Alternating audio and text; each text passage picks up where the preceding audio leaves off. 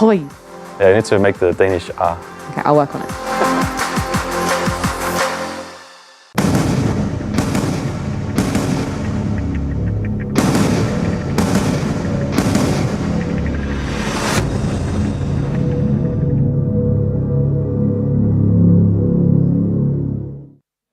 Two dark horses facing up against one another. Spirit and Copenhagen Flames are battling for that first spot in the arena. But before we do dive into that one, I want to wrap up the scenario that we just saw playing out in that Cloud9 versus FaZe game. If you guys weren't familiar, ended up going to Nuke, which we were incredibly surprised about because Cloud9 don't play that map. Period. And then we got to hear from Hobbit exactly why he brought that into the mix, but I don't think that really satisfied many people. So Hobbit just put it out there that they have been practicing it and that he thought that their CT side would be good, thought they would do better on CT side. It almost feels like there was a game plan based off of the way he was posing it right there. And then he was kind of, downtrodden about the fact their T side, they didn't have much to show and they didn't show much. And in terms of that, I just feel like that's just a poor game plan. And then I also read it into the fact that the vetoes are done vocally. So if you mess up a veto, you would probably just catch yourself. It's not like doing it in a client, right? Yeah. But the case is still wide open. Yeah, we're hearing other. Yeah, we're hearing some weird evidence, like Kerrigan talking about a possible human mistake made. Well, something doesn't make sense here. I smell something fishy. I guess mentally doing a veto checklist is sometimes a little bit taxing, especially if you're nervous. Especially I miss it all the time on the desk. I never know which one is that one. But also, I'm not playing at the freaking major. I think Kerrigan is so in NaFi's head that he can just mess up a veto face to face. He can just look him dead in the eye, Maniac, and then let NaFi just ban overpass. And if that's the case, well, then he lost on two fronts there: mentally before the game and in the game after. Yeah. We need to still investigate. No, there has to be an investigation. Yeah. Go on further. Yeah, well, hopefully Banks, maybe Frankie can sniff out the real answers for that one. Or do you want to be? No, I was going to say maybe we should just move on. It's got to be speculations at this point. Yeah, you know what? We should. It just messes on. with my brain. Because the next match at Hand Maniac, this is a treat. We're finding out who's going to be heading to the arena for the first time here at the PGL Antwerp Major, and it comes down to two names you might not have been expecting to be here: Copenhagen Flames and Spirit. Again, for Copenhagen Flames, I feel like this is the redemption arc from the Stockholm Major. They were tantalizingly close to making it to the playoffs last time. NIP said no after they lost 2 matches in a row. I'm glad you mentioned it, Freya. I'm glad you mentioned it because for the Flames, as hard as it is going to be, you cannot just be euphoric about your situation. You have to be very realistic and ready to take the opportunity that's in front of your eyes. They must remember that time in Stockholm after losing to G2 and then battering EG and FaZe. They had 2 matches opportunity to make it to the playoffs, and everyone was ready for them. Everyone had their arms ready to welcome Copenhagen Flames in the playoffs, and they missed the mark. And today in 2-0, they cannot allow that to happen. No, this is their best chance to make it. This is a Copenhagen Flames that, in my eyes, has only improved since the last major. They've kept with the same roster. They've had some mixed results online, but every time it seems like they get to LAN, they do well. They are a team that somehow considers themselves a LAN team, even though they did come up in the online period. But we saw that after that major, they were just kind of in a malaise. They didn't really enjoy this online CS, knowing how close they were to make it to the playoffs, how close they were to make it to the stadium. But this is a brilliant opportunity for them. And I think that this time around, they have the pieces to do it. They have the will to do it. And this is why I want to commend the Copenhagen Flames, because in the history of Counter-Strike, we've seen teams peak, have an incredible performance in the tournament, and then not being able to cope with like the tumultuous tier 2, maybe losing to some teams, losing some tournaments, getting frustrated,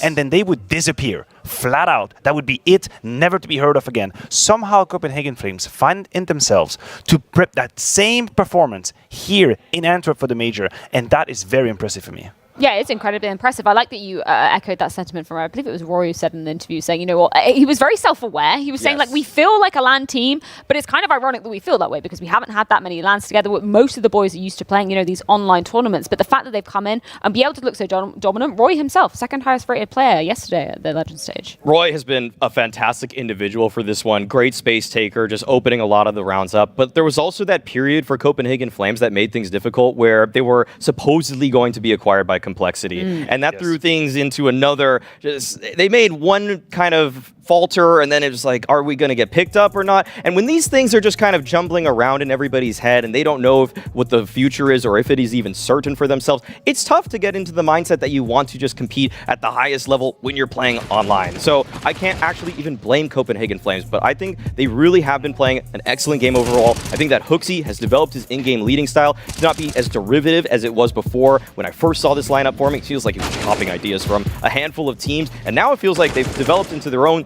very unique play style that I have enjoyed a lot. Yeah, I agree. And I also think that Roy has a role to play in, talk about mentality. He's by far the most experienced player that they have in that bunch. He has to make sure that everyone is connected. Now, there are two names that we haven't really mentioned yet, Yabi and niko. They've been, for the moment, one of the lowest rated players for that team, but actually they're the main assets, if you ask me. So that's a great sign for Flames. I'm sure there is even more in the tank for these two players. Desmond right here, Roy, has been stellar, but I expect from Yabi and niko to put their names in the middle of the conversation. And that almost echoes onto the side of Team Spirit as well. The fact that we're looking at Dexter to be the man stepping up. Patsy, yesterday it was all about the secondary AWP on that side, and we saw that being so dangerous in the Challenger stage when they were pulling out that double AWP setup. Yeah, it's all about the new generation if you're a Spirit, honestly, and I think there is something poetic to it, something romantic to it, because if you are a Spirit diehard fan, then you'll probably be launching the days of Mir and some Da Young, and this was the lineup that was supposed to break through the limits of Counter-Strike and establish Spirit at the top. They actually left the project, moved on, were benched. Spirit had to rebuild their identity, go and poach academy players in the name of Siren and Patsy, and they're actually the ones stealing the show right now. Yeah, in American sports, we call this the Ewing effect, where basically a player who is a star in Mir, for example, in this case, leaves the team, and then somehow the team just gets better. And it feels like people have bought into the chopper system. This team has some incredible teamwork stats. In the Challenger stage, they had the best flash assist per round of any team there, which is not something you would normally expect from a chopper-led team, but it seems like these pieces, everybody has just bought in. Their trade percentage as well in the Challenger stage, second best. This team is actually incredibly good at putting plans together on the fly and executing them with ease and just precision. It is very impressive to watch this team come together, because I don't think they were on anybody's map before this. No, and that's a really important point to bring up, the fact we're coming into the Challenger stage, and some people maybe being a bit critical of Chopper's in-game leading style, the fact that they've got that identity now and showing some really good statistics across the board as well. I'm kind of scared now. Yeah, now we have to take this very seriously, don't we? Yeah. Look, Vertigo makes sense. Vertigo makes sense. Not that Spirit don't have a high win rate on it, but they've only played it 4 times in the last 3 months for the 17 of Copenhagen Flames, so there is a little bit of a disparity here. Then, I'm going to be honest, the Mirage pick from Spirit is not necessarily the one I had seen coming. I'm a little bit surprised at that. I even for a second thought that Flames could punish that relatively low success rate. So maybe there's a page of the book that I haven't read. I think this is a little bit of a surprise veto for Copenhagen Flames. I mean, Spirit are definitely coming in with some sort of plan here on Mirage, but yeah, I thought it was maybe going to be a nuke or something else, but either way, because of this curveball pick here, I don't think it's the craziest thing. It's not like we saw in the last BO1 we just covered, but it is not to expectations, and I will just be siding with Copenhagen Flames based off of this veto. And coming into that first map, it is going to be the choice of Copenhagen Flames as well. Let's take a bit of a spotlight to look at Vertigo in a bit more detail. What are you looking at Flames to be delivering on this specific map, Maui? I suppose Roy has to be the talk of this conversation because his ramp presence is deadly. I mean, he has a lot of tricks up his sleeve in terms of getting up there, playing around the smokes. Feels like he's actually one of the best people at playing around ramp utility thrown by CTs. When he's on that T side, I've seen him fly at people. I've seen him just destroy people through smokes, around smokes, going through. Doesn't matter. They're ready to flash for him to get through one. And when he's there, he can get on a warpath very quickly. Yeah, he's going to be instrumental. I mean, we've already talked about how good he was on day one. Then there's going to be a lack of input if he doesn't show up. niko for me is the one to look at. Low-key, a player that I sometimes struggle to put in a category in a box. Right? Is he a newcomer? He has got a little bit of experience now, but I still think he has to deliver today. Well, I'm very excited to be diving into this one, determining who will take the first spot in Sports Parlay for the playoffs of the PGL Antwerp Major. And we're going to throw it on over to Vincent Blair to get us into Vertigo. Thank you very much, Freya and the desk. I am looking forward to this. So both threes in the pick'ems, but here we are. One of these teams are going to be making it to the playoffs, and what an opportunity. I think the desk painted a great picture as to what's on the line here. Obviously, it's two Cinderella stories, right? We had Copenhagen Flames as a Cinderella story in the previous major, and now it's Team Spirit. The map pick coming in here for Copenhagen Flames. It is going to be in Vertigo. A fast hit, though, from the Danes, and Patsy immediately forced back early on. Definitely a player you want to keep an eye on throughout this best of 3. Can he perform? Zyphon, though, with the first frag, and now looking for more, and gets it as well with the flank frags. niko, a player that's been a little bit quiet over the duration of the Legend stage, now standing tall and delivering, and puts Magix and Siren in a 2-on-4 post plant. No kits between the two of them, no grenades on top of that, and they've been smoked off on both sides. Surely no real hope of getting this one done. And all 4 players on the Danish side are healthy. And I think Spirit are liking the idea of just saving. Keep the Kevlar, keep a little bit going forward into the next round. Yeah, they're going to be going for the phase for the force anyway. So having the Kevlar on Siren Magix and the fact that they haven't taken any damage enables them to go for the head armor as well, just for the $350 investment. So it will indeed be the save for Spirit. Copenhagen Flames, a very fast play. Huge round there from Zyphon. Oh. Siren getting tagged down to 99. I think he took a little bit of damage on his armor as well. That means he won't be able to go for the full armor rebuy. It's all right. Still early days, as the pistol round will go the way of Copenhagen Flames. Spirit have been so very impressive for me, Vince. Just the fact that the youngsters on his team, how they've rebuilt this team from pretty much from scratch, right? With Chopper remaining behind. There was a time where they benched him. They were looking for a new IGL, but he came back again. Magix and Dexter now, surprised to see that they are now the veterans of this lineup, considering how new they still are. Roy, big gap in the smoke, will have no trouble finding Patsy. And yet Patsy and Siren, the 2 new youngsters. Patsy has been incredible. The individual ability of this young gun to just crack open bomb sites, and of course this innate clutch ability of someone as young as Siren. He looks so cool and composed under pressure, but now the pressure is on. That's the thing, when you're at the final hurdle to make it to the playoff stage, will the nerves hold? Copenhagen Flames slowly creeping on up here, and Magix, timing doesn't quite pan out for him. This might be yet another save here for the side of Spirit. They have the Scout, the 5.7s to work with, and they just might opt to stick onto it. Hold on, Chopper finding Roy. Suddenly, they might be tempted to go for this fence, but they have no kits. Just a 1 nade and a maul and a smoke, and you can see them slowly peeling away. They know they're going to be going against the AK-47s and of course the MAC-10 in the hands of hoxi, so they opt to hold on to the weaponry for round number 3 for Copenhagen Flames. Couple of very comfortable rounds to start things off here. Yeah, Chopper also has his sidearm, so he can drop that 5.7 to one of his teammates and keep on with the MAC-10, as you don't want the aim punch to be as much of an issue. Additionally, 5.7 in the hands of Dexter, so if all 3 players do survive, then you're looking at a pretty interesting prospect into the next round. But Copenhagen Flames have already dialed in their second round to kick things off. And just to go back to a point that you raised before, we were fortunate enough to cast Spirit, I should say, their first game of the tournament in the Legend stage. That was against Furia. A lot of people thought that Spirit would kind of get battered, honestly, that Furia were the heavy favorites. And Patsy was one of their best performing players on that day. As you mentioned, tons of clutches, tons of impact, a player you don't normally look at to be posting up the big numbers, and yet he held fast. One of these caveats that we've thrown in many times now with Spirit over the Challenger stage and the Legend stage is like, yeah, sure, they're a good team, they've got tons of experience in terms of playing at sort of like tier 2, tier 3 even, but can they get it done on this stage? And they keep answering with a resounding yes. These guys may be young, but they don't seem to have any nerves or any kind of worries. Thing is, this is an entirely different ball game now, Blay. You're 1 game away from playoffs. I know, it is so much on the line for both the teams. Copenhagen Flames, remember, they were 2-1 up in the Legend stage in the previous major, and they were not able to win that best of 3, which would have put them in the arena. So that's going to be in the back of the minds. And bear in mind, the team that loses here, they still have to win another best of 3, and it's only going to get harder. Look at how a number of teams still languishing in the 1-1 and 0-2 situation or position, right? So it's not going to be easy at all. And you see hoxi creeping on in, but Chopper would have saved MAC-10, able to find one. Patsy's got a bit of 5.7, and suddenly Spirit able to deal quite a bit of damage, looking for more. Roy will be taken down, and suddenly Spirit with the advantage. However, the B bomb site is bereft of any CT presence, so it's going to be a free bomb plant, and all 4 members of Spirit have taken quite a bit of damage.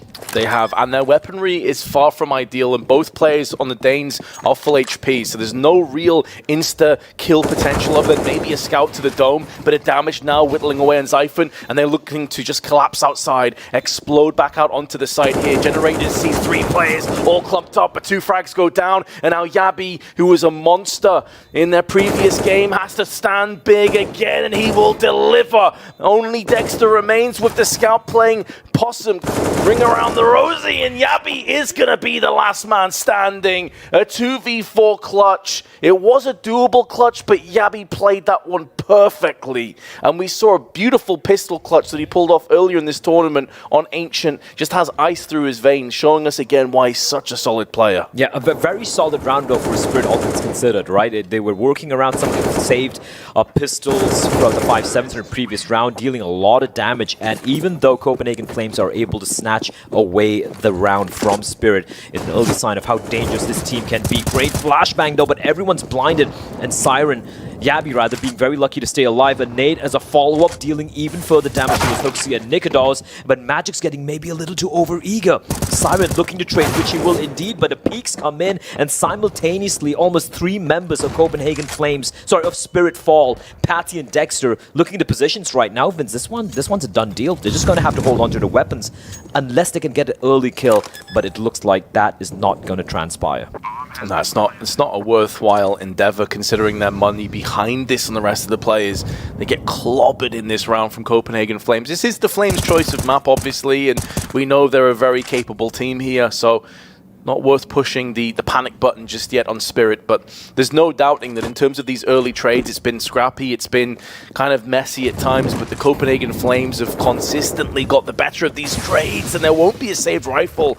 Patsy on the receiving end of Roy's AK-47, and that puts Dexter into a very awkward spot. It'd be worth throwing a couple weapons away here, honestly, for Copenhagen Flames to deal with the AWP. They don't need to. Zyphon just nails him straight away, pulls off the 4-1 scoreline, and straight off the bat, Spirit are feeling the heat. They've called their first tactical timeout in round 5.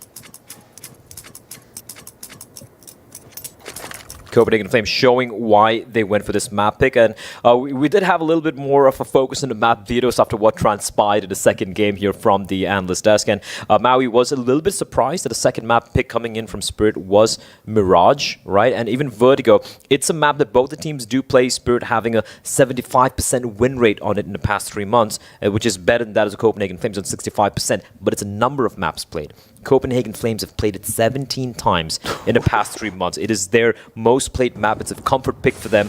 And of course, for the side of Spirit, they've only won 3 out of 4. Suddenly, those percentages, it makes, it's different meaning now altogether. So obviously for Copenhagen Flames, they would be the favorites coming into this, and they're showing why. Clean round, they're able to take away the weaponry, which Spirit were trying to save. And thus far, we really haven't seen much from the Spirit side. Although we all know how dangerous they can be. Dexter, he had a couple of quiet games, but you also know, especially on the CD side, we'd like to call him as the CIS device. So very smart as a player, so very precise with a sniper. But right now, no snipers, no rifles, no SMGs, just the pistols. And Copenhagen Flames being very methodical here, as Yabi is going to team up with his teammates to find Siren early on in the round. Smokes cordoning off the elevator's position. 2 CTs were sat behind there with 5.7s. The timing nearly working out in Patsy's favor, but niko just keeping an eye on his teammates' backs, watching their 6s, and in doing so, Spirit, even after their tactical timeout, feels like it was more called for the next round, not necessarily this one, or to try and figure out their financial situation. It is going to be a 5-0 lead. That much is guaranteed, and when you look at the fact that there's not a huge amount of fragging going on the side of Spirit, this has been a 5-0 lead that's come very comfortably to the Flames. Dexter hasn't had AWPs necessarily, but he's only got 1 frag. Magic's down at 0, and I remember vividly the last time that we casted Spirit against Furia, it was those 2 players that had a very slow start, but it was Patsy and Chopper actually were fragging hard. Those guys haven't quite shown up yet either, so this has been a super slow start for Spirit. Oh, absolutely. Absolutely. And Copenhagen Flames, as we mentioned earlier, back of the minds, this is at least on paper, like we said, right? They were 2-1 up in the legend stage in the previous major. They were not able to make it to the playoffs in the arena. And right now, on paper, and honestly, whichever metric you use, this is their best opportunity to make it to the playoffs. Because every team they're going to be, if they lose this game, the teams they're going to be facing off. Remember how many teams are still around. G2s, your Cloud9s, your FaZes. You don't want to be going up against them when it comes to crunch time. So there's a great chance for them. And right now, Copenhagen Flames, they are indeed on fire. Siren, that was some nifty movement, man. He was blinded, but great movement to stay alive and not fall down to his demise. It reminded me of those YouTube videos where you see people climbing up skyscrapers and stuff. You just have this second-hand nervousness. It's okay though. Siren was able to parkour his way into safety. We have had one death in the Challenger stage. I think it was Cello fell to his death for MIBR. He got flashed and then just fell off the edge into his abyss. But Copenhagen Flames on fire, as you can see at the top of your screen, 5 rounds in a row, and no early casualties on either side. So the Flames have already made moves up on the scaffolding. Yeah, and even the Spirit had, he had dropped down towards the B stairs. Now they've relinquished control to the B bomb site, so Spirit don't really have too much information. They do have a 4-man stack here towards the A bomb site, leaving Magix all by his lonesome towards B. Still 55 seconds, re-aggression coming out from Spirit, but Copenhagen Flames, they tuck away. They don't offer any vision here. There is Roy though. He can get caught off guard, and indeed he will. Chopper finds him, and look at some Zyphon, they don't even trade. And that means Spirit are thinking this might be a B play. And look at the rotation as well. So smart. They're even selling the fake as well, Vince. This could be huge, but they're not able to find Chopper, and now Chopper knows what the play is. Yeah, he saw 2 plays, so those rotational plays now come back on towards the site, and there is Dexter. Warp in hand, dealing the fatal damage, and finally maybe Spirit are about to get themselves in amongst the action, or perhaps I spoke too soon, as Dexter gets clapped down to 24 HP. There's enough time for the bomb plant 3-on-3, and a rotational player also coming back over towards help on the T side. Hooksy sprays down, but Yabi may not be in close enough proximity. They're taking their sweet time though. They don't know that he's this far away from the site. And Yabi, who's clutched so many times in this event, will not add another to the mantle. And finally, Spirit get their success. That was well called indeed by the side of Copenhagen Flames. Chopper, though, just jump spotting from the sandbags. He was making sure, even though we've rotated, we're pivoting a number of players back towards the B bomb site. And Copenhagen Flames, that was just a great call, right? They don't trade Roy on purpose. They're able to send a couple of players towards the B bomb site to try and fake out to draw out the rotation from the side of Spirit. But then good composure from Chopper, immediately not opting to take the fight, falling back towards the bomb site. The trades were solid. Dexter chipping away a frag of his own. And that is indeed going to be the first round on board here for the CIS side. It's kind of crazy how young this team is, right? And they take this best 3. They're the youngest team in the entire major, Vince. And if I'm not mistaken, well, correct me if I'm wrong, they might be the youngest team in the entire RMR as well. Out of 52 teams who came to play, an average age of like, I think 20.6 if I'm not mistaken. And at every single step, they've defined people's expectations, or rather lack of expectations. And now one final hurdle before they can play in the arena later next week, and what an experience it would be for some of these young players here. So I can help you out with that, Blair. All right. Magix is 18, Dexter's 20, Chopper's the oldest player at 25, Siren 19, and Patsy 18. So the average age without Chopper is 19. It's crazy. And even Chopper's considered like a really old head. He's only 25. Man, compared to us. Yeah, he's a whippersnapper. He's a young man. Out with the old, in with the new. 5-1 the score line. Copenhagen Flames, still 5 rounds, is still a substantial lead. And for Spirit, at least some respite, Vince. But bear in mind, they did lose 3 players, right? So they would have to rebuy all the equipment, a couple of guns getting dropped as well. They at least have the AWP in the very, very capable hands of Dexter. A1s and an AK-47, and of course the one FAMAS in the hands of Chopper. As you see a little bit of mid-contestation here. Roy looking to try and find a pick here. Chopper not able to peer down and get any vision because of the T-smoke. And slowly but surely, Copenhagen Flames moving up PaTzi a dangerous game, and he should be dead to rights. He should be dead to rights, and indeed he is, but not before he finds one. Ooh, Roy, that's a rough spray. He's the kind of guy you're expecting to take that and with ease, and that's an off play. Oh. Dexter will punish hoxi and Zyphon as a result. Yabi, nice kill onto Siren, but position known, down to 48 HP. Molotov at least forces away Magix, but it's not as if he has the bomb. It's not as if he can divert this traffic on the B side. They have the bomb down, and Spirit have seen this. So Yabi's real mission here, considering his team has enough to buy again, is to do as much damage as possible on the inevitable way out. The smoke will allow him safe passage, but Magix removes his head, and that's the second consecutive round now on the side of Spirit. Yeah, firstly, PaTzi staying alive for as long as he did. There was a great flashbang from Copenhagen Flames, and he finds one. Good trade from Chopper as well. And then, of course, Dexter. Such a safe pair of hands with the AWP. And why I love watching him op is that he makes it look easy. You watch someone like Monacy op, you're like, yeah, I'm never going to be able to do that. I'm never going to be able to recreate that. But Dexter, he's just incredibly precise crosshair placement, great decision making. The second kill especially so very quick. And as you pointed out, Vince, even though Yabi gets a kill towards mid, they knew exactly where he was. The bomb was dropped. Spirit, they string 2 rounds together. They do again suffer a couple of casualties, so the money is still not in a very healthy place here. The second shot especially, he knew where he was able to triangulate where hoxi was, using quick mental maths and the tracers of the bullets. That's a long way away, Vince. It's making me a little bit uneasy. Making you feel a little bit of vertigo? Just a tad. Flashes and smokes over from niko as he looks to try and push in, and it's Roy who gets 2. That flash on point. Magix and Siren fully blinded. And Copenhagen Flames in the first 5-10 seconds of the round already have this in the palm of their hands. That was a run boost. That was a run boost alongside a flashbang. And Spirit, they had no idea that was coming. Brilliant stuff, but Chopper tucked in. He's blinded, but he gets the kill. Now with 3v3, looking for more, but he will finally fall. It may have been in the palm of the hands of Copenhagen Flames, but that hand has been slapped away. And Spirit trying to regain what was once theirs. Grenade down, want their 3rd in a row.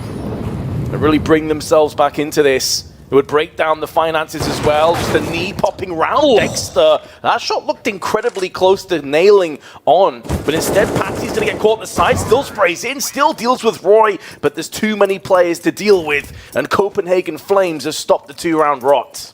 What a round from Copenhagen Flames. I would like to see the replay over there. I'm quite sure, yeah, there we go. It had to be the run boost. It was so very quick, even though we missed it initially. The flashbang as well, the timing, everything was perfection there from niko and Roy. And Copenhagen Flames. Quick reply back, Vince. They took a little bit of tactical timeout, and that's what they find. For Spirit, though, because they did manage to string a couple of rounds together. Even though they did suffer a few casualties, they will have enough to eke out a decent buy. But you can see the stark lack of utility, right? 3 smokes and 2 flashbangs, all they have. Not a singular kit either. As one of the smokes... Oh, there's a failed Molotov. That's going to allow PaTzi to stay alive for a while more.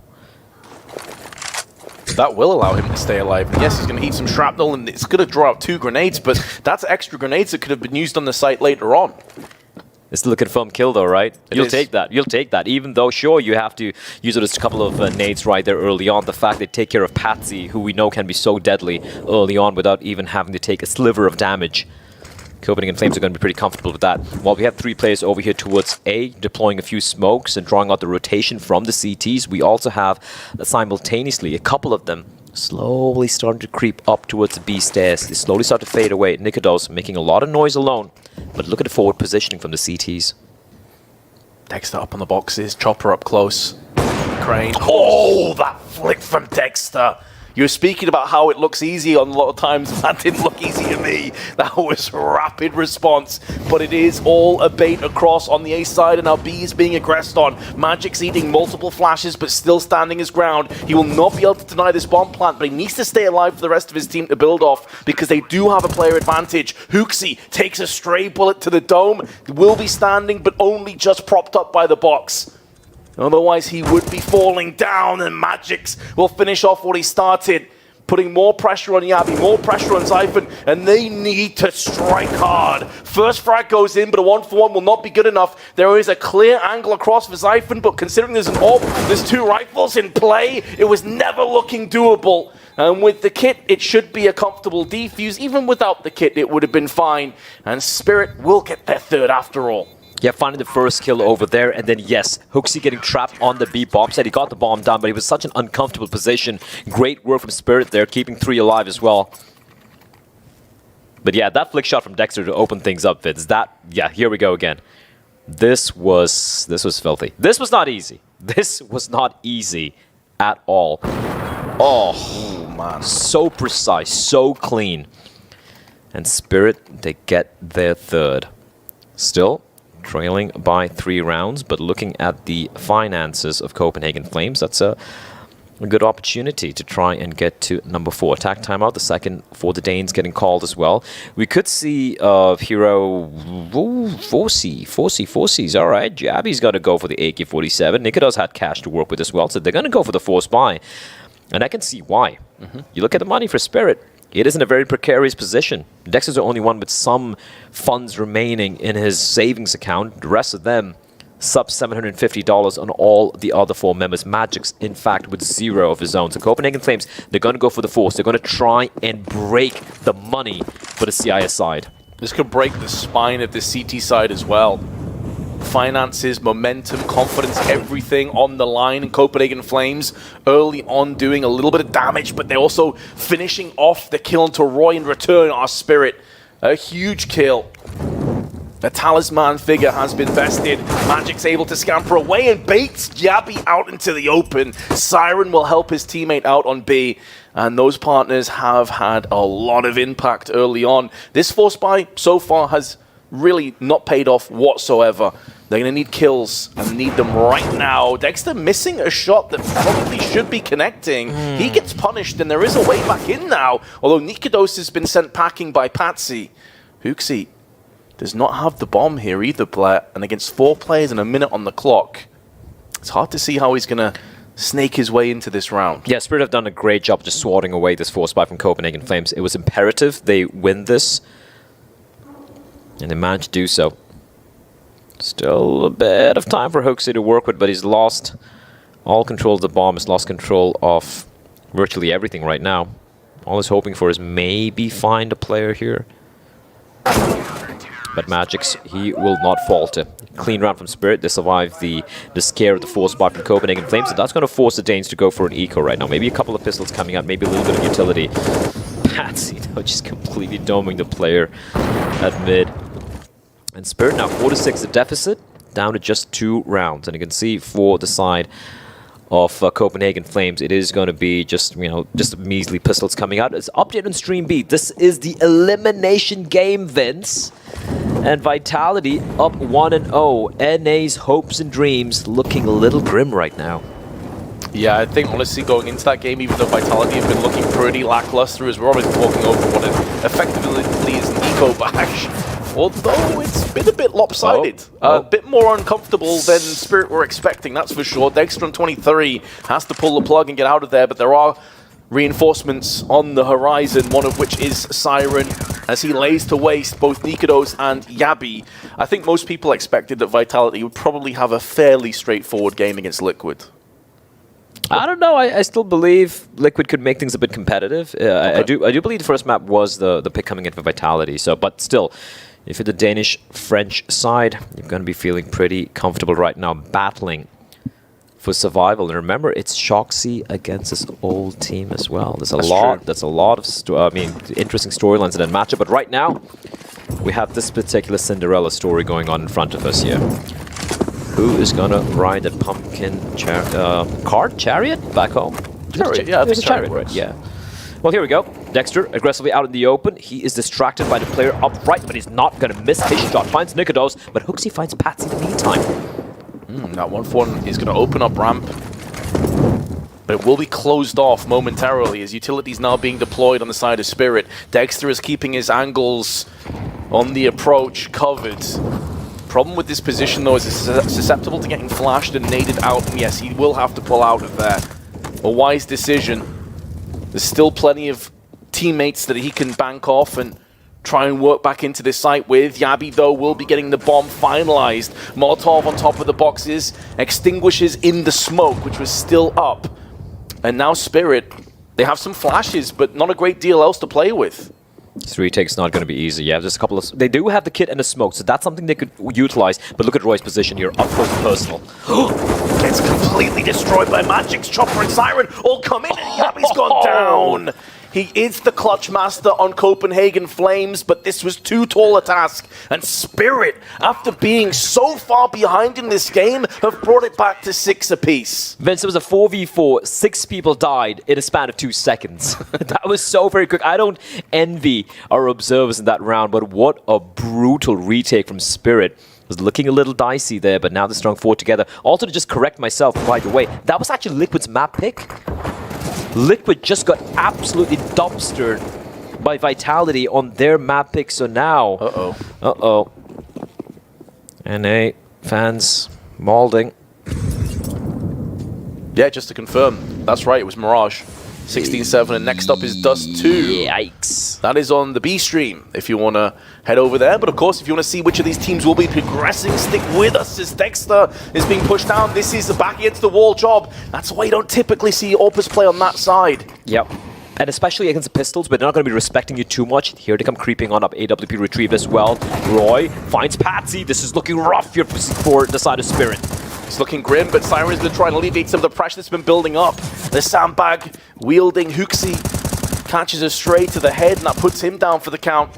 There's still a lot of time to play with, though. Bomb under control. Chopper's on the prowl. Flash is good. The follow-up damage isn't quite there, but Chopper finally gets the job done. It was scrappy. It was a little bit precarious, but Spirit for the first time lead as they pick up 5 on the bounce. That was looking so scary for Spirit, right? As you pointed out, Vince, Dexter in a position, maybe not expecting Copenhagen Flames to disrespect the utility and the smoke for Copenhagen Flames, so that was just the light investment, the Pistols, right? So just come charging in. He's good for one, gets immediately taken down. Patsy gets caught on top of the boxes. Roy pushing up deep, making it expensive. But Spirit, they hold on. They're now on fire. 5 in a row now for the CIS side. It was looking like Copenhagen Flames all the way, but Spirit showing why they are a force to contend with. By coming in now for Copenhagen Flames, penultimate round of the first half of this first map, the pick of the Flames. Slow things down a bit. Zyphon once more going to be the lurk towards mid. Not assisted by anyone, but he's going to announce his presence with a smoke and a molly here towards the window position, and with that Chopper dropping down, being very aggressive. Chopper looking to corrode the aggression up on the ramps. No one checks the angle. 1 kill and a headshot on top of it. He has done so much work. And yeah, Zyphon now trying to find something, trying to cut off the rotation, but they need to be wary of that smoke. Dexter up close and personal, a whiff shot. He will be provided another opportunity, but Yabi finds him. It's all on Patsy to hold on to the A bomb side, but he will fall as well. It's a 2v2. Make that all on Magic's now in a 1 versus 2 against Zyphon and Yabi. He's being flanked though, he's being flanked, and he whips out his sidearm and knife at the worst possible moment, and Zyphon will capitalize. Puts an end to the streak on top of it, and we are all even again. On top of that as well, going into this round, they'd won 6 out of 7, Spirit. The turnaround was incredible. I've got to say, though, as good as Dexter is, and he's already landed some crazy shots, he's playing a lot of very forward positions that gives him very little room for error. Yeah, I won't lie, I haven't been really a fan of some of the positions, like he's pointed out, Dexter's been playing, where it's kind of like a one-and-done spot, and in that case, you need to hit your shots, right? And if you whiff it, you're kind of done for. Final round here, Copenhagen Flames looking to take the lead. Roy once again creeping up to the scaffolding. Patsy in front of the smoke. Oh, he just gets obliterated by Huxi. These are the kind of angles that you can't really retort off. There is a flank coming down and back, though, from Siren, but this is really only as valuable as their defense on A. If A crumbles, this flank will have very little value.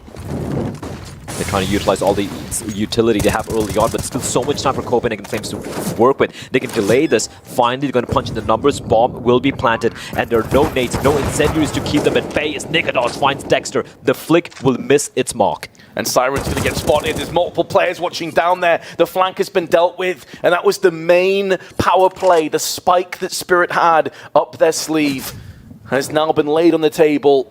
and does nothing. They need Chopper, they need Magics to go above and beyond. Chopper last man, but not for long as niko lands 2 back-to-back. He's had a bit of a slow tournament thus far, but he's really stepping up now when it counts. Copenhagen Flames lead going into the second half of their choice. Dexter not really having the impact we're used to seeing from him thus far on the CD side. For Copenhagen Flames, though, they're going to be pretty reasonably happy with the way things have played out thus far, Vince. Taking the lead as well. And despite a little bit of resurgence from Spirit, where they strung, I think, 5 or 6 rounds together, Copenhagen Flames able to finish off the half with the 1-round lead. Now on the CD side, Yabi has just been Mr. Impact throughout, and this is the young star we look to, right? When you saw Copenhagen Flames make their kind of like big stage debut, so to speak, in the previous Stockholm Major, it was Roy. It was mainly Roy, but now niko has woken up with the AWP. He's been pretty much, in my opinion, perhaps the best Danish operator, if you ask me, and Yabi has been the able right-hand man for Roy. They have to look deadly, and Yabi has been incredible. Even Zyphon as well, a lot of impact kills from him, especially in the mid-look. Somehow able to get that flank on. We saw the way they won the pistol round, predicated off Zyphon coming in from behind and getting a couple of kills. Now Spirit, what do they have in store for us here? Chopper has been the hero for them in a number of rounds with his A-bomb site. It's Patsy leading the way, slowly creeping up the scaffolding. He's got Siren alongside him. And one thing about Spirit, where they're really good at, Vince, is this trading. That's a very good point. They're typically on point with their trades, but they run in. Head height and Roy just decapitates all the oncomers. Finally he goes down, but he's bought up enough time for the rest of his team to get here, laying them to rest, putting them in the dirt. It will be a post-plant. That much has already been dialed in. And Dexter and Chopper now have to turn their hand to a 2-on-4. 3 of the contingents are at the back room, but the last is on elevators. And they have to be worried about a flank as well. There is no flank, but they don't know that. They don't know that information, and therefore they're going to play aggressive, and they're going to walk in. Dexter gets 3! Runs through and just blends them with the Glock. And now Hooksy gets completely crushed by Chopper. What a ridiculous round from Dexter. That is actually insane from Dexter. We said he was having a quiet game in the first half. But what a way to turn things around. A 4 versus 2. They knew they needed to go for a play, Vince. They knew they needed to do something. They could just wait on the bomb side, waiting to get pushed by the CTs. And he pushes in 3, well, I wouldn't say clean headshots, but he gets the job done. The Glock up close and personal. And Spirit, they win the pistol round. forZe will not be coming in from Copenhagen Flames. They opt to wield just the USPs and even a P2K in the hands of niko. And going for a bit of a stack towards A little bit of a cheeky boost as well, and doing a bit of damage to the Chopper. Chopper will fall, but Dexter will reply back. A nice spray there, a 4K. Bit of an eco hunt. He will eventually fall, and the AK will be retrieved by Yabi. And all of a sudden, it is still a 1v2. That is a lot of damage being dealt towards Spirit, considering it was only default pistols for the CT, Vince. This is massive damage already. This is massive. And he's still in with a shot. Molotov, AK, 17 kills, but Siren will splatter him with the Galil headshot. No armor to protect him. A valiant effort, but ultimately it was too much. And you go back to that Dexter play, you go back to that pistol.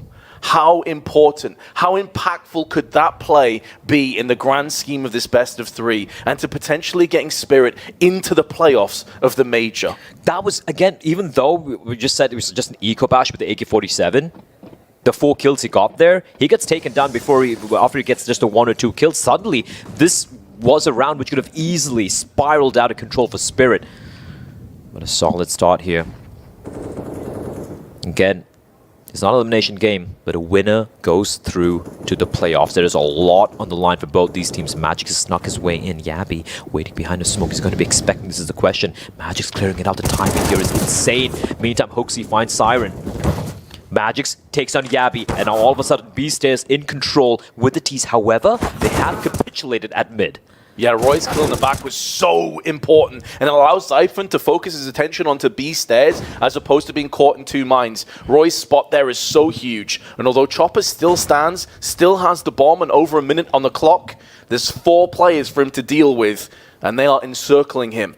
even if hoxie goes down to his hands, which is a big if, and doesn't end up happening, there was always going to be counter-fragging potential. 9-9, and this is where those 4 kills they got in the previous round, Blair, catches them off guard. Absolutely. This is when we see how much of damage has been dealt to the economy.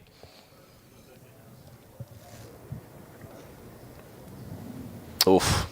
This is grim. Yeah, that's not great. We will see a couple of pistols getting upgraded. Just the one pistol, just the one Deacon hands of Dexter. He did have a little bit of extra cash afforded because of the multi-kills he got in the 16th and the 17th round. But yeah, this one should be just an easy round for the side of Copenhagen Flames. Don't see them really flubbing this one. But this is a very closely contested affair here, Vince. You can never count out Spirit. How many times have we done so? And how many times did it prove us wrong? Sure, they don't play this map as much as Copenhagen Flames do. Copenhagen Flames, you can clearly see on the T side especially, they had so many cool little plays. You saw the Roy run boost as well coming in, the way they were able to crack open the B defense. They have more tricks up their sleeves. But Spirit, even though they don't show anything too fancy, they can be deadly. Dexter looking to take the duel, and he will find Siphon. That is huge. You don't need all of the frills and the fine trimmings when you have such a solid powerhouse group of players that are capable on a dime of just flicking heads off. As Dexter has proven once again, that grenade is money, it's damage. Patsy dropped down to 28. I think, honestly, Chopper was lucky to survive that on 5 HP. But all 5 players still stand, and Yabi now will have his work cut out for him as he moves back to the back pillar. Many adversaries coming up, and the A1S sprays down. Yabi will finally fall on his sword, but he can do so with a smile on his face. Oh, Dexter's wiped off that smile from not just him, but hoxie and Roy. And with 25 seconds left, this round is not over just yet. He also has the bomb under control, but no idea as to where nikodos is coming in. And Dexter could be on the brink of something spectacular. nikodos just has to wait, bide his time. The bomb has been faked. Dexter still thinks that nikodos is up on the con side, and nikodos will spoil the party, but that is such a valiant effort from Dexter. He can hold his head high. That was nearly something truly spectacular. Dexter is an animal. He has just come into his own on the season. What is that second shot? He's doing his best Apex cosplay and making it look even better. Holy hell, Vince, that was what, $700 investment. $700 and take away 4 guns. Look at the money for Copenhagen Flames. Sure, they get the buy, but they have nothing left in the coffers. Now the buy coming in. Patsy found by Roy, spamming away through the smoke. Early casualty for Team Spirit. And you can see Yavi once more. They like playing aggressive here towards the stairs position, getting the stairs control, allowing them to pivot a few more members towards A. And you can see the re-aggression coming back again. They found the first kill on Patsy, and now it is going to be nikodos. Big gap in the smoke. He could find a kill here. Oh, I thought that would hit. That must have gone through the legs. That was super close to connecting. Not any damage was inflicted, so an outright miss. Copenhagen Flames, though, with the player advantage as Patsy went down earlier, still in the ascendancy. But it's important that they maintained that, considering the amount of economic damage Dexter did in the previous round. 4 lives were deemed forfeit. No players over $1,000, with a couple at $0 before the end of this round. They need this round cleanly. And Copenhagen Flames are about to come under heavy duress. Spirit looking to push in. Good counter utility. Molotov down. Bomb's been spilled as well. Yavi had to come out into the open as he used Molotov anyway. 30 seconds to play with, but all the Spirit are clumped up together. For all they know, they're being flanked, and that may force them in to an aggressive play. They've got to get aggressive. 20 seconds now coming up on the clock. hoxie is the player that's coming around the back, and as long as eyes are down there, he's going to have a deal that he has to try and pass, but instead, they look away purely based off the timing. And with 10 seconds, I don't think they can get their way onto the side. I don't think they can brute force their way in. Copenhagen Flames live through and take an 11-9 lead, but that was a matter of milliseconds. CSGO, Vince, that is so crushing. They were waiting for the flank. They were waiting for the flank, and half a second before he steps into his crosshairs, the player turns away. And from then on, it's just everything just spiraling for the side of Team Spirit. Copenhagen Flames, though, hard-fought round. come on top, getting some of the... Copenhagen Flames have actually had the edge when it comes to the opening duels thus far in this series. I do believe, I think they had 12, I believe, if I'm not mistaken, so able to really capitalize on it, losing Patsy early on. And Patsy hasn't, especially in his T side, usually, when we saw him on Nuke, for example, he was getting so many openings, right, being set up by his teammates. Thus far, he has been a little quiet, not really having the impact we're used to seeing from this youngster. But then we have the veterans in the form of Dexter and Chopper delivering in spades. Right now, just going to be once more the upgraded pistols. But we've seen what one Deagle can do in the hands of Dexter. This time, they got a couple. Come on, guys, give him a Deag. Magix, come on. You know you want to.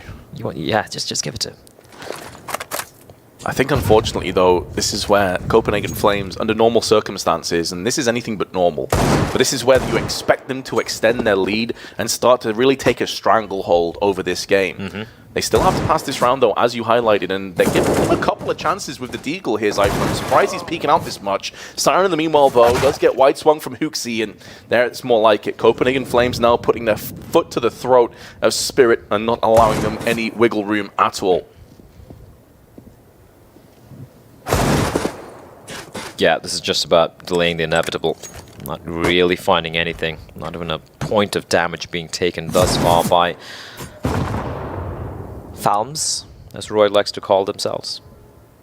I love Roy's Twitter account. Yeah, if you don't follow it, you should.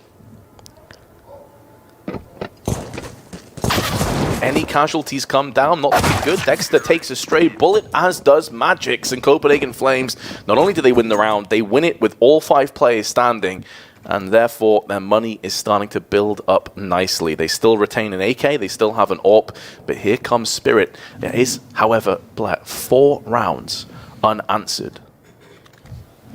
Yeah, and that is worrying, isn't it?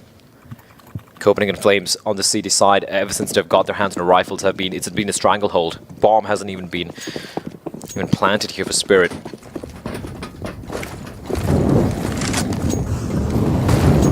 They need to at least start to show some signs of life here. And like, sure, we saw the heroics from Dexter, right? We saw how deadly he could be with the Deagle, almost coming down to the 1v1. And apart from that, and that wasn't just a force fire, apart from that, it has been, oh, what a peek from Roy. The timing on that was pristine. Hooksy's there as well. Ooh. And look at the flashbacks. He is burning alive, but he will stay alive at 21 HP. The follow-up nade will finally find him, but he has dealt so much damage.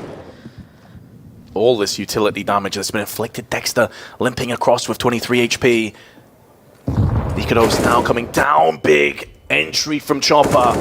And another one forthcoming as niko's just walked straight through. Had no idea that Siren could be at the top of scaffolding, which seems like a massive oversight to me. And now it puts Zyphon and Yabi in an awkward position. Zyphon's getting aggressive, all at head height, tries to pivot in, nearly picks up 3, considering Dexter's 4 hit points across to his side. And now Yabi can hear they're going in for the plant, but Chopper safeguarding, bastioning him, his bomb planter, affording them the luxury of another round. That was so close to going awry, though. Oh, absolutely. And I'm surprised he wasn't able to catch, I do believe it was niko crossing onto the side. Yeah, I'd have to agree with you that this seemed a little discombobulated. The fact that they weren't expecting the player to push up, and that is Chopper finding 3 crucial kills. Zyphon doing his best to push on out, be aggressive, try and potentially catch a tease off guard, considering how low one of the players were. I do believe it was Dexter, actually. It was so very low on health, but he will fall. Dexter now with the AWP having the spawn, looking to find something, but Zyphon able to find Magisk and almost escapes, but Dexter with the wall bang will ensure the trade will take place. And with that, equilibrium maintained early on here for both the sides. A bit of a passive hold. They haven't really shown much towards the ramp position. They've shown the lurk smoke, have Spirit, but haven't really taken advantage of it. And Copenhagen Flames, for the time being, they're respecting it. You can see the number of bodies from Copenhagen Flames towards the mid-B bomb site area, leaving niko's all alone. The AWP in his hands, crosshairs trained at the bottom of ramp.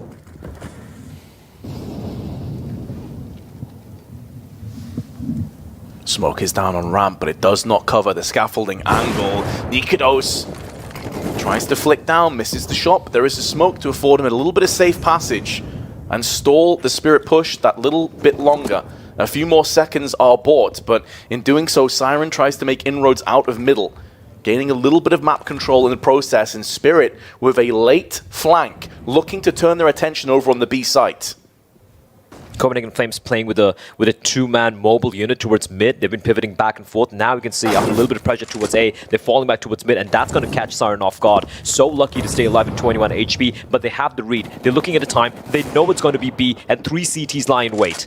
Need entries. They need them right now. A hot commodity, and out comes a barrage of bullets, but it's from Yabi. Once again at the back pillar. 13 seconds to go. Spram from Patsy. He's trying to scramble to the site, but he has to fall back, and there's only 8 seconds left. They're going to save.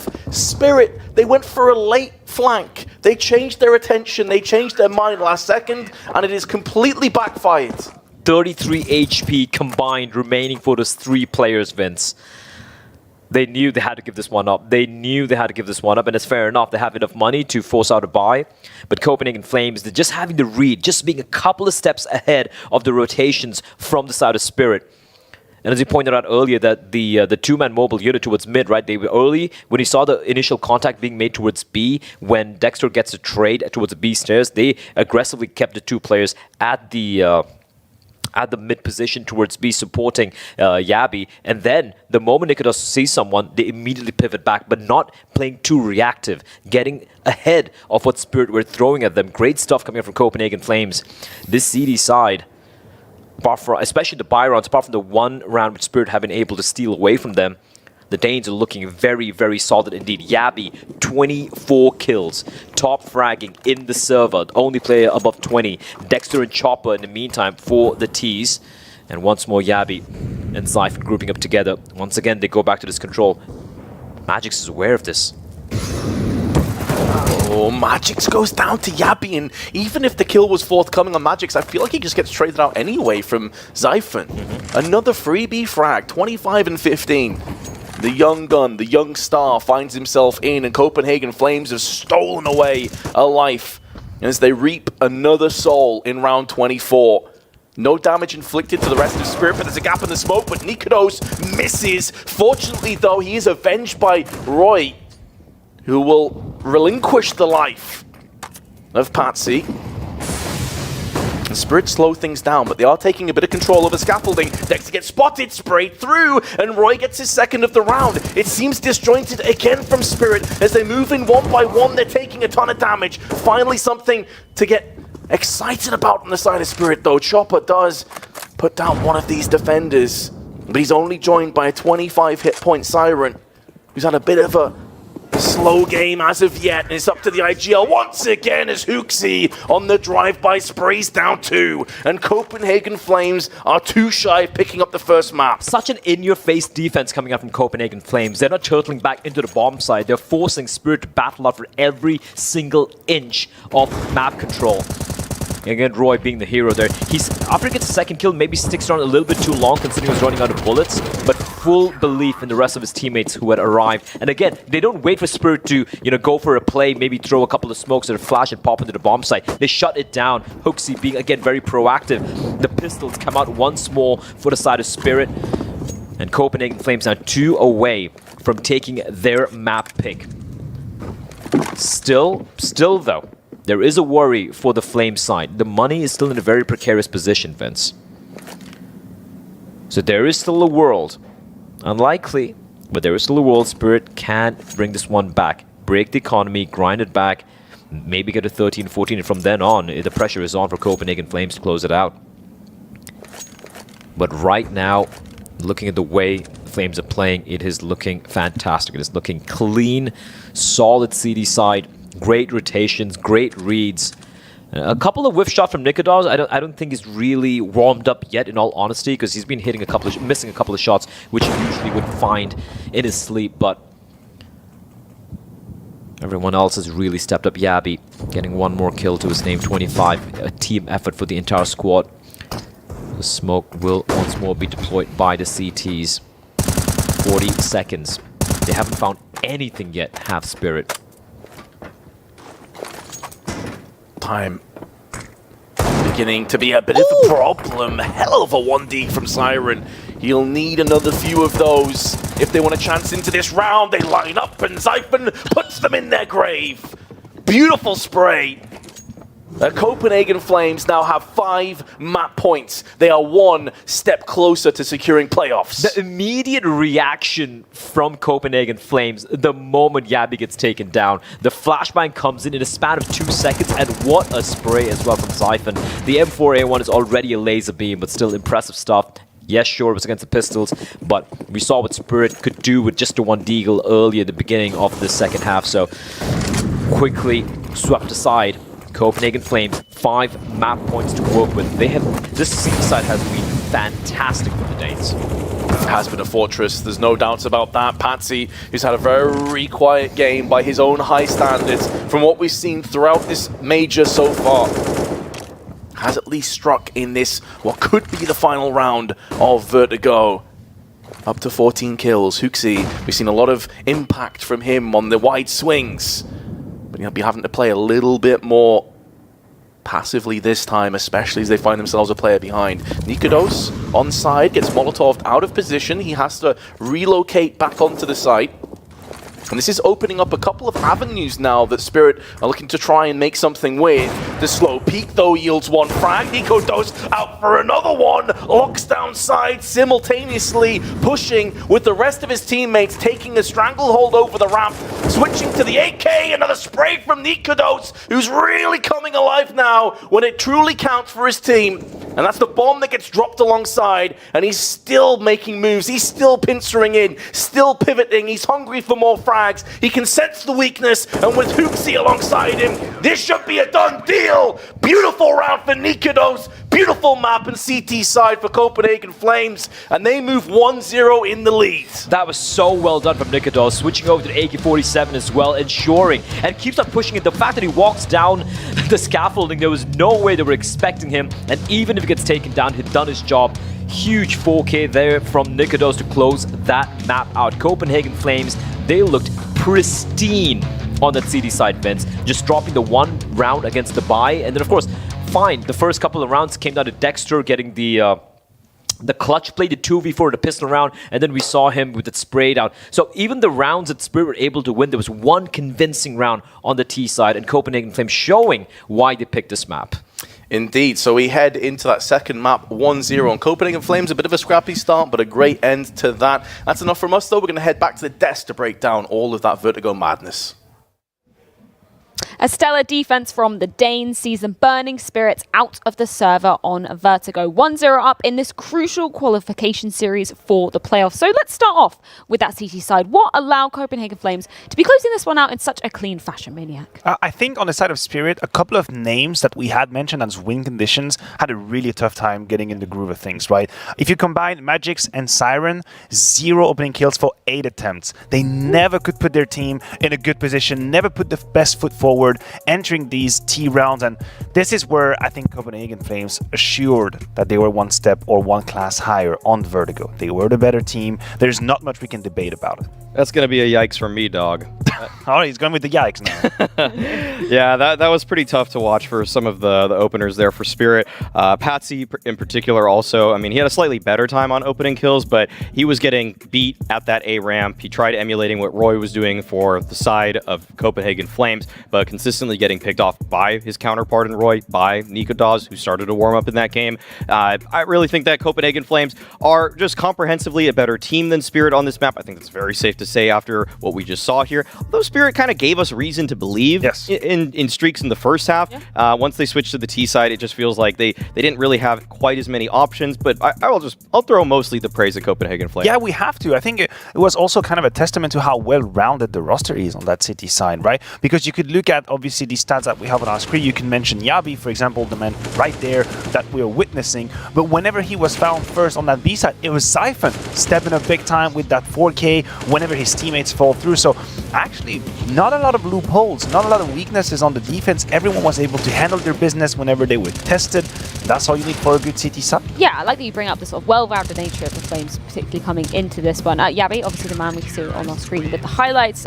Maui, what would you kind of say was most instrumental about his performance on this particular map? Oh, I don't even think he really died that much at B. Like, yeah, he was stellar on that side of the map. But yeah, I mean, it actually emulates the performance we saw from Shush earlier today. To throw it to another Danish anchor player, if people aren't as familiar with Yabi, it's oftentimes kind of the role that he's playing in for Copenhagen Flames. And I mean, actually, you know, he's kind of up there. We were talking about Shush as being one of the better players in that role, but Yabi is making a case for himself. He's kind of flown under the radar, I'd say, for the general public, but he's definitely putting his name into the hat. Yeah, I agree with you. I wanted to say, I guess part of the reason why we don't really mention Yabi in that conversation is that since Stockholm, we haven't really seen much of the Flames. Yeah. At some point, there also has to be an amount of time watching these players to put them in these categories, to give them the praises they deserve.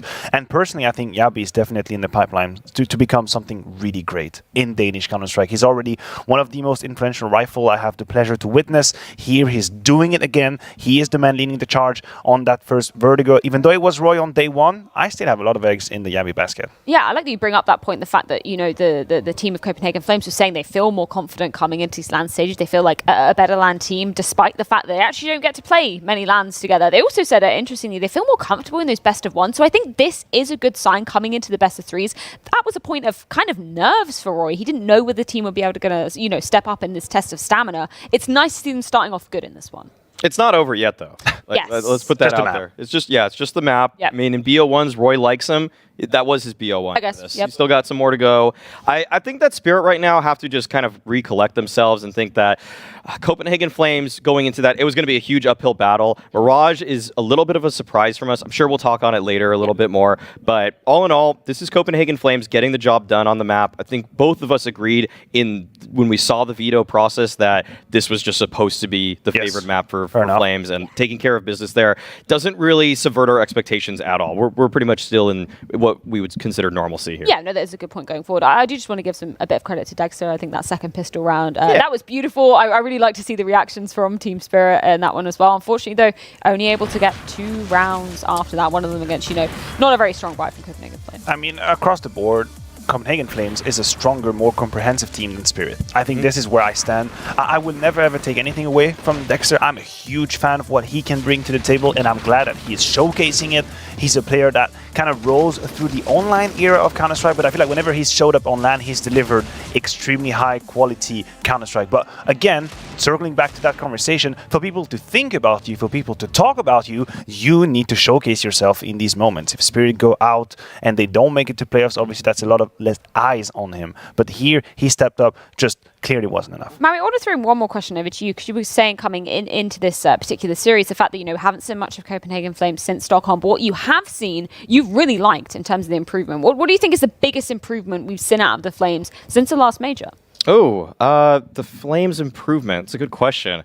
I think that one thing that has been really nice about their T sides is that I feel like Hooksy has made his role a little bit more active, because sometimes on certain maps, like Nuke, for example, I guess we're not seeing that in this series, he kind of would just have these really slow pace sort of ways to try to get into the action, and I thought it was too blame Effie, like he was just kind of taking pages out of his book, but now I'm seeing him getting way more incorporated into whatever the main macro plan is for the team, and I think that's just a better and more welcome sight, just to know that somebody's there to trade, as opposed to trying to be some late round win condition, where I feel like that never even suited his skill set necessarily, and now just because he's a little bit more involved, he can just be a guy that's a captain, he's leading in that moment, and just leading by example a little more so. Look, I don't want to take anything away from the Flames and the situation they are in. After all, it's a 2-0 game. They're 1 map up. Literally 16 rounds won from the playoffs. But I think if we're comparing with Stockholm, we have to be a little bit careful, right? In here, in the Legend stage, it's a victory against Bad News Eagles. It's a 16-14. Then where they really surprised everyone is when they put Ence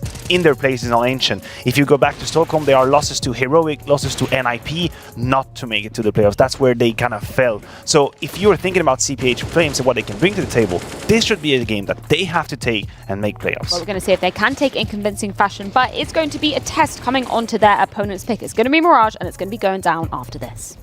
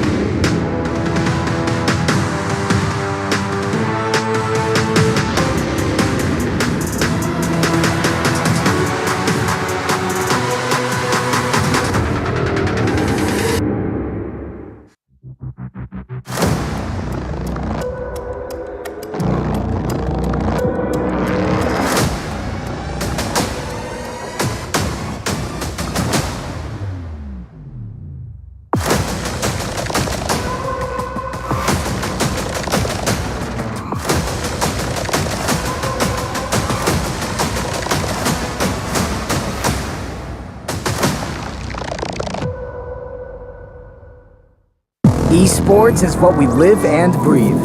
For us, it's more than a game. It's a reality, where a group of letters can mean everything. Where Mirage is a place for bombs, battles, and glory, not an illusion. Where the true heroes are those in front of the screen. GG Bet. This is real.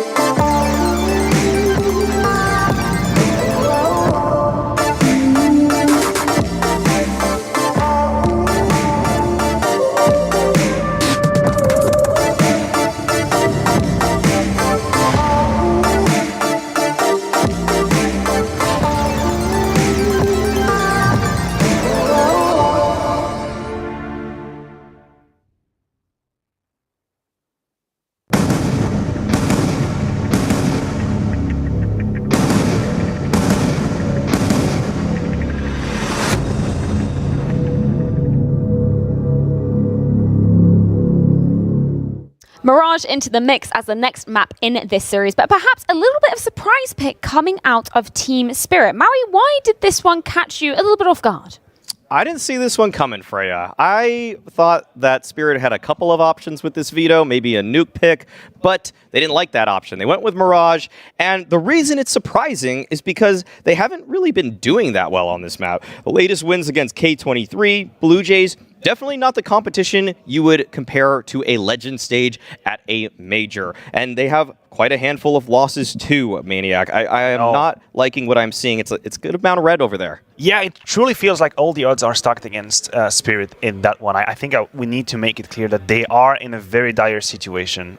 It would require something heroic, no pun intended, for Spirit to be actually able to turn this best of 3 around. They got manhandled on Vertigo. They were definitely the worst team of both. But going up with Mirage against Copenhagen Flames, I mean, I was looking at the Flames' result, and there are maybe a couple of losses that could point towards sort of a weakness, I guess. You have the Mouse game during the Dallas qualifier. That's a 3-16 loss. An Apex game as well, 6-16 loss. So is that Spirit kind of pigeonholing these defeats and saying, Flames, I think you are struggling on Mirage. I think we're going to pounce on a weakness. But I'm only okay with that narrative. I'm only okay with that option if Mirage is a truly good map for you. And I think this is the first step that's missing. Yeah, and that's the big question. Are the mind games going to be paying off coming into this one? I want to get your takes, Mario, on exactly what you hope to see from Spirit, if they have any hopes of, pushing this to 1-1 and potentially still being in with a chance of claiming a spot in the playoffs, because that is what is on the line coming into this match. So something I really disliked about what we just saw from Spirit was their team procedures to get map control on A ramp at Vertigo.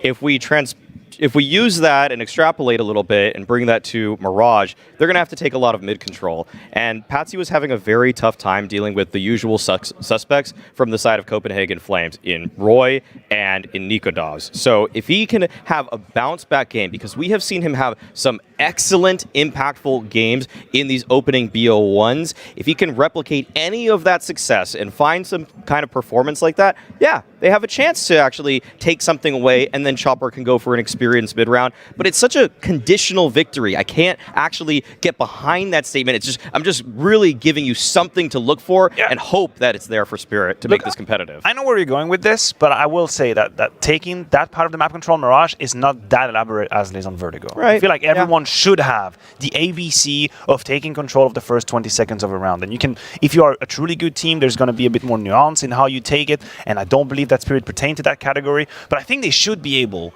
to just lay the cards out, to have a map control, trade around, and hope that the Patsies, the Siren, and the Dexters of the world actually find some impact. I don't believe they're going to be stopped the same way they have been on Vertigo. It was interesting, actually, to be chatting with a couple of the guys in the green room saying, they had a few words with one member on the side of Copenhagen Flames who was actually quite nervous about coming up against Patsy, considering, what we've seen in those best of one series as well. We didn't really get to see too much of Patsy shining on that first map. So is all the weight kind of for you on the side of Team Spirit? Is a lot of the weight shifting for him to be showing up on that one? Yeah, I think the weight is on Spirit right now. I think all of them realize, and obviously this is a narrative that's very much alive here in this major, that whenever you have an opportunity, you have to seize it immediately. And I think Spirit, although being a 2-0 situation, realizes, they acknowledge that, hey, we're playing the Flames for a spot in the playoffs of the major. This might be our best shot. There are plenty of extremely strong teams waiting in a 2-1, and Lord knows what would happen to them in a 2-2. So I don't believe that they can go in and fly light. I think they have pressure on them, and I think they acknowledge that this is now or never. This is something we were talking about, the narrative coming into this matchup. The fact that we're not expecting both of these teams to be in this position. This is kind of the best case scenario for either of them, because we're looking at the remaining competition. Man, there are some deadly teams already in that to the 2-1 matches. It's weird that this is a 2-0 game, because you think that things will get easier for these teams as they play 2-1 teams, 2-2 teams. It's quite the opposite, as a matter of fact. Every team is going to become more experienced, and some of them are simply going to power up because they just kind of had a bad first day. So I think that right now, yes, this is the best opportunity for Spirit, but if I really have to just give a solid pred, I think that this road is going to end for them on this map. I just have a tough time seeing them trying to replicate some kind of blueprint, because the thing is, the bright side is that Copenhagen Flames have had some bad losses on this map lately. They lost to Mouse 16-3, and that was with Mouse having an incredible T side. So Patsy, watch a Frozen demo, just see what you can copy from him, and that's like saying, just try to copy niko, try to copy Simple, like trying to copy a world-class player just out the box, looking at one little replay. It's very, very difficult. So, yeah, I'm going to stick with the whole Copenhagen Flames. Well, we're going to see if they can make it through in flawless fashion and finally make it to the playoff spot here at the PGL Antwerp Major, the first team that will be doing so, but we're going to see how it goes down with Vince and Blair on Mirage. Indeed, Blair, the playoffs beckon, and Copenhagen Flames are one solitary map away from securing their spot on a map that many people, myself included, would say is definitely up there as one of their heavy-hitting maps. Yeah, and it's a fact that I think Des brought up a very good point, where it looked like Spirit, they went for this map based off the fact that Copenhagen Flames have actually had a couple of rough losses, that being albeit online, and they're trying to maybe replicate that, right? I think Maui hit the nail on the head there. You'd rather just play to your strengths than just trying to counter a team like Copenhagen Flames. Let's see how it plays out. I think another good point raised by the desk was how Patsy, we saw how impactful it could be, for example, on Nuke, but it was also because he was being set up by his teammates in a very good fashion. On a Vertigo T side over here, we could see he was kind of flat. He wasn't really able to find the impact we've seen him deliver in the past multiple times. And obviously, you know, this is a different map. That was a map pick coming in from Copenhagen Flames, and hopefully they have the right protocols over here to go up against the Flames.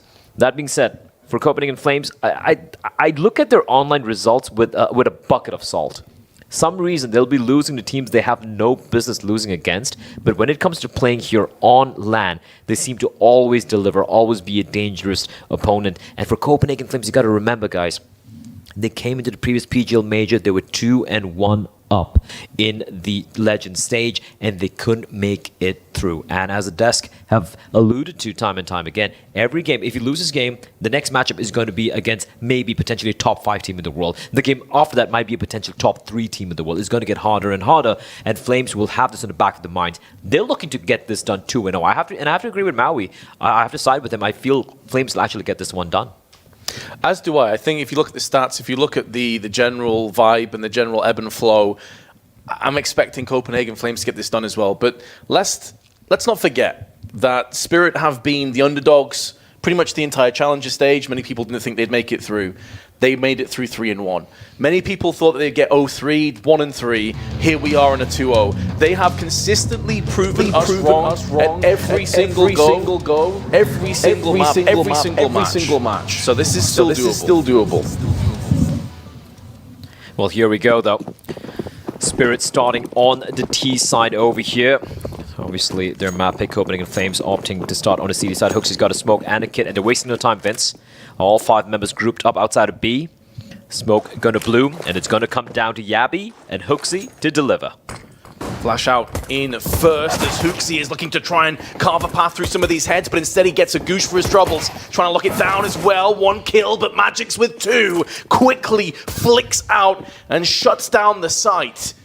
Still Roy is on A. He's not sure if this is a fake. He has to join the rest of his teammates as they're starting to capitulate. They're starting to crumble under the pressure, the strain that Spirit is putting on them. And already Roy and niko, the last two players standing, they're both clumped up in the marketplace. And when you look at these post-plant positions on the side of Spirit, it is looking untenable. It's looking far too powerful, far too strong. And Magix gets his third. It took him multiple rounds before he got on the board on Vertigo. He's already struck 3 times in round 1 here. Spirit wasting no time. They knew exactly what had in store for us there. And yeah, Yabi needed to hit a couple of shots right before they were able to kind of flood into the bomb site. Unfortunately, not able to find anything. xantares at least able to trade, but then Spirit, just good trading. We had a smoke for the window of market. And it's going to be a full eco coming in here for the Copenhagen Flames side. Full USPs. The rare P2000 in the hands of niko and Spirit, all grouping up together towards mid, but the USPs, okay, they find one. AK-47 looking to be challenging, but it is going to be a shooting gallery. Dexter with a very, very quick ace with the AK-47. He's had a couple of those rounds thus far here, Vince. A bit of an eco bash here, and there we saw that on Vertigo too. Although that was a losing effort for the side of Spirit, but solid start here, 2-0. And I'll see the rifles come out to play for the Danes. No AWP yet for Mr. niko. It's going to be them for A1. We have a multitude of smokes, 5 smokes in total, 1 incendiary in the hands of Yabi, and I do not spot a kit. And that means a retake scenario could get dicey. Copenhagen Flames. Let's see what they have in store for us here. It's going to be another default setup. xantares and Yabi going to be playing towards the B bomb side. xantares, the IGL, being the first point of contact towards B.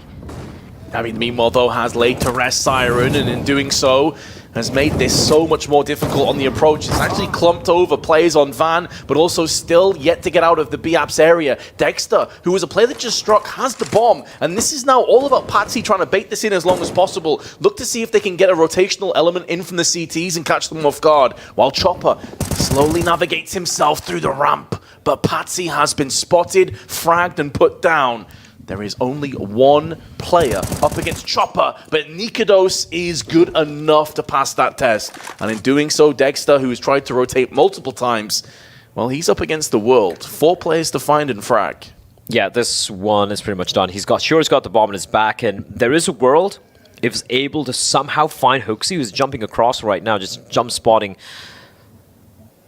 right next to the van. If he's able to find him, there is a window just rushing towards B and plant the bomb. Of course, he's not aware of what we are. We can take a look at the map here. We can see how Copenhagen Flames... Oh, there we go. If you can find this pick. There we go. That was a slight little opportunity there for Dexter to potentially maybe get the bomb down and try and clutch this one out. But that window has been missed. And for Copenhagen Flames, there is no need for them to go for a hunt. Dexter more than capable of hitting his shots to try and save his AWP. And Copenhagen Flames, they know they don't want to lose any rifles here. They want to keep as many members alive as possible. They have him pinned down. And it's going to be the first round on board here from the side of the Flames. A faster contact play coming out from Spirit. And despite xantares being in a little bit of an uncomfortable position, it was actually Yabi from the short position able to find the opening pick, and then Spirit not quite able to crack the B bomb site. However, the buy is still going to be coming on out. The saved AWP for Dexter will still be in play. And of course, we have a Tech 9 for Chopper. He decides he's going to take 1 for the team, just so he can afford a bit more of utility here to work with for the CIS side. Chopper and Patsy, another slow start. I'm really hoping we do see more from Patsy in this game. I don't think he showed even remotely his A game on Vertigo. That will need to change if Spirit want a chance, and it's Dexter boosted up. Sources the prey of Roy. Yabi is undeterred by his teammate being picked off. He still continues to play aggressive, but Dexter's now struck twice. May not anticipate a third player here, but niko is going to find himself the first frag, spins around and gets himself a second, and it's alleviating the pressure building up on mid. And that will push the green button for Spirit to get out there on B side. They don't check xantares' position, and he sprays down for 2 as well. This was a 5v3 in favor of Spirit, and they have cartwheeled out of this round. Copenhagen Flames bounce right back. Despite the heroics of Dexter early on, finding 2 opening picks, but niko spinning around in the mid like a top, 180-degree kills. Oh, the first one as well, so very fast from Dexter. But niko's the hero. Spins around. Patsy found as well. And then a little bit of a moment there in the B bomb side, but HooXi able to recover in time. He's going to be feeling a little lucky after that. Able to find 2, and in the end, Copenhagen Flames stringing a couple of rounds together. They have broken the economy here early on for Spirit, as they will now have to work with the pistols. A bit of an update on the B stream. Vince, Vitality, 5 rounds away from crushing the dreams and hopes of North America in the form of Team Liquid and going 2-0 up. Bear in mind, this is the 0-2 matchup, so Vitality is still not in a comfortable position yet. But for Liquid, they lose this map, they're going home. The second elimination match, of course, later on is Bad News Eagles against Imperial. So we're saying goodbye to 2 teams, and we're saying hello and welcome to the playoffs to 2 teams as well, one of which is going to be Spirit or Copenhagen Flames, and later on we have NaVi against NiP. Meanwhile, though, in this round, it is effectively an eco, but Copenhagen Flames have done it without having any issues whatsoever. 5 kills without retort, and a 3-2 lead on top of it. All right, let's see what Spirit have in store for us here. Maui mentioned about how, you know, they're going to have to battle for the mid control. They're going to have to have more of a procedure in how they want to approach this T side, which was distinctly lacking on Vertigo. And we could see that it was something Copenhagen Flames kept on abusing, especially towards an A-Ram position, where it was niko's and Roy. They're basically a brick wall for the side of the Copenhagen Flames defense. Now for Spirit, let's see what they have here. They don't have the op out again for Dexter. It's going to be the AK. Galil for Magix. And you can see for Copenhagen Flames, aggressive posturing towards ramp. We have Zypher and Roy there. A little bit of presence towards mid being shown by Chopper and Patsy. But they are setting up for this B split, seemingly. And again, for Copenhagen Flames, is these 2 defenders, the captain, HooXi, and the very, very capable Yabi. Oh, I was going to say the gap in the smoke, though, for Patsy. Unbeknownst, he was walking into the crosshair of niko's, who will not miss. Smoke affords HooXi safe passage for a quick peek. He can dart back, knowing that Yabi has his back covered. And Yabi has been Mr. Consistent today and over the course of the Legends stage. Had a bit of a slow start to this game, but Spirit already thwarted, pushed away, the hand in the face, the door slammed on B side. And not for the first time here as well, Blair. Their plans have gone awry, and it doesn't feel like they have a plan B. If their initial idea and purpose doesn't work, they just kind of float around for a while. Yeah, this looks just like a save, right? They haven't really done much here ever since they lost the 2 players. What they were trying to do was, of course, making a lot of pressure towards B and trying to push in from short, while simultaneously, I do believe it was Patsy, but towards connected, they're trying to post a player over there, maybe cut off the rotation. But niko's using that little bit of a gap in the smoke to spot the head of the player, climbing up the connected stairs, finding him. And then, of course, the player coming out towards short, getting found. I do believe that was HooXi. All the way from the van position, getting the kill. And of course, even the utility usage from the CTs, right? Just keeping the Ts at bay. And while the teammates are falling towards connector and short, the B hit never really transpired. And just holding on to the weapons here. Now, a force can still come out for the side of Spirit. But look at how sparse the utility is. 3 to plays are saved. They can't go for any utility buy. So Chopper, he's going to buy Patsy as well. Okay, I kind of envisioned Patsy or Chopper to just go for maybe a pistol and armor so they could have a little bit of extra utility. Vince is a force buy with 1 flashbang. 1 solitary flashbang and a smoke which have deployed early on already for jungle. So it is going to be a fast play coming up towards Cat. Yeah, they know that they have to push forward. There's no second guessing this. Roy, though, with 1, gets traded out, and Patsy's got his first 2 entries. His first 2 kills on Mirage in round 7. Better late than never. And that's given his team a golden opportunity now to get their 3rd round. But they've got to make sure they don't hemorrhage kills. Patsy with a 3rd. niko's dealt with in window. And that's got to be Spirit dialing in a 3rd round now. Yeah, unless something miraculous happens here, and that's going to come down to Zypher sneaking in. He could get a timing, Vince. It is possible. Patsy out. Another beautiful entry. He's on for the ace. The young man who was absent on Vertigo is now showing his hand as he just strikes the ground and everyone around him falls down. And he's on the prowl. He's not content with 4. He wants the ace against this fully invested Copenhagen Flames. It's been one-sided, and Patsy will drive home. All 5 kills. Huge round from the youngster. What a round. 0-4, and suddenly an ace out of nowhere. That was a forced buy, mind you. They had one flash in a smoke, and then Copenhagen Flames gifting the fights to the side of Spirit. Patsy's like, yeah, I'll take it. I'll take it. Started with a Galil, upgrading to the AK-47, and just completely, single-handedly, a one-man wrecking ball, dismantling the Copenhagen Flame CD side. And here we go, a forced play coming in towards a ramp position, but Incendiaries is going to keep them at bay. Chopper in the meantime towards mid, making his presence felt. A smoke for the Incendiary. It's going to keep attention focused towards top of mid, and in the meantime, the hit comes in towards the A bomb side. Zyphon has been spotted out, and it's going to come down to the aggression from Roy to find something, but they're getting blocked apart by Siren and Magix. Yabi, though, comes back with 2 of his own, proving that he will not be overshadowed, and with Siren and low HP on 10 hit points, and that second wind coming up for the Danes. Spirit have respected this. They've backed off. They're anticipating that they're getting flanked right now, so they're watching and peering into the T-spawn. But every second that passes now is another that Copenhagen Flames have to second-guess themselves. Is this a fast B hit? Are they rotating up middle? And in doing so, they've taken those 3 defenders and they've cordoned it off to just Zyphon. Now, Zyphon does have an off angle on Firebox. This is one of those positions that may go unchecked. Do Spirit want to give this away?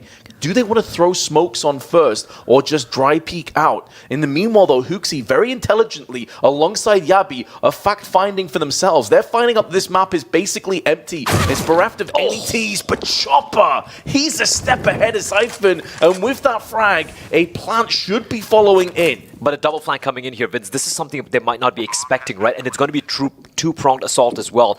One play coming out from Ramp, the other from Palace, but they're both watching.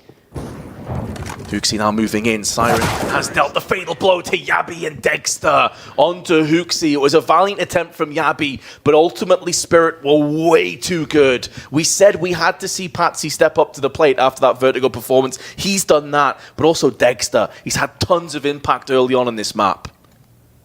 It looked like Spirit, after getting his first 2 opening picks, they're just giving it away. There's no smoke for jungle, enabling a 2K to come in for Copenhagen Flames. But the timing in the rotation, right? If it was if Spirit were a little bit late in making the hit towards that A bomb site, they could potentially have been caught with the pants down and been taken down from behind. But again, so much of awareness as well. The flanks coming in were from Palace and Ramp, and both of them got taken care of. Still a buy here for the CD side, but they're going for the contact play once more. Zyphon up on the box, though. It does allow him safe passage from that Molotov. It means he's very immobile, but while his teammates are all striking around him and destroying and demolishing the oncoming teaser, allows him the opportunity to spray out, but he whiffs his spray. The FAMAS lets him down, betrays him. And although Patsy comes back with a frag, he's on low HP alongside Magix, and Deja Vu falls upon us. Almost an identical situation to that previous round. Such a good flashbang from Roy to find the kill onto Nikodos, and now they don't see anything. This is a great timing from Yabi. He could easily shut this one down, Vince. They're going to slowly creep walking up. Spacing is good, though. He's good for 1. He's good for 2 is a question. He's good for nothing, Vince. He gets taken down. Magic so aware, and look at where the CDs are. They're so far away from the B bomb site. Spirit should get the bomb down here. Oh, Roy went in peeking, see if he could cordon off the push before it got any kind of momentum. Instead, though, he is plucked out by Patsy's AWP, trading in. And now HooXi can only save. The money for the Danes is in the bin. They have to save this M4. Spirit take the lead. How good is Magix? Just the 1 kill, Vince. He gets dinged down to 3 points of health as well, but that kill was instrumental. Yabi even playing the off angle, trying to catch them off guard, and I thought, yeah, sure, he'll get 1 kill, he might get traded, at least buying a little bit of extra time for his teammates to try and rotate back towards the B bomb site. But Spirit, immediate, quick, snappy decision making. Running it all the way back towards the B bomb site, great spacing. Patsy as well with the AWP, holding the angle, cutting off the rotation. And just like that, Spirit with the lead. And if you look at the money now for Copenhagen Flames, I expect a couple of pistols coming out here, a few pistols. But apart from that, they're just going to try and work around the M4A1 in the hands of HooXi. The FAMAS, man. Yeah. In case anyone was wondering why not many people like the FAMAS, that's why. That's one great example why.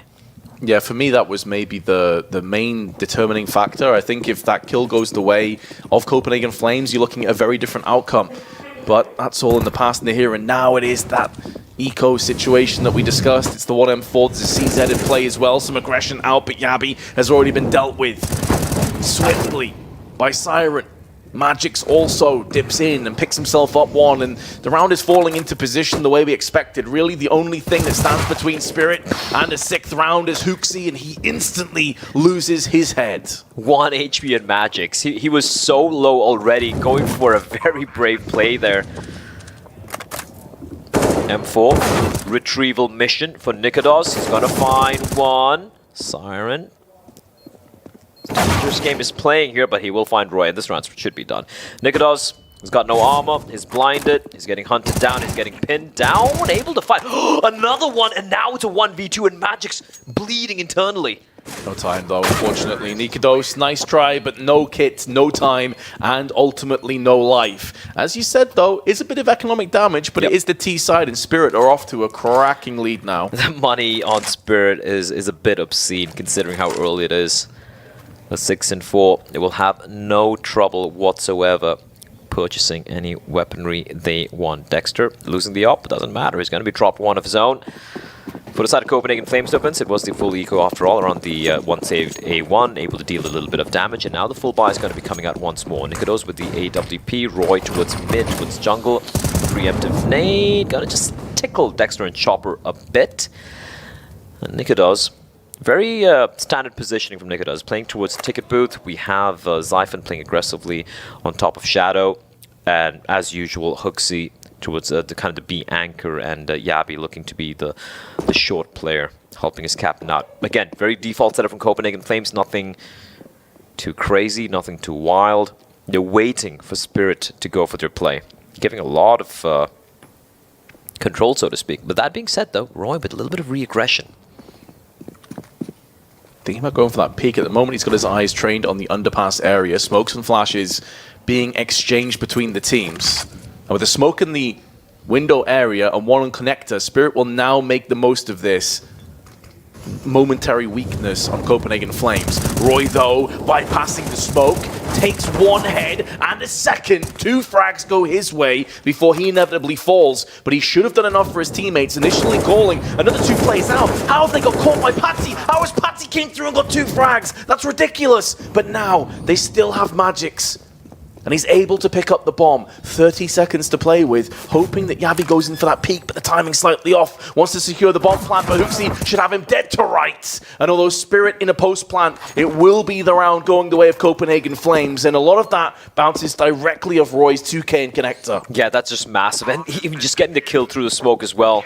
He even lines up the 3rd Vince, almost found a 3rd kill before it got taken down. Copenhagen Flames winning a hard-fought round predicated off the heroics of Roy. Hard-fought game here. Obviously for Spirit, they want to take this to Ancient. They want to take this to Ancient and then try and book the ticket for the playoff stage. For Copenhagen Flames, this has been their best opportunity over 2 majors events to play in front of a crowd. So they want to close it out here in Mirage.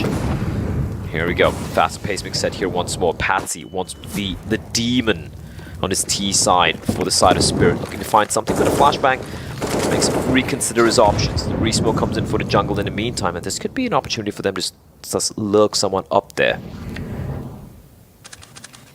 Ton of damage though onto Patsy, just purely off HEs. He's down to 7, and Chopper's not faring too much better either, and now he's been put down first. The dirt will be littered with his corpse as they look to start to push into middle. This is a triple stack hit though on Spirit, Ramp, Palace, Connector, all can conjoin together. Even though they are weakened, it'll only take 1 entry and things get dicey for Copenhagen Flames. Zyphon stuck in the under area, and Shadow has to come out. There's a flash alongside it, but it's a 1-for-1 trade. They must realize from the trajectory of that flashbang that Roy is in the jungle, so they're going to flash into an aggressive play themselves, and Patsy will capitalize, taking the head of Roy. And now this defense is looking a little bit more barren. nikodos, though, stands his ground, delivers for his 11th time on the map. But Dexter's still alive. There was a chance for PGL on 7 HP to have more impact in this round, but he may have missed his chance. That window of opportunity comes closing down, slammed in the face. And although damage is inflicted to niko, PGL on 7 can't feasibly clutch this down. So he looks to try and pull the plug and save. But hoxi may catch him, although he is moving into the ramp area. This round is done, though. Copenhagen Flames will have a 6th. He hears him. He's trying to hunt him down here, Vince, but PGL, if he legs a knife out, should be able to comfortably hold on to his AK-47. And there you have it. Copenhagen Flames not looking to go for the hunt. Their money's still in a very rough spot for the time being, but they will tie things up. Great hole coming out there. A little messy there from Spirit, in all honesty. They took a lot of time, not able to flush out niko. And niko, more than the kills he got, it's just the fact that he stayed alive for so very long behind the ticket booth. I love the aggression with PGL, though. He was so low, I think it was 7 points in health, and they flash him in through jungle, and he just runs in and gets the kill. Just a mad lad. You love to see it, but unfortunately for Spirit, they don't quite manage to convert it into a round. niko, though, we did have a couple of question marks for him on Vertigo. He was missing a few shots he really shouldn't have, but he has indeed come alive here on Mirage on the CD side. As you see Spirit once more grouping up together. You look at the buy, it's not ideal. It's going to be the waterfall play out from A, and Zyphon, he's going to lie in wait. Gabby's there as well, though, and Zyphon, nice time smoke. That will stall this round a bit longer. That may work in Spirit's favor, though, because it allows PGL to make moves up middle. Additionally, Chopper, who's in underpass, doesn't have to get too aggressive just yet with his Tech 9. That smoke still up, but only for a few more moments. Once that depletes, we could start to see Spirit getting aggressive. Smoke's now being deployed in middle. Additionally, locking down the window. 3 players strong. Zyphon is going to have his work cut out for him. There's no flash, there's no smoke to precede it, and that will make quite slim pickings on Copenhagen Flames as they put down the AWP to use. PGL, though, with the spray, looking for more, and Dexter out in the palace is going to get him done. Zyphon gets caught in transition, and out of nowhere, this round actually is winnable now. At range, the MP9 can't finish off the frag, but hoxi to the trade up to the AK instead. There's a volley down, the spray is awry, and Dexter, clutching out for Spirit, gets their lead with a 3K and 13 kills to his name. How did hoxi not land a single bullet from the MP9 and PGL? He was in 3 HP, just legging it to the bomb side, but somehow he survives. And what a round from Dexter. He had to not just get the player on the bomb side, but he also had to drop down and take care of Zyphon, who was being tucked in inside a shadow for what felt like forever. That was a force buy coming in from Spirit, but Vince have done it. They've broken the money for Copenhagen Flames. Coming down to some huge plays. Both the AWPers on both Flames and Spirit really delivering in spades. niko has been a hero for multiple rounds, and Dexter, we saw what he could do. He didn't even have his weapon of choice. It was the AK-47, as we have a bit of an eco push coming out from the CTs. Just a 1 CZ investment in the hands of Zyphon, but quickly swept aside has Magix. Okay, that's a cheeky one. Don't see that very often, but hoxi, USP, just looking to maybe get a couple of kills here, but in all honesty, I don't really fancy Copenhagen Flames' chances. So for Spirit, this is pretty much a confirmed round here, especially with Siren winning these duels, and they will be guaranteed to go to the second half with a 1-round lead on their map pick. There were question marks over the Spirit, T side in particular, and so far it's been looking pretty decent. That makes you think as well, if niko isn't popping off on 13 kills, how brutal this half honestly could have been. It feels like Dexter, most of his kills have come off the back of rifle work, and you know that that's a power play they're going to have up their sleeve for the CT side. We know he's a known quantity on his CT side with the AWP. He is just a powerhouse, so that could also be an interesting dynamic coming into this second half. It has come down, I won't lie, multiple. Ooh, nice little dink there, but Siren, just a dink here, we'll get the kill. It's also been a bit of a sloppy hole from Copenhagen Flames, I feel, towards the A bomb site. Like you have Zyphon playing inside a shadow, and he's being helped out a lot of times, multiple times by his teammates. We saw that little bit of a whiff with the FAMAS as well, and in that position getting taken on by Dexter. It's just that they seem to be taking very uncomfortable fights, and Spirit are just winning some of these duels outright. It's not like they're going for a full-fledged execute, and the flashes are popping, and Copenhagen Flames are getting caught with the pants down. And you can see why Spirit have gone for this map pick. Copenhagen Flames, their CD side protocols on this A bomb side particularly haven't been that great thus far. We did have an early 4-man hold towards mid and towards the A bomb side, but you can see the switch up here, Vince. We have xantares pushing up towards B apartments using his smoke, and you have Roy now towards short, allocating 3 players inside of the bomb site. They've just completely relinquished control of connector. They're opting to take the fight from the site itself, which is something they really haven't done. It's only been Zyphon playing inside a shadow while his teammates are towards either, you know, the connector stairs, or they're playing from CD spawn, from the ticket booth position. So this switch up could catch Spirit off guard, but Spirit, fine round of the first half, they decide the B bomb site is where they want to head towards. You can see Siren moving up towards B apartments alongside Magic's. Mid control has been rested as well. And now Copenhagen Flames, they realize they have no eyes towards mid. They need to find some map control, so they're going to start poking and prodding towards ramp, and that could allow a rotation to take place as niko spots a player towards connector, but doesn't quite land a shot. Just one player connected on, that's Chopper. The rest of the team is making moves, making inroads, looking to try and pillage and plunder the B site. Mollies will afford them safe passage on a couple of these angles, and it's 3 unanswered entries from 3 separate players, everyone pulling their weight in round 15. And Copenhagen Flames have Zyphon and niko as the last 2 straggling players. niko is still very weary about a potential backstab from the murder hole.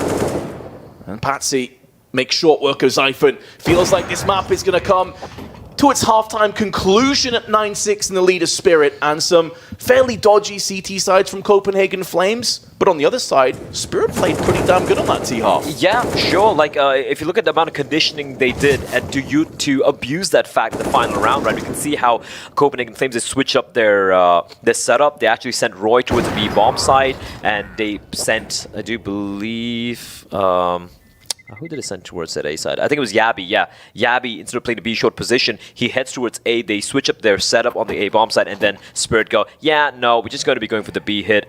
Great entries as well. Copenhagen Flames just getting caught off guard seemingly a lot of these rounds. And considering how close it was earlier, Spirit, the past few rounds of one have looked pretty convincing. Earlier it did come down to some heroics from you know, the likes of Dexter to clutch them, a few of them. But here we go, Copenhagen Flames now on the T side. They have a smoke and a flashbang in the hands of xantares. He's going to toss in the smoke and then the follow-up flash. Roy, the late look coming in from underpass alongside Zyphon, looking for any aggression from the CT. Siren has been spotted out. They're still biding the time. The bomb waiting towards A ramp. They're just waiting for the 2 Ts to make their way towards underpass as they go for this A pincer. For the side of Spirit, though, a pretty default setup on the pistol round here. Flash will be out first, and now the push through ramp. Chopper, though, has the ability to maybe shut down this window. Prospect, there's one, and he knows the second player is possibly just below that window mark. He can relay that to the rest of his teammates. They've lost no casualties in the process as well, Spirit, and they are starting to get a little bit of aggression over on the catwalk side. Patsy has Zyphon dead to rights, misses his shot, misses his chance, runs out of ammunition. Won't be punished, though. A real scrappy, sloppy fight. But Chopper, proving strength in numbers is crucial, while niko comes to top mid with his P250 and makes short work of Chopper. This round is still anybody's, but it will favor Spirit for the time being, especially as Copenhagen Flames. They may have mid control, but they don't have much else. They've now claimed a secondary kill, and they still have 35 seconds to play with. They need to make a decision real fast, Vince, and you can see already xantares walking back down towards underpass. Now, the bomb hasn't been spotted yet, mind you. It's in the back of niko, and niko has to be careful, wary of a CT pushing in down T ramp, but there's no one there. With 22 seconds, they need to make up their mind. It's a fake. xantares running into towards the B bomb side. He's been spotted. He's been gushed. And immediately he pivots back into A play. And it's going to come down to Dexter once again. Oh, what a shot in mid-air. That is from Dexter. Erecting the fortress, looking to try and push this round into their favor. That kill would have been the end of the round. He may still deny the bomb plant. Indeed, they will. And no although time. xantares tries his best, 1 second to play with, there is not enough time. And Spirit pick up the second pistol. That's both pistols them now have claimed. Oh, what a round from Copenhagen Flames. They tried to go for the A pincer once a mid play took place. We had 3 players who was waiting towards A ramp, falling back towards mid. They wrested it back with 2 great kills. And then, in the end, it came down to Dexter and like a rock-hidden move in this A bomb site. What a shot as well, not a Yabi. And even though he lost the second duel, the fact that it delayed him for just 1 extra second enabled them to prevent the bomb from getting planted. Because if the bomb got planted, it was going to be a 1v1. And from then on, you don't know which way it's really going to go. Spirit, the survivor. A very fast-paced, a very cool round, a very cool pistol round there, in all honesty. With some good calling coming out from Copenhagen Flames. But Spirit, they don't fall for the ruse. Yabby, Deagle in hand. Deagle in the hands of every single one. Dexter is seemingly a man possessed, but he will be punished. Hooksy for the trade. Oh, Spirit. A very similar start to the first half. They pick up the pistol, they almost instantly get battered back.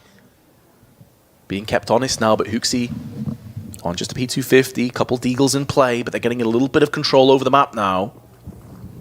There's a weapon spilled out in Connector. Noise is made, and Zyphon capitalizes opportunistically, snatches the life away from Patsy. He knows where Siren is as well. They know where Magix is. That's information for the teasers. Notice no one at B. And they can immediately pivot, but taking quite a bit of time. And that's going to allow Magix to rotate back. Timing is everything. Siren should get a free kill here. He spots out Yabby. Good trigger discipline. The FAMAS burst comes out. Not quite able to confirm the kill though. And Yabby swings wide. Deals a bit of damage. A B hit coming in. But Magix spins. He lies in wait. The spray doesn't quite land though. Oh, what a shot from Zyphon. That could get them in this round. That could get them back in this game. Siren's down to 53. And Hooksy with a P250. With 13 seconds allocated to him, has got to try and somehow wield the magic wand and pick up this round, but Siren denies him. Beautiful shots, though, coming out from Copenhagen Flames, and although they may not get the round, the economy for Spirit will struggle. The downside, though, Blair, that was a force from the T's, so there is a way for Spirit to regain that momentum again.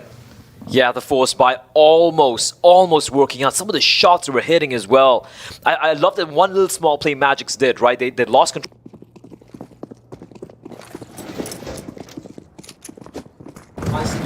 And because he's got the rifle, he comes out on top. But man, oh man, Copenhagen Flames, they made them sweat a bit. And here we go. We see the force buy war start again, Vince. Copenhagen Flames, they know the money for Spirit is on the brink of getting broken.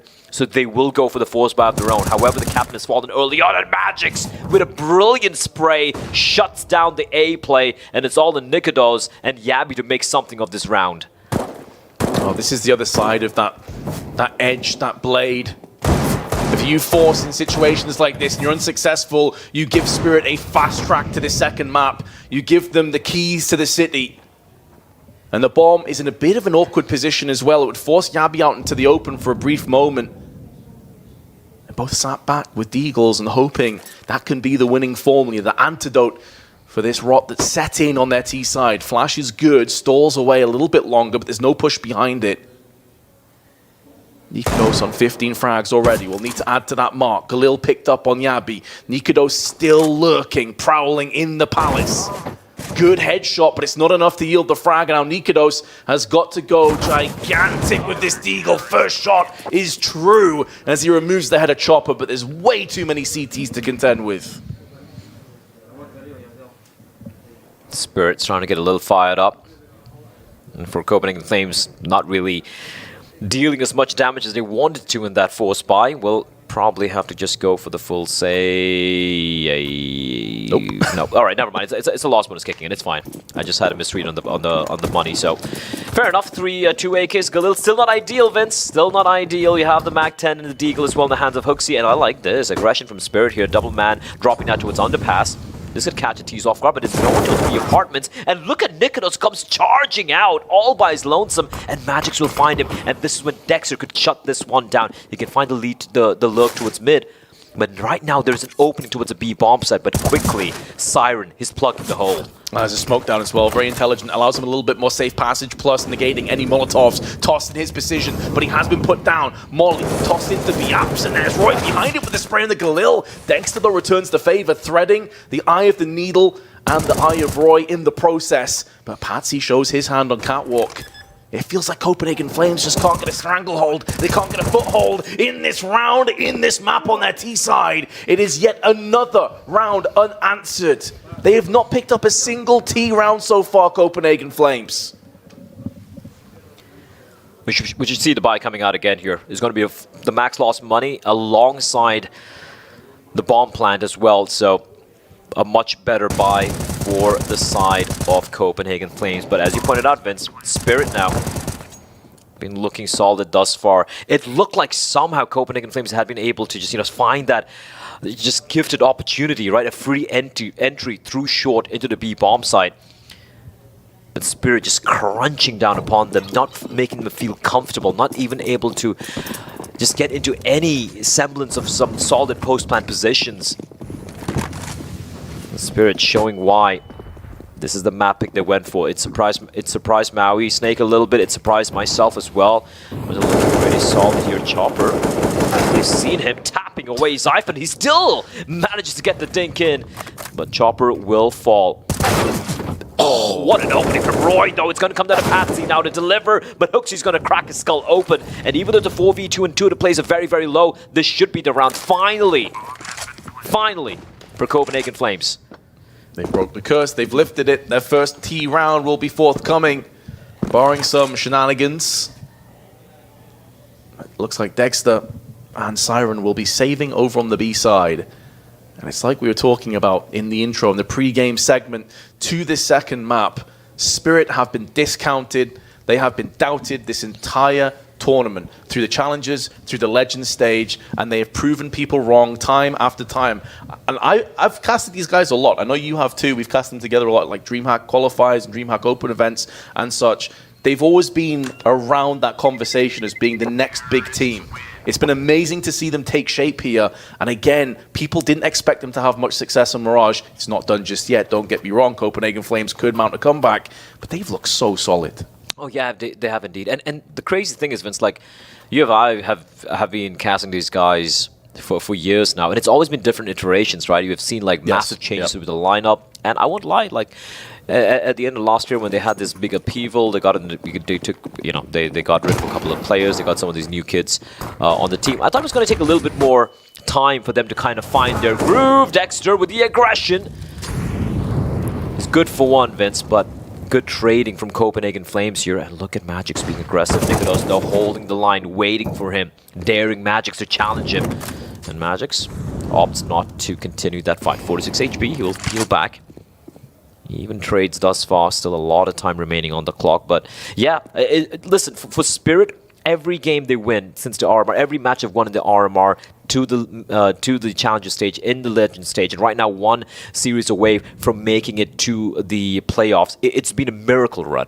But what's crazy is it's been a great looking miracle run. Speaking of which, Patsy, one of the newer recruits to the team, is still passing with flying colors, picking up ahead of Steam. 16 frags now. Just 1 behind Siren and 4 behind Dexter. But Dexter is the one casualty in this round, and he is such a big part of the machinery that gets Spirit into more wins. The timing on this, Vince. Patsy's going to catch Nicolas with his back turned. And I think it might be A, but it is going to be Copenhagen Flames slowly sneaking back towards the B bomb. That still, Siren hasn't moved an inch. Precisely it. And even if they get Patsy, you feel like Siren will have impact here. 25 seconds, goes in for the peak. Now he has budged an inch. And they reap a mile, and they reap a round off the back of it. Well played, Siren. 14-7. And just going back to what you said before about previous iterations, after the last major, it was Mia and Sumdai Young that got replaced. They talked about, right, we're going to bring in these new players from the academy. Lots of people wrote Spirit off. They said they're just going to disappear into obscurity.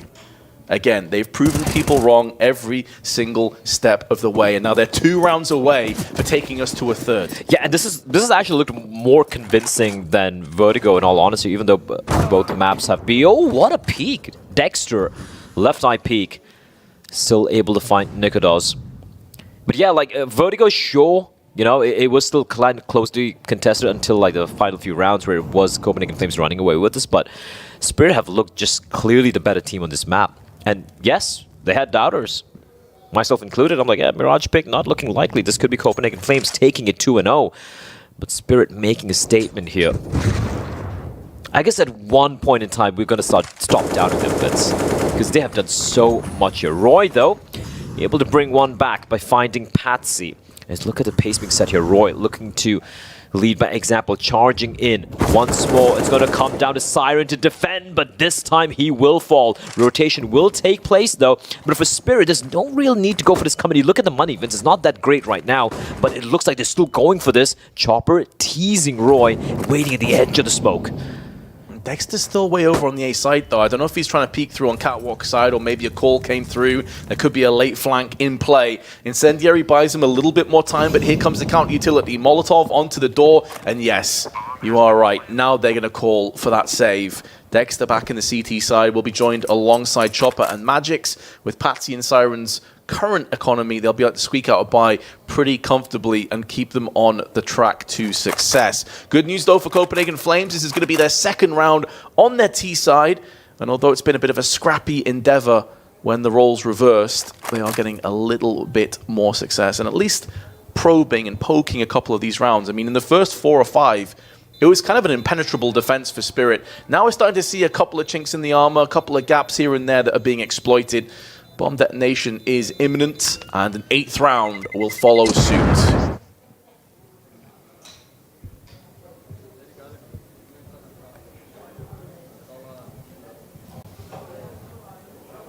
Still, right now, Copenhagen Flames looking to kind of stave off what looks like the inevitable. Spirit, I won't lie. Yeah, sure, that was a great run coming in. Roy, especially Roy winning the duel over towards the B bomb site over Siren, who's been such a rock, enabling them to get the bomb down.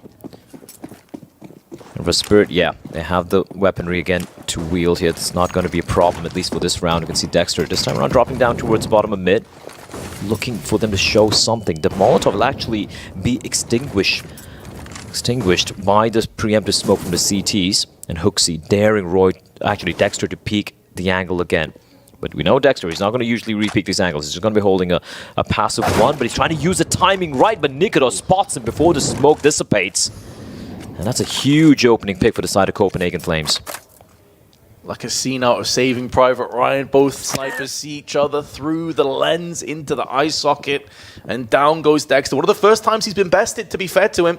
21 kills, he's typically been on the ascendancy in these exchanges. And Patsy may be feeling compelled to get a bit of aggression out in B-apps. This affords luxury of Siren to actually rotate now out through B onto the Murder Hall side. They don't have eyes over Catwalk. That is a potential issue which Magix is trying to remedy. But with 45 seconds left on the clock here, Blair, the bomb is dropped down, and Copenhagen Flames are taking their sweet time. They haven't fully committed to either side. They're keeping their options open, and this could play into the wheelhouse of Spirit.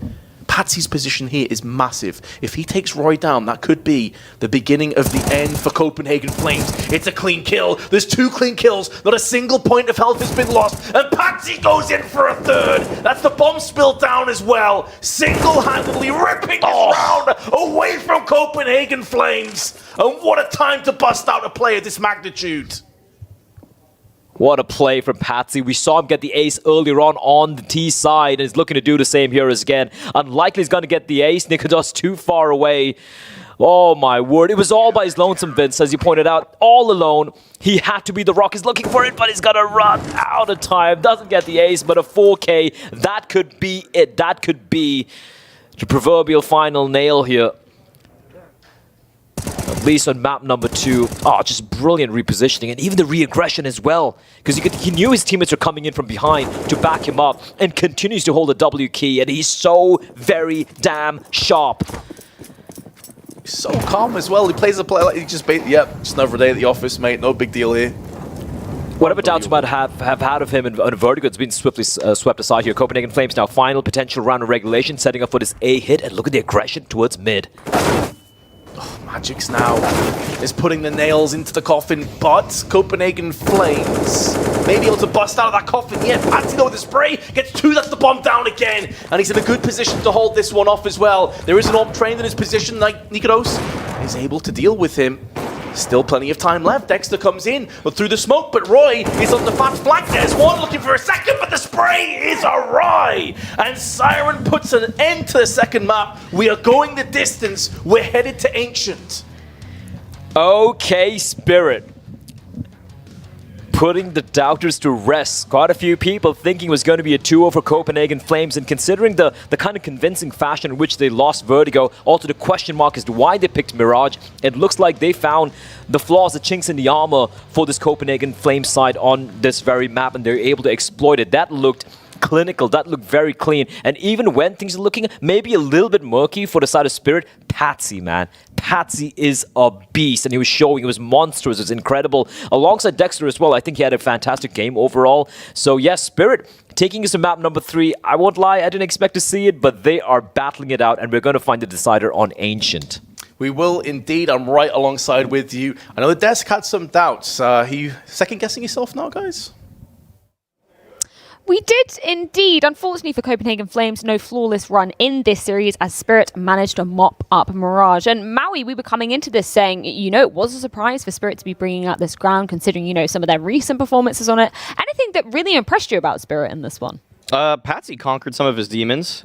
Set that up there in the pregame that I wanted to see if he could beat Roy, beat Nikodovs. I thought the quality of those players would probably just pass him up and probably pass Spirit up. But no, I actually think that he did very well. The mid-control takes were excellent from him in particular. The space that they were getting allowed everything for the mid-rounds to develop for Spirit very nicely. It always felt like Copenhagen Flames on their defense were getting caught off in these positions of transition where they were not always sure how much space Spirit gained, and then they were getting caught off guard just because they weren't ready. They weren't ready for some of the fights. The aggressive nature of Spirit prevails once again. Yeah, got back to that conversation about Mirage as a map being a little bit more open, allowing actually Spirit to put the pieces in the right place at the beginning of the round. And as Maui said, I think they knew how to close these situations. They knew how to utilize these timings. We had just Patsy right there as a good example. He had a marvelous game. Siren right here with him. We pinpointed these two players as being a little bit lackluster on the first map. They rectified. They had a very great performance right now.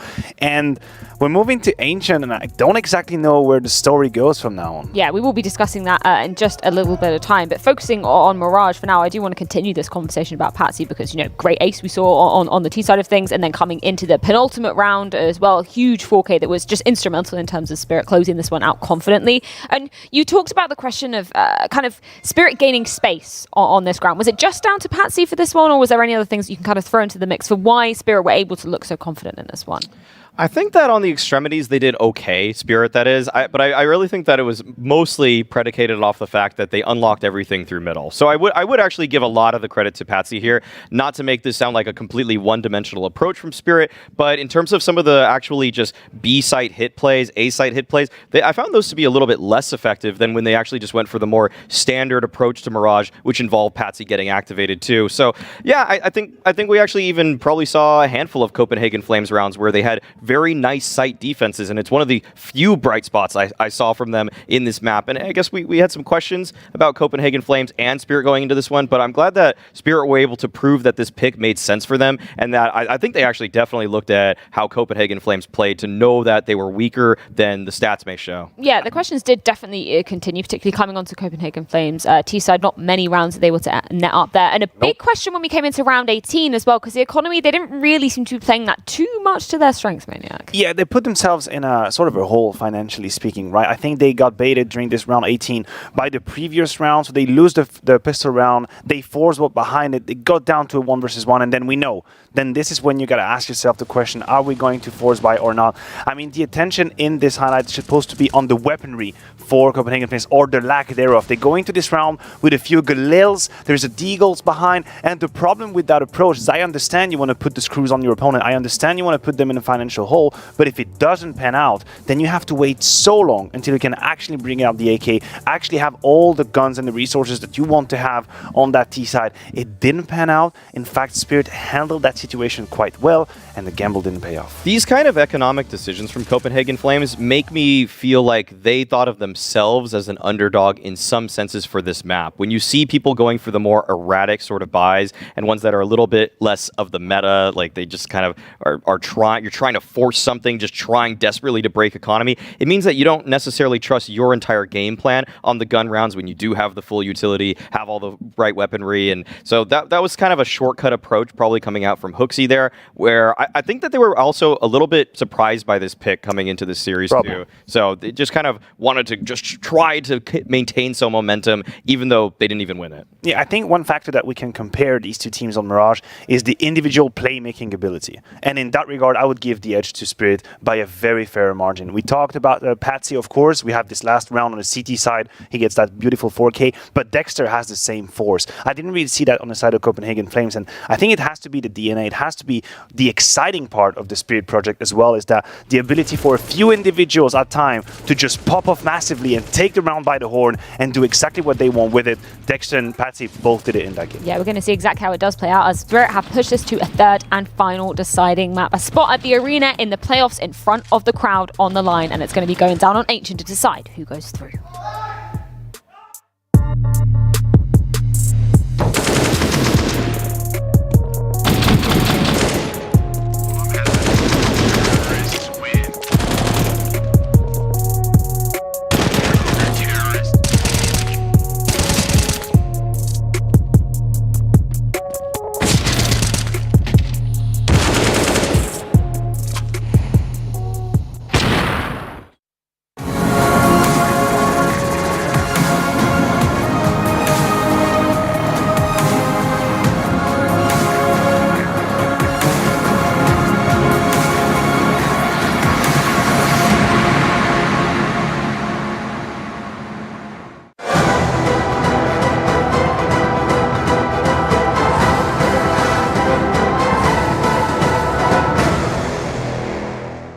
Now that's what we call Major.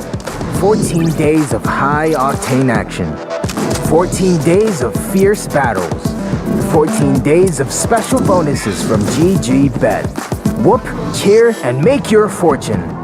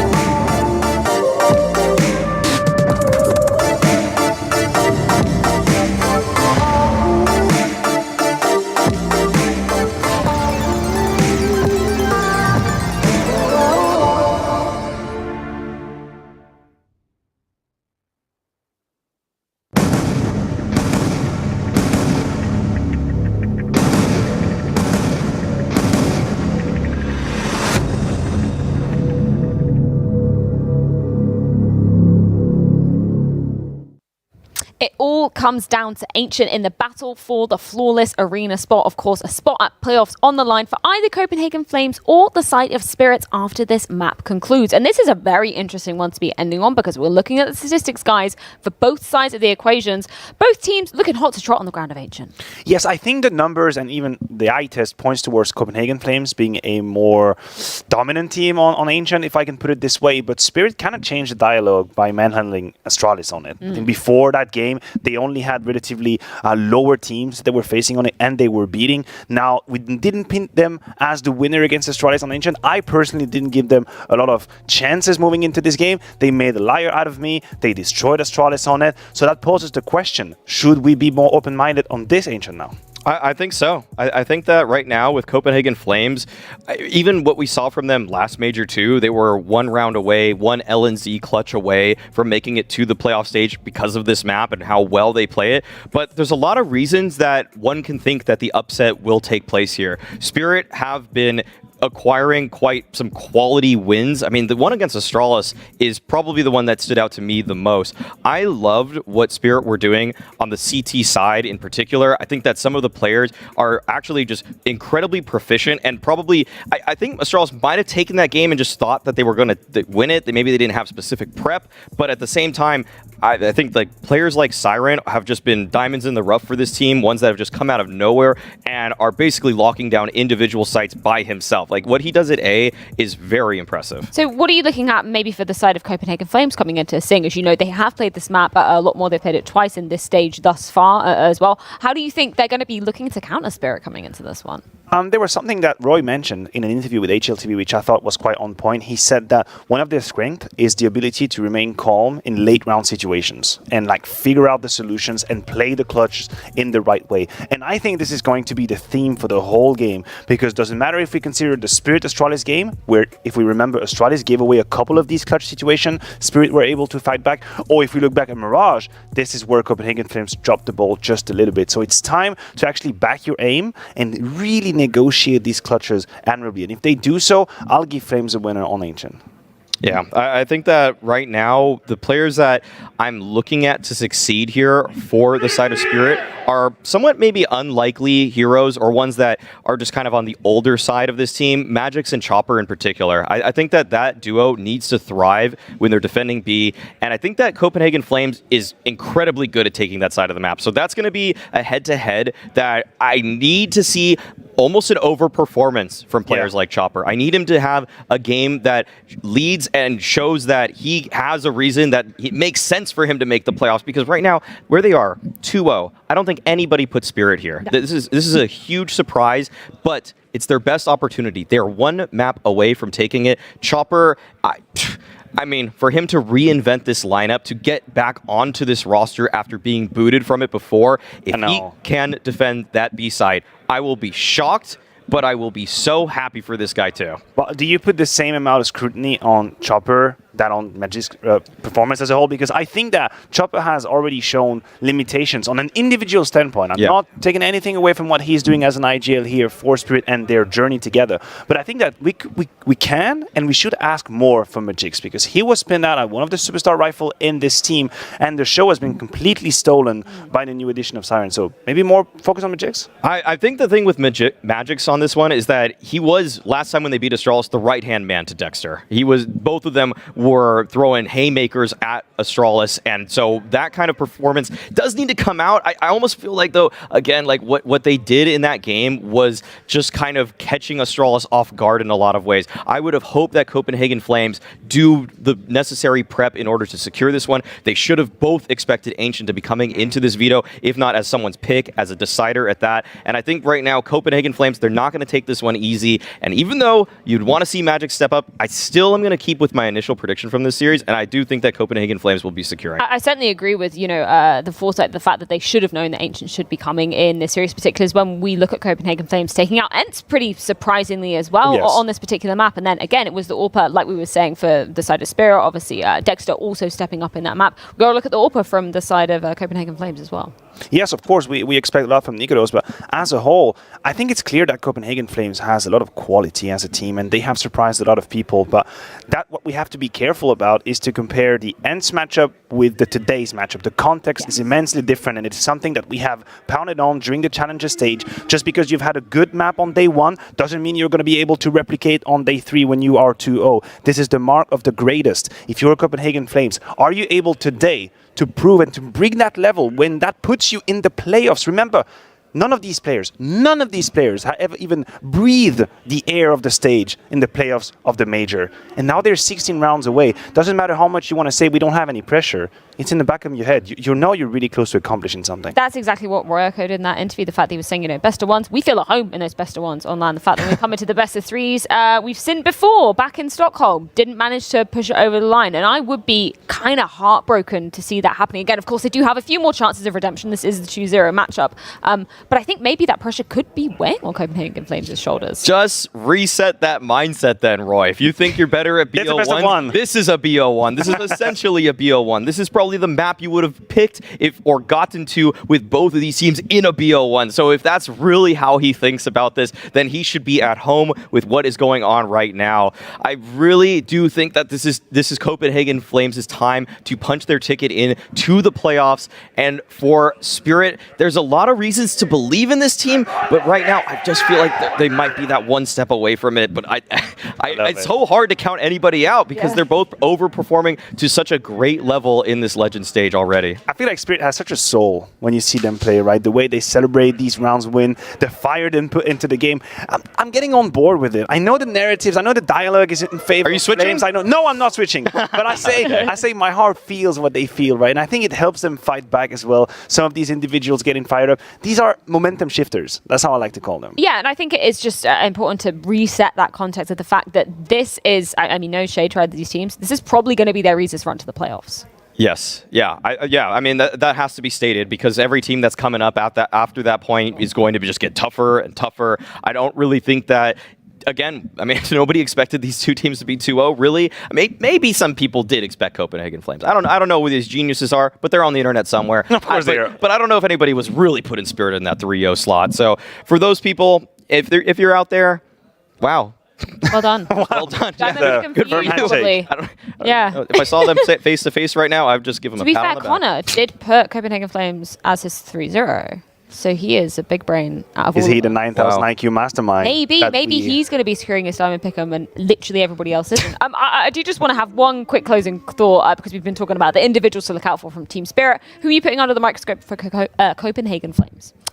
I'll stick with Yabi. Somehow I seem to be invigorated by what he brings to the server. You're a of Yabi course. stan. I am a Yabi stan. A little bit of a Yabba Dabba Doo in my heart. I would really love to see Yabi, bring its A game right now. It matters the most. You were waiting. It just sounds good in my heart. Very satisfying. Sounds good in my head. Are you on the Yabi train?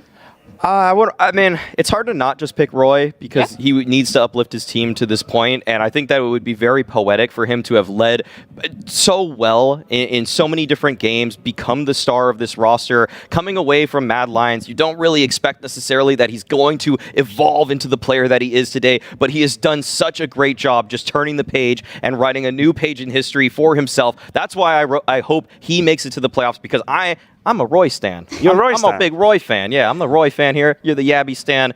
Freya, who are you a fan of? I mean, I kind of like them all. That's a really That's the most sweet answer you could have That's possibly the given. cop-out. Yeah. That's usually what I do. You could have just picked Nikodas. Well, I do think we are ready to be jumping into to see if the evolution of Roy is enough to let Copenhagen Flames a spot at the playoffs. I'm going to throw it on over to Vince and Blair to get us into Ancient. Let's go.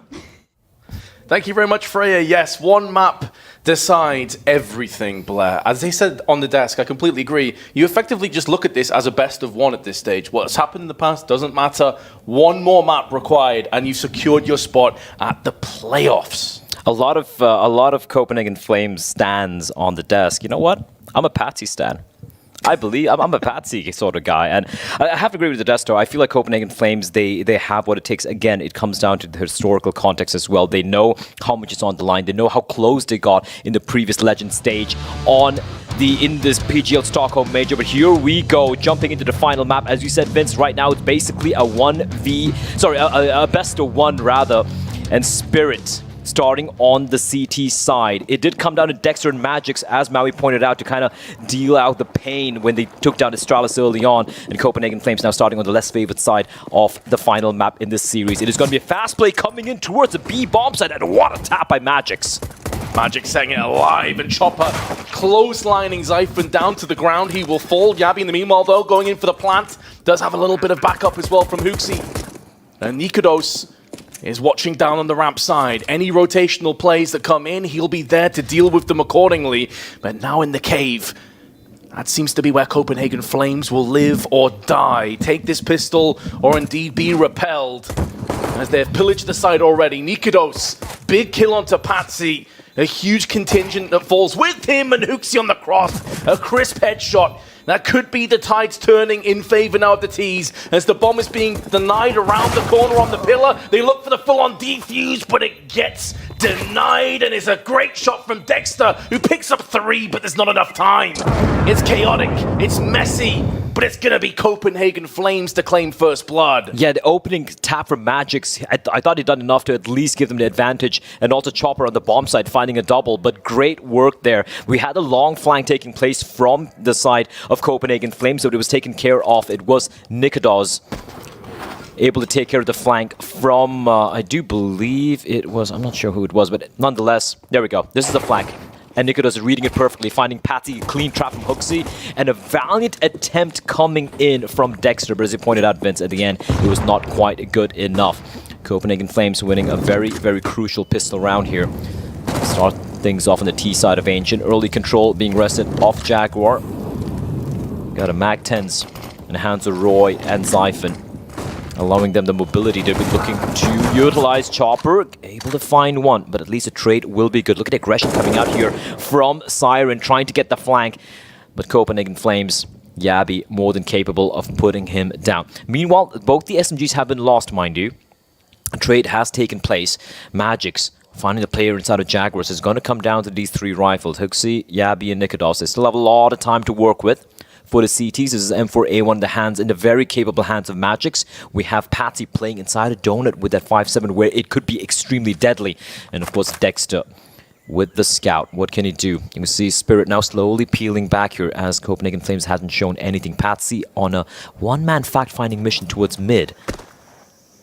As we see Copenhagen Flames slowly peeling back towards the B bomb side, and that is information getting gleaned by the push from Patsy. You can see the two CTs now rotating back towards the B bomb side. 34 seconds on the clock. Copenhagen Flames, they need to make their way into the bomb side right about now. No nades or kits, though, means that if they're going to win this round, it feels like they're going to have to stop some of those pushing members before they can get situated on the site. And now Patsy, doing his due diligence, just making sure they weren't clumped in A main, knows for a fact this is a B hit. Now the grenades start to come in. Well-placed smokes, though, will allow Copenhagen Flames to get this plant down. And this is where it gets a lot more difficult on the side of Spirit. You have 3 players still alive, but there's no flashes, smokes, incendiaries, nothing to allow you safe passage back on here. Flash is good to force away Magic's, but now the smokes are starting to dwindle, starting to fade away. And Magic stepping back up. With the M4, they're going for this. No saving shenanigans will be forthcoming here, and that's why Patsy and Magic's both come in, and Dexter also takes the head with the scout. What a beautiful retake that is. You pointed out, Vince, they had no utility going into the retake, and it looked like Copenhagen Flames had done enough, but somehow all 3 players finding a kill apiece. A scout headshot from Dexter at the end. We had the M4 pre-fire around the corner from Magic's, and of course the 5-7 as well from Patsy. And Copenhagen Flames, despite a hard-fought pistol round, immediately Spirit snatches one back. At least the bomb plant will allow Copenhagen Flames to go for yet another buy. We did see a lot of force buy wars transpire on both on Vertigo and on Mirage as well. Spirit now. The AK-47 and Galil retrieved. They have the M4 as well in play. Chopper with the MP9. This time with a fast move towards A. Oh, the flashes are good. And the follow-up damage is there as well. Siren can only muster up the kill. Onto Zyphon, falls instantly afterwards. There is a kit drop down onto the site, but now a barrage of grenades find their way on Donut. There is a gap, though, that Patsy can exploit, but that's been filled in. From the secondary smoke, the incendiary also spreads up, creeps up the wall, and does 40 HP worth of damage to Patsy, but more importantly, gives the sound cue across to the now defending T's. Copenhagen Flames already half of that timer starting to tick away, and niko connects the headshot with the deagle from downtown. Roy steps up, gets one of his own, 2-on-2. xantares will fall prey to Patsy's AK, and another successful retake against the odds. We'll see Spirit dial in their second round. That was a hectic retake, but a 2 versus 4. Magic's and Patsy, the fact that Patsy just spins around and finds a player inside a temple. Huge retake. I felt like Copenhagen Flames actually, they got that one done, right? They find Siren on the A bomb site, they take him down to Smokes Bloom, they get the bomb down. They're in a very solid post-plant positions as well. The niko with the deagle even able to decapitate one of the CTs on the retake. Copenhagen Flames, though, to get the bomb down, and that means yet another force buy will transpire. They know there are only a couple of players staying alive here. Patsy needs to be careful. Trying to play at the edge of the smoke. The Flames looking at his feet, but he's going to be towering above. Timing is everything. xantares with the deagle. And Patsy sees him at the edge of the smoke, and he will be found. Dexter with the AWB train. This is going to be shooting gallery, and he's got to find the first. This baits niko out as well. If he gets too aggressive, Siren is there to mop him up. And the janitorial duties go to Spirit as they clean up this round so comfortably. Not a single point of health lost apart from Patsy, who's only lost a meager 16. And Roy and Yabi, hot off the back of a Copenhagen Flames full-on investment, are down to 1, and you can make that absolutely nothing whatsoever. This should be a save and a golden chance now for Spirit to start to pick up the pace. Considering that was a force buy coming in, a great job from Spirit for just keeping Copenhagen Flames at bay. Not really suffering any casualties there. 3-1 start here for Spirit. And this is them running it back, Vince. The first map, Copenhagen Flames winning pretty convincingly on Vertigo. Then Mirage, Spirit punishing Copenhagen Flames, winning in a very convincing fashion. And now off to a banging start here. Despite Copenhagen Flames winning the pistol round, down to just the light pistols. No armor being invested in. They do have a little bit of utility, which will be used up as they come charging into the site. Magix is going to have a very comfortable time picking up all the members, even being helped out by his teammates there, even though there was a bit of a team flash and a flawless clean round there. This is what he pointed out, Vince. Like they needed to make a couple of these rounds very clean. They've indeed managed to do so. And in the past couple of rounds, their economy would have blossomed substantially. Now, Copenhagen Flames, what do they have in store for us over here? The buy is going to be coming in. Both teams very capable. That being said, Spirit looked fantastic against Astralis, right? You just go back just a few days prior, and they just dismantled them on this map. One of the best teams in the world on Ancient. I think it was a 16-6, if memory serves me correctly. Yep. They obliterated Astralis. So definitely don't count Spirit out. Still super early days, and let's not write Copenhagen Flames off. This game is far from done.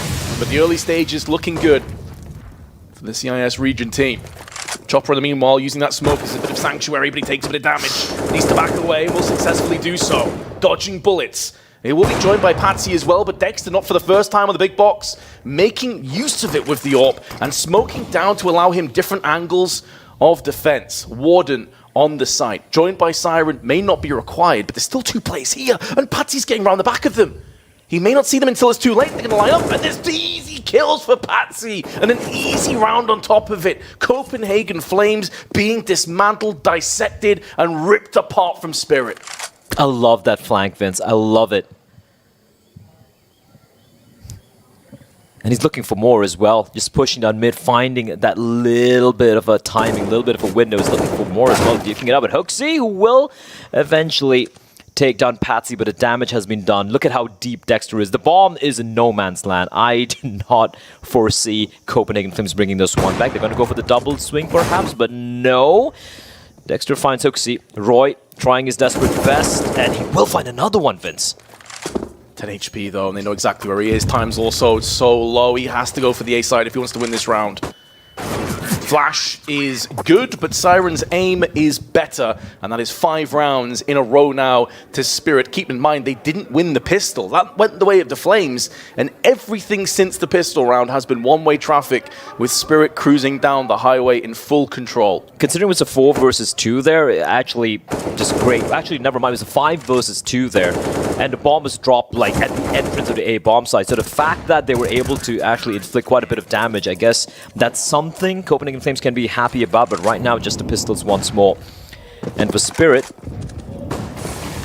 money is so fantastic. Nade, a little too deep, not giving too much of damage. An unfortunate position for Patsy to be caught out in as they come charging in through the smokes. An early pick going the way, and Spirit immediately pivoting back towards CD spawn. Now the smokes have been deployed by the T's, but they're not taking advantage of it, Vince.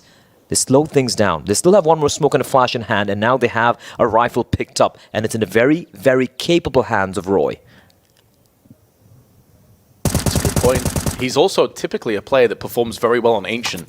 It always feels like he's having good performances on this map.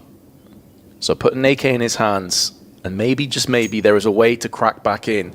Even if they're unsuccessful in terms of winning the round, as long as they can deal enough damage on a few of these players, just whittle away the economy a little bit, that could be good enough. But with a player advantage and 50 seconds allocated on the clock, Spirit will feel like there's a couple more twists and turns in this 7th round yet. Dexter's playing a dangerous game with the smoke, but tosses it down eventually. I say that because there is xantares that's up close in cave, and if he wide swings at the right moment when they have grenades out, they could get really messy. Yeah, this defense is just so solid for the side of Spirit, and it looks like Copenhagen Flames might be walking into the blender here, Vince. Chopper flashed out. Oh, he bites off more than he can chew. Tried to spin to the second player before he finished off the first, but now all the weaker players are being battered and bruised where they stand.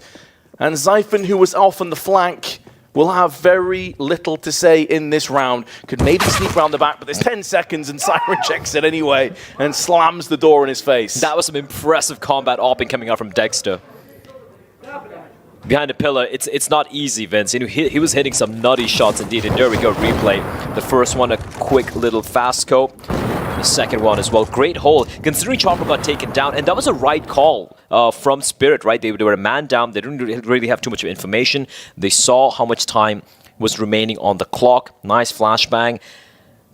Chopper not quite able to get the kill, but the hold on the side of the bomb side. Maui pointed out on the desk, it was Magix and Dexter, the powerhouse veteran duo on this lineup, who were the bane of Astralis on this map, and they're showing why here. And Copenhagen Flames, at least now, it is the full-fledged buy. Nikodos has got the AWP, his weapon of choice in his hands.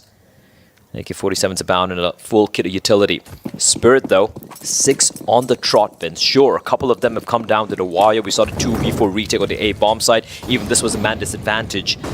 And came down to the heroics of Magix and Dexter. But doesn't matter how, Vince. They're winning the rounds. And their money is so very good right now. This is an uphill climb for Copenhagen Flames. There is going to be no gimmies. No free way back in. Have to fight this one tooth and nail. And for the time being, it would appear that they have their sights set on the A side of the map, where Siren is laid in wait. Donut control is forthcoming as Patsy is sat there. And Red Room had Dexter, although he's now rotating across to the B side. They are walking slowly. There's no flashes or smokes to precede this. They're also boosting up. This could catch Spirit off guard, but Siren is playing an angle where he's not really giving himself available to Siphon's positioning. Going for the contact play, Smoke's going to bloom, and that's going to be the tell, Vince. The Smoke's going to be a little too late from Siren, but the 3 CTs now lying in wait, and the Molotov is perfectly timed from the CTs. Yeah, it's a fantastic Molotov. It stops any push. They still have to deal with that player that's boosted up, but Siphon's now been found by Siren, and in doing so, that significantly hampers this push in, especially as there's a smoke in the eyes of the rest of the Ts, but they may think that this is a fake. They're rotating 2 players off. They're leaving Patsy alone, and he's not even in a forward position. He's in Donut right now. This is questionable from the side of Spirit, but now with the smoke starting to bloom, they know they're just going to go for the contact play here. And now Patsy knows this player outside here. He needs to win this duel. He will indeed. Chopper finds 1 4v2 now, and only 8 seconds on the clock. Seconds, they're falling so quickly though to the CT aggression back onto the site. They push through Temple and they completely decimate that push. Nikodos at least holds on to the AWP, but we're getting into that kind of territory now, Blair, where saving an AWP here and AK there isn't good enough. You have to start biting into this economy. You have to start really making Spirit respect you on this T side. Yeah, and with the last one is kicking in, it's a max loss bonus, but they didn't get the bomb down, so even if they do go for a buy here, it's going to be maybe a couple of AK-47s. A couple of them might go for the Galil just so they can afford a bit of utility. Utility is paramount here on this map. Doesn't matter if it's Ts or the CTs. I liked a little bit of a switch up from Copenhagen Flames here. They went for more of a contact play towards A bomb site, and you could see Spirit were feeling uncomfortable. They were the rotations were just oscillating within the A and the B bomb site, but Copenhagen Flames taking a little too long there, and again, great hold. And even though for Spirit, even though they kind of relinquished control of that A bomb site, as long as a player inside of Donut stays alive, and as long as it does his job, it was not going to be easy at all for Copenhagen Flames. 7-1 here, the buy will be coming in. So 3 Galils just so they can eke out a decent buy utility-wise. And look at this, though. The aggression from Spirit, the smoke for double doors. Molotov, Patty just running in through the flames, and someone finds a little bit of a position to stay alive in. As Siren, in the meantime, finding Hooksy at mid. Maybe some nerves creeping in as well. We're starting to see some of those duels that you'd expect Copenhagen Flames to win out on. Coming out second best. Patsy now on the wide swing. Will claim the life of Yabi and snatch it away. Dexter misses out on the shot, but he keeps himself alive. He must realize, though, that nikodos may be moving into position, and it's a great placed Molotov to force away the T's again. This just feels like Spirit are bullying Copenhagen Flames at this point. Like an anaconda just constricting around them. They have no entries. Just the way Patsy and Dexter are playing towards mid, they have to relinquish that position, now grouping up. But guess who lies in wait? 2 players. It's Magix and Patsy. Magix with the off angle, not going to check that to start things off, and Zyphon now will have to peek out into the embracing arms of Magix, and he makes him disappear as well. It's all on nikodos, but not for much longer. Another round where not a single Spirit player falls. Clinical. Like a surgeon's knife. Just completely shredding apart, dissecting that attack from the side of Copenhagen Flames. That no control for the entirety of that round, Vince. That was brilliant stuff from the side of Spirit. And just Patsy, the way he's pivoting towards mid, helping out his teammate. Dexter, he missed his first shot, and you can see the Molotov and the flash being deployed by Patsy to continue to have control of mid early on. And of course, just a complete shutdown. The pistols come out to play here for Copenhagen Flames. Hooksy once more at mid. He's just been getting absolutely wrecked at mid. No trades possible. Right now, though, it's kind of like just the pistol, so maybe getting the bomb down could be a win here for Copenhagen Flames, but things are looking very, very rough indeed for the Danish side.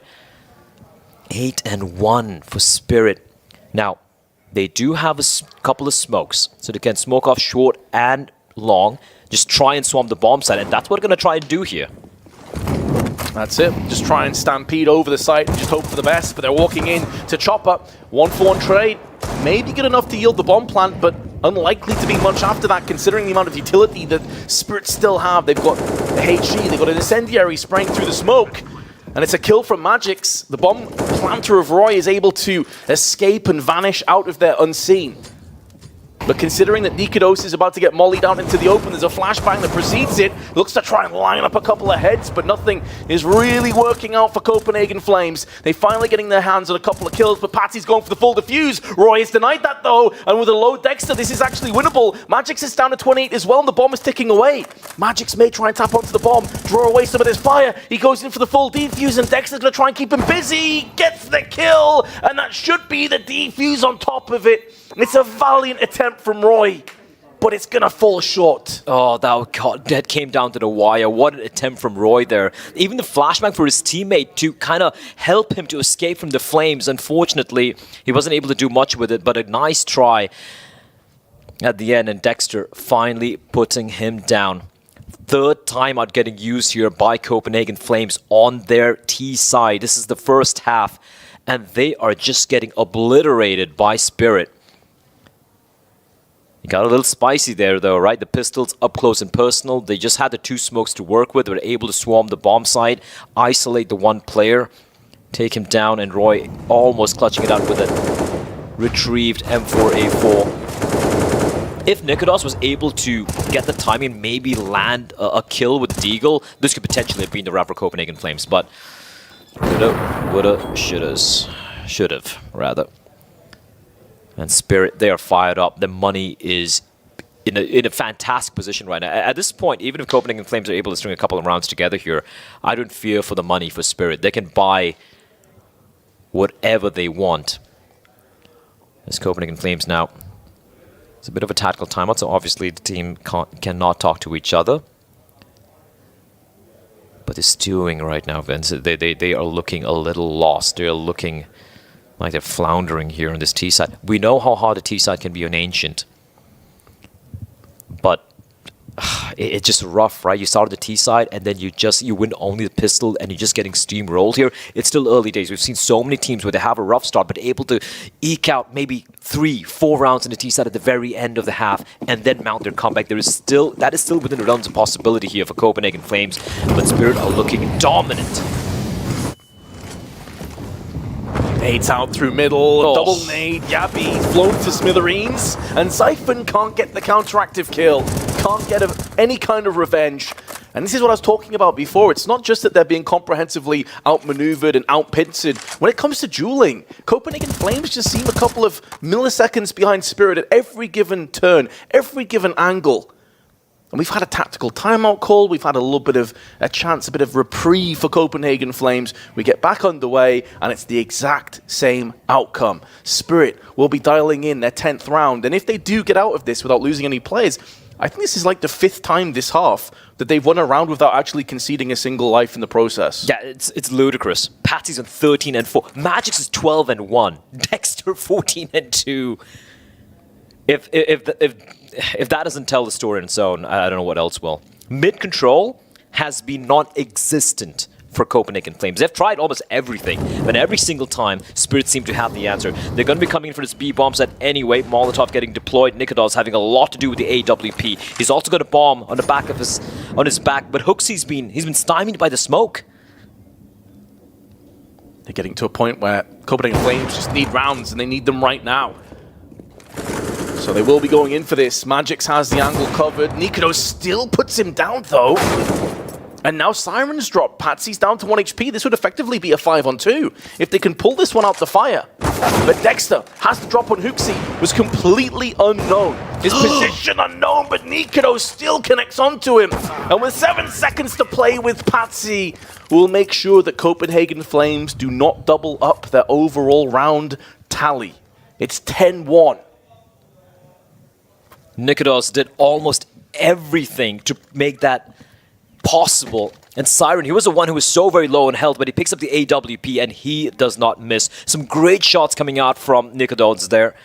But the repositioning from Dexter, walking in deeper into the bomb site, they weren't expecting that. Once he finds HooXi, it's all the niko to clutch it out. And unfortunately, one of the closest rounds we've had thus far in this first half, and it will still go the way of Spirit. And this time around, at Copenhagen Flames, they don't throw bodies at the problem. That's what they've been trying every single time at mid, and every single time they seem to lose 1 or 2 players very early on. It's time to slow things down a little bit. Oh, Roy. Well, oh, it's quite a bit of damage. 40 health, yeah. Yeah. Could have been worse, but it could have been a whole lot better. And there's the flash. You can just see the confidence coursing through the veins of Spirit. They feel they can win every single trade. They're pushing in, getting the information, darting back out again. They're so fluid. And on the other side, it feels like Copenhagen Flames are completely... They're just stiff. They're rigid. Feels like the pressure is getting the better of them right now. The one thing working their way right now, Vince, is the fact that firstly, they have all 5 players alive. And this, look, the timing on this from Zyphon. If you can find Siren, but no... Siren will sing him his song of death. Zyphon will fall. The incendiary as well will prevent Yabi from trying to go for the trade. But we do see the members of CPH slowly creeping back towards this A bomb site. Yabi nullifies Siren. That does open up a bit of business on the A side, but they've lost B. So even though this plant will be forthcoming, it's going to be a 4-on-3 retake, and with Yabi on 5 HP and a HE in the hands of Dexter, this is a very clutchable round if you are on the side of Spirit. 3 players filtering into the CT side, looking to try and regain control over Temple. And meanwhile, they have Patsy still in the donut, just playing the forward position. Yabi gets 2 headshots from there. 5 HP, make it 3 as well. And that's the kind of moment, that's the kind of play that can motivate a team, that can get their heads back in the game. They needed that, Vince. They absolutely needed that. And Yabi, he answers. He answers for his team. 5 HP, you pointed it out. This is all Yabi. He gets the opening pick down to 5 HP, and the off angle finds 2. Dexter not quite able to land the shot, and Yabi playing this one to perfection. There was no margin for error for Copenhagen Flames, but finally, after the pistol round, they find their second. But they need more, if you ask me, Vince. Yabi once more running ahead. He can actually catch a player off guard. Siren caught with his pants down. Copenhagen Flames may be coming alive. Magix finds 1, but they're getting slaughtered here. Patsy and Magix, the 1-2 wombo combo. Zyphon trying to trade, but he will not find anything. Only able to upgrade his weapon and fall back and retrieve the C4. Despite losing the opening duel, Vince, Spirit, they snatch it back. Exactly, it's that proactivity that we were talking about. They lose a player, screw it, we're going to dictate the pace of this round. Zyphon walks into a minefield of HEs and incendiaries. Yabi's going to have this kill. The barrel betraying Dexter. And Yabi's not going to miss out on that opportunity. Smoke will extinguish the Molotov, gives Chopper eyes on the positions to funnel their way onto the A side. Problem is, though, he knows the AWP is still in place, so he can't overextend here. Chopper, in the meanwhile, just gets butchered by hoxie on the cross. And it feels like Copenhagen Flames may not be done just yet. Speculative spray nearly claims the kill onto the bomb carrier, but not quite, so hoxie relocates and goes in again. And Patsy stuck behind a wall of smoke. Is this Copenhagen Flames beginning an epic comeback trail? It's got to be epic. But it looks like the previous round, the heroics of Yabi has kind of... It's a catalyst they needed. A hard-fought round. And this is off the Spirit. Bear in mind, Copenhagen Flames, they get the opening duel. I think they take down Siren. And immediately we saw the aggression towards Jaguar from Magix and Patsy. And it was still 4v3 for Spirit, but Copenhagen Flames finally finding success on this A bomb site, Vince. This looks like the answer they were looking for all this while. And a hard-fought third round. And all of a sudden now, a little bit of life for the Danes. Again, for some teams, 4 rounds, that could be enough. That could be enough for them to work with on the C once they head over to the CT side.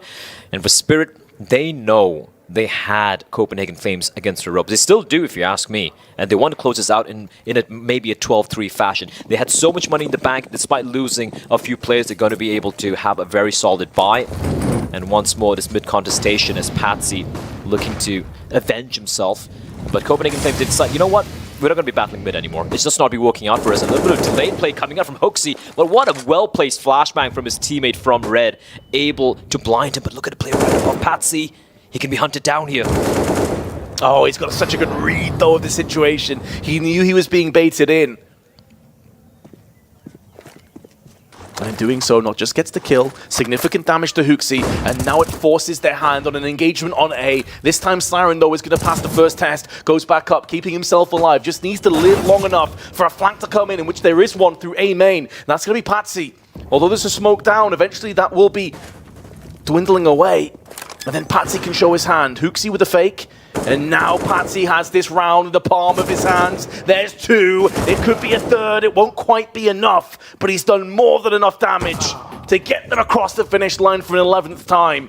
And Dexter puts the final kill into position. Copenhagen Flames got 2 in a row, but that's where it came unglued. And now, as you said, the 12-3 half, it is possible. Very much within the realm's possibility here, and this is such good awareness from Patsy, man. And then, of course, the flank as well. Second time we've seen on this in this half where we just come in from behind and completely ruin Copenhagen Flames' day. Now, they do have the money for the buy, full utility for a couple of the members. Mac 10 for Roy. As he looked to battle mid, but it's going to be Patsy completely blinded. At least good for one. The trade is at least solid this time around. And for the first time in what feels like forever, Copenhagen Flames, they've snatched control of mid. And Yabi's pushing so deep towards red. There are no CTs watching this angle right now. Smoke out as well to try and cordon off from the flank position. Has now just popped in. Magix realizes this is a distinct possibility. Although Patsy went down. He's picked up 20 frags in the first half, by the way. And Dex not too far behind him. Chopper caught in the back. Small opportunity was given across the Zyphon, and he snatches it with both hands. That puts B in a bit of an awkward position, but Magic's playing behind the smoke. Once that clears, Yabi will be favourite to take him down, but I think he has such a good read of the situation that he's not going to be falling for this, and instead make sure that Yabi is his prey. Molly onto the site will stall a little bit longer. There's a double flank in play. Siren from Con, and also Dexter coming in through the T-spawn. Oh, it so nearly takes the life of Cypher, and that would have been huge. Siren, in the meanwhile, does find himself a player in the cave. And although it's a post-plant, the smoke's dwindling, 1-for-1 trade. Nikodos is stuck in the caves, and Siren maybe peeking the wrong side and gets knocked down by the Deagle. You mentioned it yourself, though, Blair. 4 rounds to some teams is enough on their T side. So although it's stacked in favor of Spirit, this is not done just yet. Oh, this is not done just yet. No way, Jose. Huge rounds coming out from Copenhagen Flames in the dying embers of the first half. And that was such a well-played round. They knew they had the mid-control. Even the smoke, right? You could see the CTs were so convinced it was going to be an A play taking place. But Magic's, again, aware. His spider sense tingling. And once he catches the player pushing through the smoke near CD spawn, he immediately pivots back towards B. But again, they were getting wrapped around. But huge clutch shots coming out from niko and his merry men. 11-4 here. Copenhagen Flames, I mean, I guess it goes without saying, Vince, the pistol round is imperative for them. Oh, this is maybe one of the biggest pistol rounds, if not the biggest in their entire careers, when you consider what is on the line. A chance to make amends for the disappointments of the last major. They wouldn't be done, but it would be a struggle. Zyphon, in the meanwhile, is struggling to keep himself alive, but actually bounces back with 1 kill and doing significant damage in the process. Siren needs to make sure he doesn't overextend. The molly's now going to clear, and Zyphon comes through with another one. Finally, the contingent from Donut's going to show its hand in the form of Dexter, but there's too many bodies littering the ground. Copenhagen Flames, we highlighted the importance of picking up this pistol, and it's looking like they're about to do just that. They needed this pistol, and they've done it. They've won both the pistols here. You can see finally, Vince, finally a couple of smiles being cracked. xantares, he knows that was such an important round. That could have been the game-losing round there for Copenhagen Flames, but great hold from Zyphon. Fantastic stuff there. The flames from Spirit, the Molotov getting lobbed in right behind him, not spreading far enough, so he had cover from the boxes, and by the time he got taken down, he'd found 2 kills already. The backup had arrived, and Spirit, they walk into the lion's den and they get mauled. No bomb planted means it's just going to be the pistols, just the Glocks and a P250 being purchased, and it's just going to come running in. It should be a shooting gallery here for Zyphon. niko is there as well. 1 kill does come back, and the bomb being dropped down is going to put more pressure on Chopper and Magix. They did pick up an M4, but it was for a brief moment, and it proves to be a poison chalice, but Magix is going to try his damnedest to put down some pain, and it's only the 2 kills. One thing I will highlight is we got the chance to cast Copenhagen Flames earlier in the tournament against BNE, and mid was a consistent problem. Yep. xantares got killed so many times in mid with no help at all. Yeah, and that's what happened. That's what transpired on the T side, right? But hopefully the CD side is going to be a whole different affair here if Copenhagen Flames are going to be bringing this one back. That was 16-14 win for Copenhagen Flames against Bad News Eagles. Yep. Again, Bad News Eagles, a team who are very, very capable on this map. And here we go. We do have the buy now coming in from Spirit. Not wasting any time in the previous round, just running in straight into the A-bomb side and actually able to take away a couple of players. So they're going to be, for them, that's pretty much a win. And now, Copenhagen Flames, can they withstand this buy from Spirit? The first real test here on their CD side. You can see the smokes getting deployed, and that's going to be blocking off the entrance of Donut, and Zyphon's going to be playing outside of it. Oh, that flash, though, forces him back. The sanctuary of That Donut. smoke. It's not great. There's a gap there. Is that by design, though? Are Spirit going to try and white swing that? No. They had no idea. That's a huge error. That's a huge mistake that has cost them dearly. As the bomb spilled down, and now niko can go into the temple. There was an SG peek towards that location, but it's Patsy that removes the head of niko. Zyphon, though, is still alive, still kicking alongside xantares in the Donut area. That smoke is going to clear fairly soon, but Patsy's dusting up the cobwebs on the CT side. Yabi's now fallen prey to his AK-47, and now the pressure is applying that much thicker and faster for Copenhagen Flames. Dexter has the angle covered, bodyguarding and safeguarding his bomb planter, and xantares dealing damage but taking just as much in return. 23 HP and stuck in the corridor of uncertainty of Donut. This round is surely going the way of Spirit. He needs to go for the safe. There is not a chance in hell of him pulling this one back. He's waiting for a flank, which is never going to arrive. But what a crucial round there from Patsy, right? It was a very uncomfortable position for them. They didn't have any more smokes remaining, and they couldn't get the bomb down. Siren did a great job just tapping the C4, and then he realizes the CDs are going to be spamming away through the smoke from Donut. So what does Patsy do? He pushes into a CD spawn, creates enough space, and buys some time for Patsy to go for the safe plant behind the boxes. And despite the trades that take place, Spirit, the first buy round, they will come out on top. And look at Copenhagen Flames' money, Vince. They had rifles. All of them had rifles the previous round, and now they're gone for the forced buy. MP9, CZs, a Deagle, as Patsy looks to wrest control of mid. He was blinded for a second. Now he slowly comes peering around the corner. The CZ in the hands of xantares, not able to quite land any damage on him, but it's going to be the contact play towards B. Well, they misread the situation here. They assume that this is actually niko, but it doesn't seem to matter. Magic's with 2 massive entries and still is cognizant of the fact that someone could be in that corner. This grenade can finish him off, but Yabi survives on 9 before he's perforated through the smoke. Huxi, was that a mid-air CZ headshot? Doesn't really matter because the end result is the same. Spirit not just take a 13th round, but as you said, that was a force. That was a force. That was such a risky decision to make. And now if you look at the money for Copenhagen Flames, it's shattered. They have to go for the eco right now, and that means Spirit, well poised to get to round number 14. They have to go for the full save, Vince.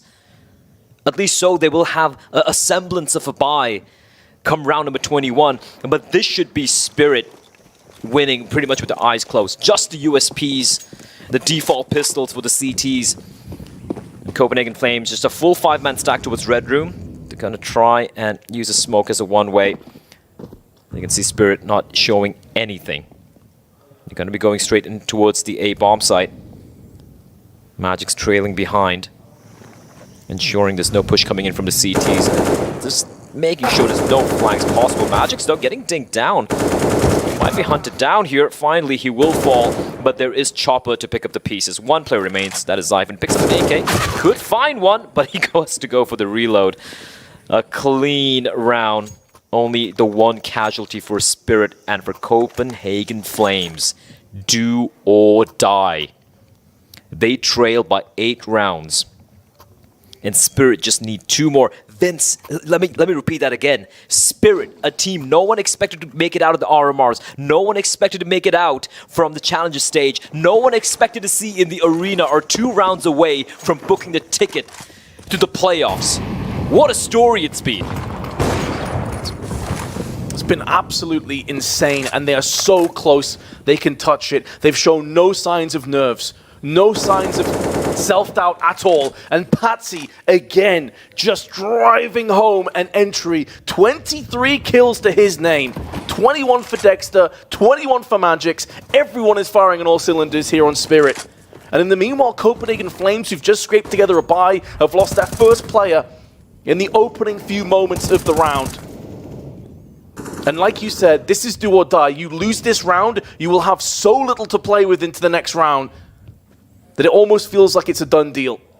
Mid's going to be haunted by the ghost of Huxi. The number of times he's just died there without ever getting traded, without really finding much impact. And look at this, Vince. They pushed so very deep.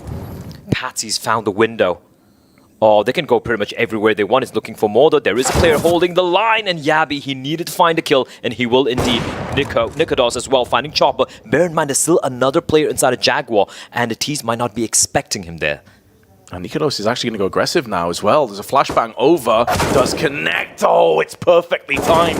I thought Nikodos maybe could get the better. And while Roy was uncertain as to his current position, because of losing the ramp player, he gets swarmed by Cave. And now Zyphon and Yabi, all that stand against Spirit. Going for the plant, a bit of an off angle that could cost him a life, but it's an even trade. They'll take that. 15 seconds to play with. Zyphon needs impact. 1 kill comes through, but there is Dexter. And there is 9 match points, 9 playoff points for Spirit. Now it's all about composing themselves. They know they have this one, Vince. They know they have Copenhagen Flames against the ropes. It's so very close right now. I love this. The flashbang to peek up ramp, they catch Nikodos, and they were still paranoid. They were still wary. There might be another CT inside of Jaguar to take care of him. Valiant attempt from Copenhagen Flames to go for the retake, but Dexter, he just seemingly does not seem to miss right now.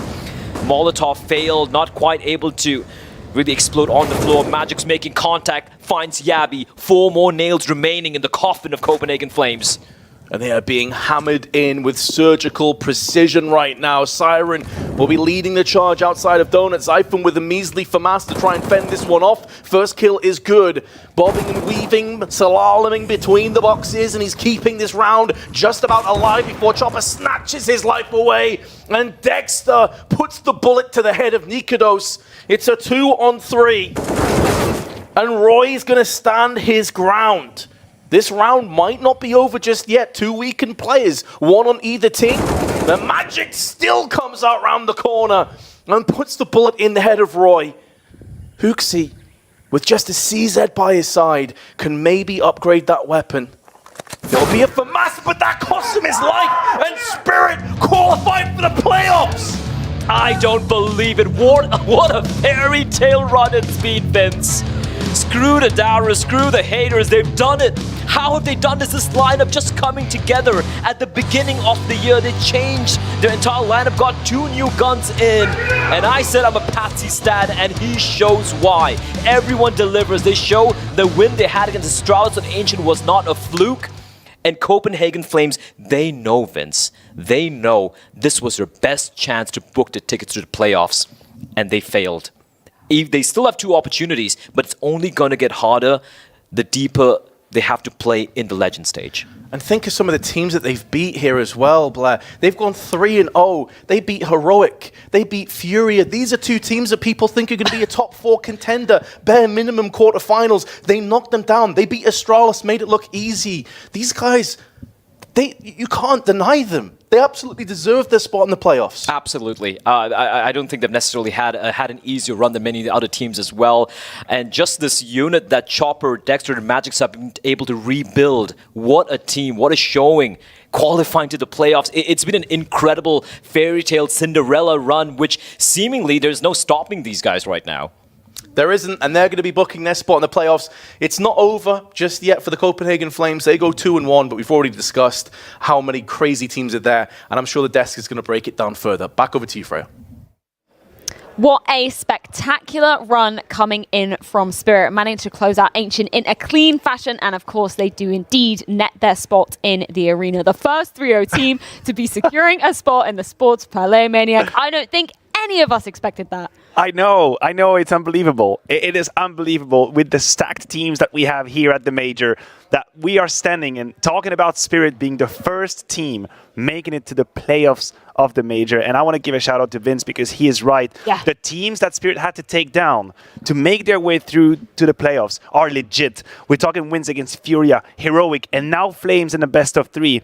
You cannot deny their right to be at the playoffs just as much as you cannot fathom how they got there. I am still bamboozled. I have to ask Valve. We don't get their stats very often, but how many people picked Spirit as a 3-0 to make it through? I've got to say, it's definitely under 1% of everybody that has a pick'em, but I am glad that we saw these players show up. Magic's in particular, I mean, the performance he had against Astralis, I think Bled put it out there that it was not a fluke. We saw, once again, his control over that B site, late game as well. He delivers on top of that. The other players that we had to talk about, they performed for Spirit. Dexter was fantastic with the op. I would rate Dexter as one of the smartest oppers in this event for sure. Dexter, come up and join us, man. Hello, Dexter. That was absolutely incredible. Oh, thank you for being a gentleman. Oh, there you go. That was absolutely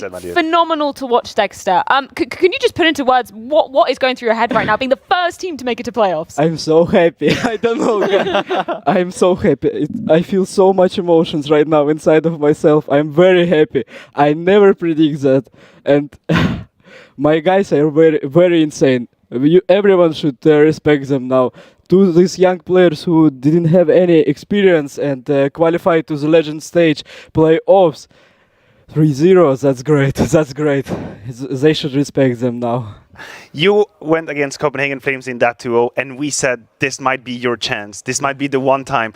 Was that something that you guys were thinking, that this is the opportunity to make it to playoffs? Of course we understand that we should win today, and we should don't think like, okay, we have 3 best of 3s, we can win one of them. We should be prepared to win first of one. We was thinking that we will play against NaVi, and we was preparing for that match. But anyways, we see that we have Copenhagen Flames, and we started to pray for them and prepare for them, and we say to each other, guys, we should never have relax right now. We should win. Right. Now, I just want to talk about Ancient for a second, because a lot of people consider Flames to be an extremely strong team on Ancient, and you just dispatched of them so easily. Like, what was the game plan? What was the idea coming into this game? Of course, we from Vertigo and Mirage, we understand that this guy is preparing for us, and they have some strategies that are working against our strategies about default and stuff like that we are doing usually on map. And on Ancient, we just did the same with them. We understand where they would like to go, and we just was ready for that. Dexter, I want to ask about how this team came together and how it seems to gel so quickly. Because when you look at some of the stats for like trading, flash assists, you guys are all at the top of the board for these kinds of numbers. But you guys have so many youngsters too. So how does this happen? How do you guys get so good as a unit so quickly? Actually, I have no idea. No idea, guys. Okay. I'm not gonna lie. It's unbelievable for me as well. Yeah. Okay. Then how about I ask you something about yourself? Okay. So I want to know.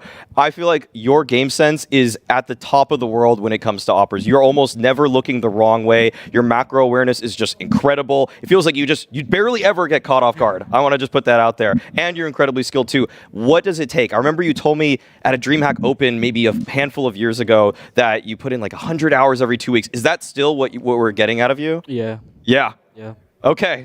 So just is that your how many hours you got right now? I think it's like 180.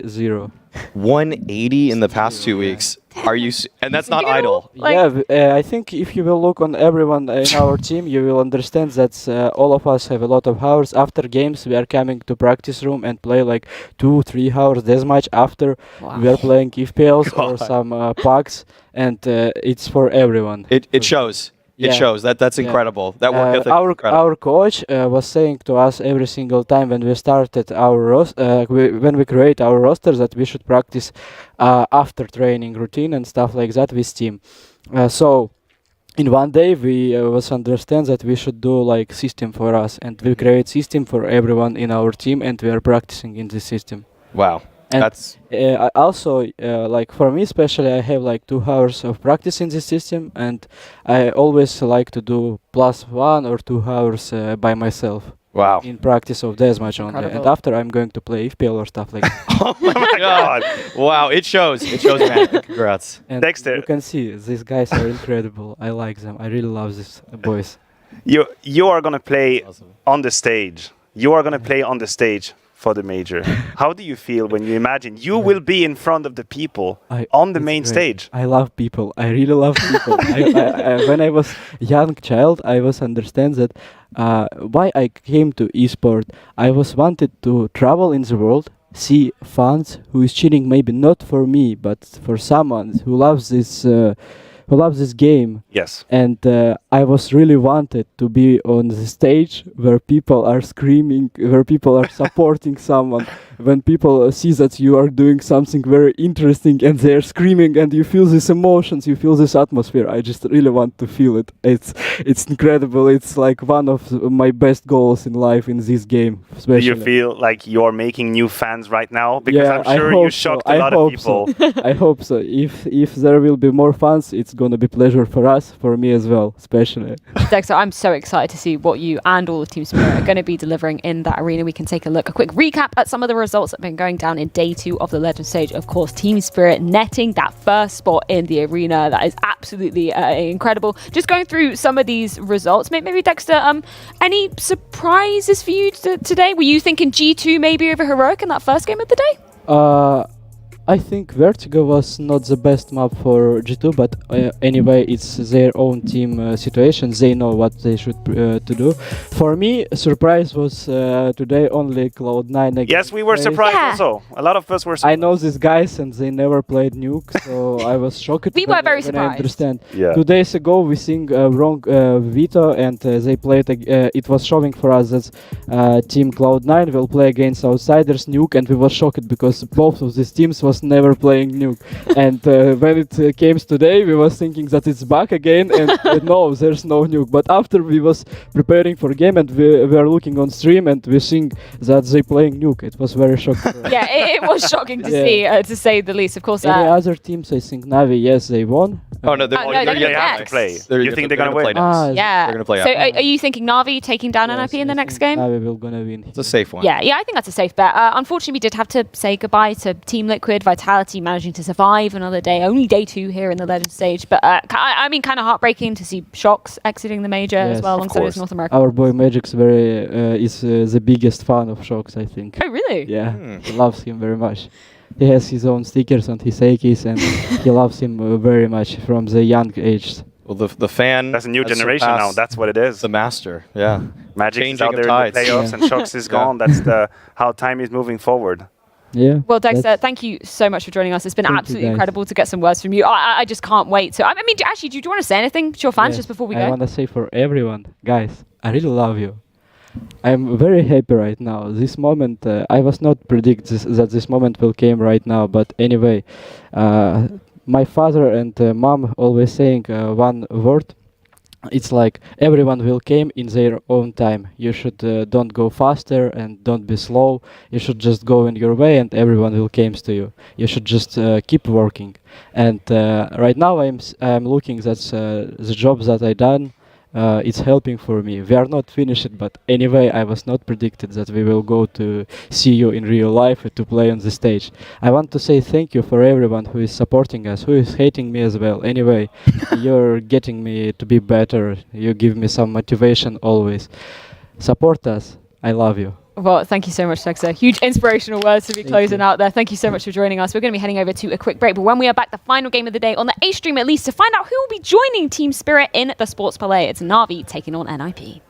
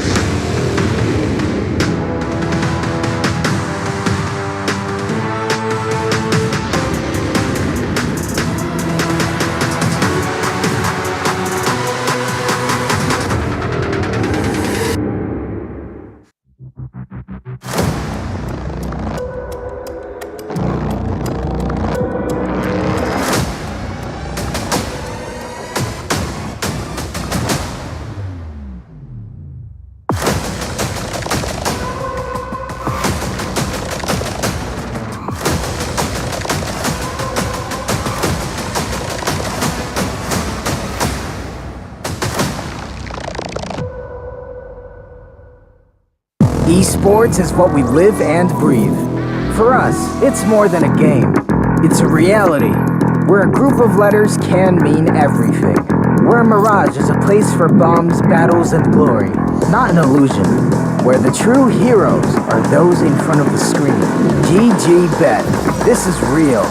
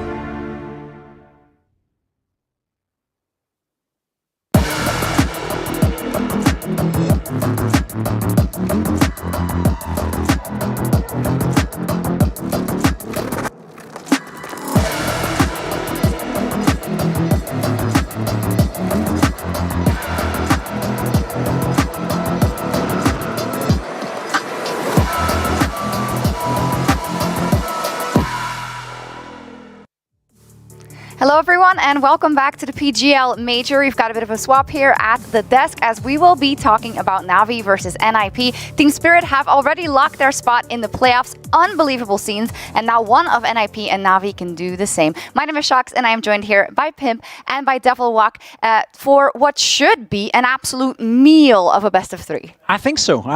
It's a great test for NIP to come in here and go up against NaVi. I think what we've seen from NaVi so far has been what we kind of expected, right? A couple of question marks marks for them coming into the tournament, but what we've seen so far, NaVi looks to be one of those teams that want to secure a spot in the playoff early on. Yeah, but on the other side of NIP, I actually was really impressed with how they actually sorted out the 2 opening games for them. They were in very, very different fashions. They kind of crushed Vitality, but used a lot of new utility I haven't seen NIP utilize before. And I think for NIP, we had a lot of questions coming in. I think generally into this year, what heights can they have? The uncertainty around the op position. There were a lot of questions that they had to fill in, and I think a big task list for Hampus in that regard. But when it comes to what they've shown so far, you said it already, 2 very different wins versus Cloud9 versus Vitality, some of the highest rated teams coming into this major as well, Pimp. I think it's momentum-wise a very, very good start for NIP. For sure, especially the win against Cloud9. Yeah. I feel like against Vitality, they were hitting their strides. xantares had a fantastic game as well, and I also do want to say that Vitality looked like a bunch of potatoes in that game. It didn't really work out for them. Whereas the Cloud9 win, that's very legit. We saw it yesterday together, Devil Walk. They had to grind out that game. They had to rediscover themselves, and they have to be super, super smart with the way they manipulated the situations, manipulated the rotations against a team like Cloud9. That was the one that impressed me the most. Yeah, and I think obviously with Brolan coming in, they're looking to strength to strength. xantares, he's been one of those players. He had an incredible game with the AWP on the early one against Vitality, but also checked a little bit on the stats on his flash assisting, and he's actually the best flasher in the entire event. So yeah, break this out a little bit for me. You were excited about talking about that, but it now comes into kind of the stylistic matchup and how both teams like to approach their utility. Break it down for me. What does he provide besides the AWPing? So he's always been a supportive player. He always had that in him. And I think that it's really, really good once you have a player that can always, you know, I call it pre-planning. So basically, if they push long, I will flash for you and kind of, yeah, you know, shut that down instantly. And it's really easy to play with someone like xantares that can provide those before it happens. Listen, it's the modern days AWP player. To all you FaZe guards sitting out there, to all you matchmaking heroes thinking that you can just pick up the AWP and drop 30 bomb and not give a damn about who you flash and how you smoke, you cannot do that at this level. I just complimented Monisi earlier today. He's another player who is really good with his utility.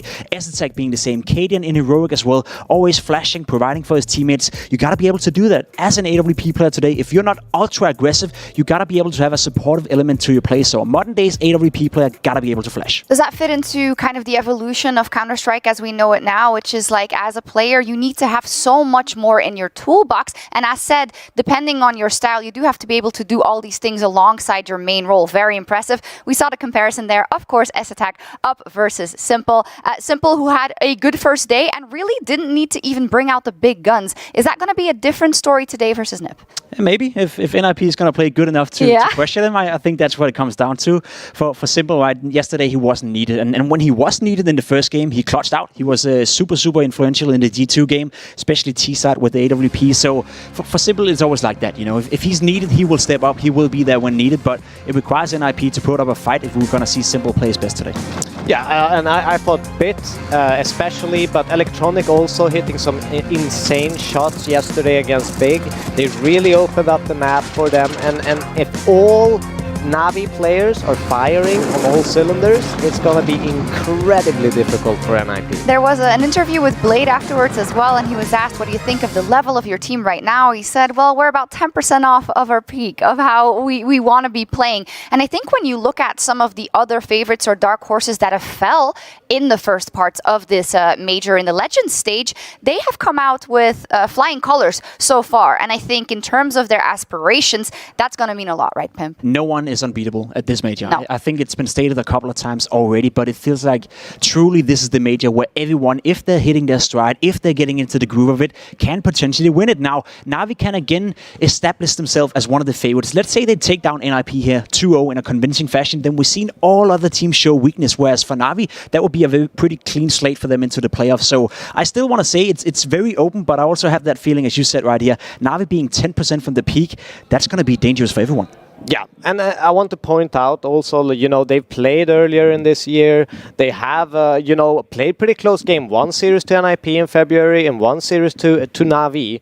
But I think NIP is a stronger team today than they were back then because they had FaZe, for example, and they've upgraded their spots. And Brolan is just such an amazing rifle. Yeah, let's break that out as well, right? For NIP, we kicked this off yesterday as well, talking about Hampus and about what he has on his plate, because we dealt in a time where, you know, Rez had the inconsistency, there was uncertainty around the op, there was Brolan needing to be integrated into the team. In what aspects do you feel NIP is a more well-rounded team right now? So basically I've talked a little bit with Hampus and what he felt Brolan gives the team. I've known him also since the past. He's a very vocal player. He calls, he can do it all, he can pick up the orb, but he's very good in these chaotic situations which can be very difficult to communicate correctly in, and that's, you know, his bread and butter, I think, Brolan. That's where he thrives.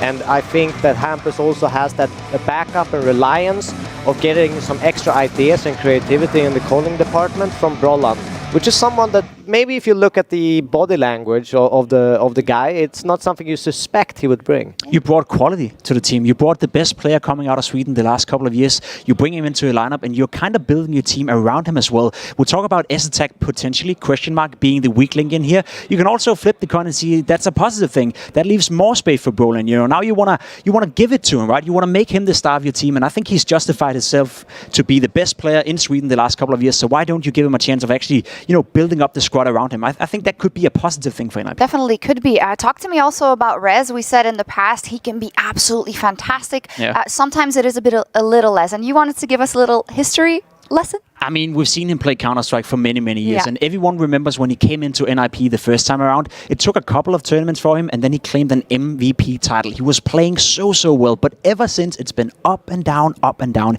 He seems like one of those players that when he's motivated, he can be one of the best riflers in the world. He can be one of the difference makers on the server, but you need to motivate him. You need to put a fire on him, and I guess you can attest to it as well, right, coming from the Swedish scene. When you look him play well, you say to yourself, that is supposed to be the best player of Sweden, but then you see him this tournament, and he's just average. And I don't know what it is, right? Because he can be so good. I've actually coached him in Epsilon back in the day, so he's incredibly sharp. Like, his mechanics are unbelievable when you stand behind him. Like, you get these like wow moments all the time. But I think he's actually the best rated player at the event so far. Before the day started so far, I haven't checked on every stat have come in after, but he's an incredibly good player. He can play the op, he can bring other things. We call it hobby opping in Sweden. Hobby opping. That's cute. Yeah, so he brings that as well. Okay, we'll get into the map video right now, and that gives us also a chance to talk about the stylistic matchup a little bit more in depth. When Blade said we're 10% from our peak level, what is NaVi's level right now in terms of their identity and the way they like to approach these games? I think it's pretty evident that the map pool is not as strong as it used to be. That was one of the biggest strengths for them coming into the Stockholm Major. You couldn't pick a map where you felt, okay, NaVi are weak on this. Now, an Inferno pick coming in for NIP, it makes sense in the sense that that is a very strong map for NIP. That is by far the map they win the most on, but it's also a good map for NaVi, so not necessarily a punish pick. And that goes into what I speak about right here. Despite NaVi having a quote-unquote weaker map pool this time around, it may very well still be one of the best in the world. Yeah, Inferno, Mirage, and last one, Ancient. That's going to be an interesting video, actually. I did not predict maybe Ancient going. I thought maybe Overpass or Nuke. Yeah, and since yesterday, it's now 232 days since NaVi since lost on Ancient. So let's hope for NIP we don't go to a third map. Yeah, yesterday we saw NIP on Inferno against Cloud9, and it was very impressive because, you know, Cloud9 usually a team very good at counter-stratting and not giving you any openings, but they did manage it, right? So how much of that will they have to bring into this map, and how different is it then to go up against a NaVi, because they are not as comparable to Cloud9, I suppose, in their setups? Yeah, and that's one of the points I want to bring. We talked about the flash assist earlier. We talked about the way that the NIP play. They rely a lot on the individuals in NaVi. They rely a lot on Simple going going off, on bit going off. You see it right here, and I want you guys to look to the right side of the screen right here. Half the kills on the T side NIP is getting is assisted by a flash. That is absolutely insane. It's also provided by the fact that they did play Inferno yesterday, and that's one of those maps, whereas for NaVi, it's less than 20% of the T kills that has a flash assist to it. So it goes to speak, right? They win equally the same amount of rounds, but they do it in a very different way. Look at that 4v5 percentage. NaVi being 45.5%. Not fair. When they lose the entry. That is absolutely stunning. And I think that comes down again to what we talk about with NaVi all the time. Even though you have a couple of members there, like a bit who, given he shines under the spotlight, right? But he isn't as experienced as some of the others. But it feels like as a cohesive unit, they really find their form when it comes to the LAN environment, and maybe definitely so when we get to those big crowds. But no slouches on NIP's side either, right? And I think the Cloud9 game also showed us that they can really hang in there when the pressure is highest. This is the test for NIP though. It was best of one against Vitality. Well done. Exotech had a fantastic showing. It was a 16, very narrow 16-14 win against Cloud9, again in a best of one that ended up on Inferno, one of the stronger maps for NIP. If they're able to compete against NaVi, if they can take a map away from NaVi, let alone make the game competitive, that to me is enough to say that, okay, I can stock in NIP. I think they can go all the way into the playoff, and that to me is a surprise coming into this tournament. Yeah, but I would say you shouldn't underestimate the strength of NIP's riflers, because they are incredible individuals. And I actually think they can match up in some departments. That might be a little bit controversial, but yeah. I think NaVi's going to slate in 2-0. Okay, 2-0 from Pimp. A lot more belief coming out of Devil Walk for the side of NIP. I just hope we get all 3 of the maps. Let's get into it with our casters.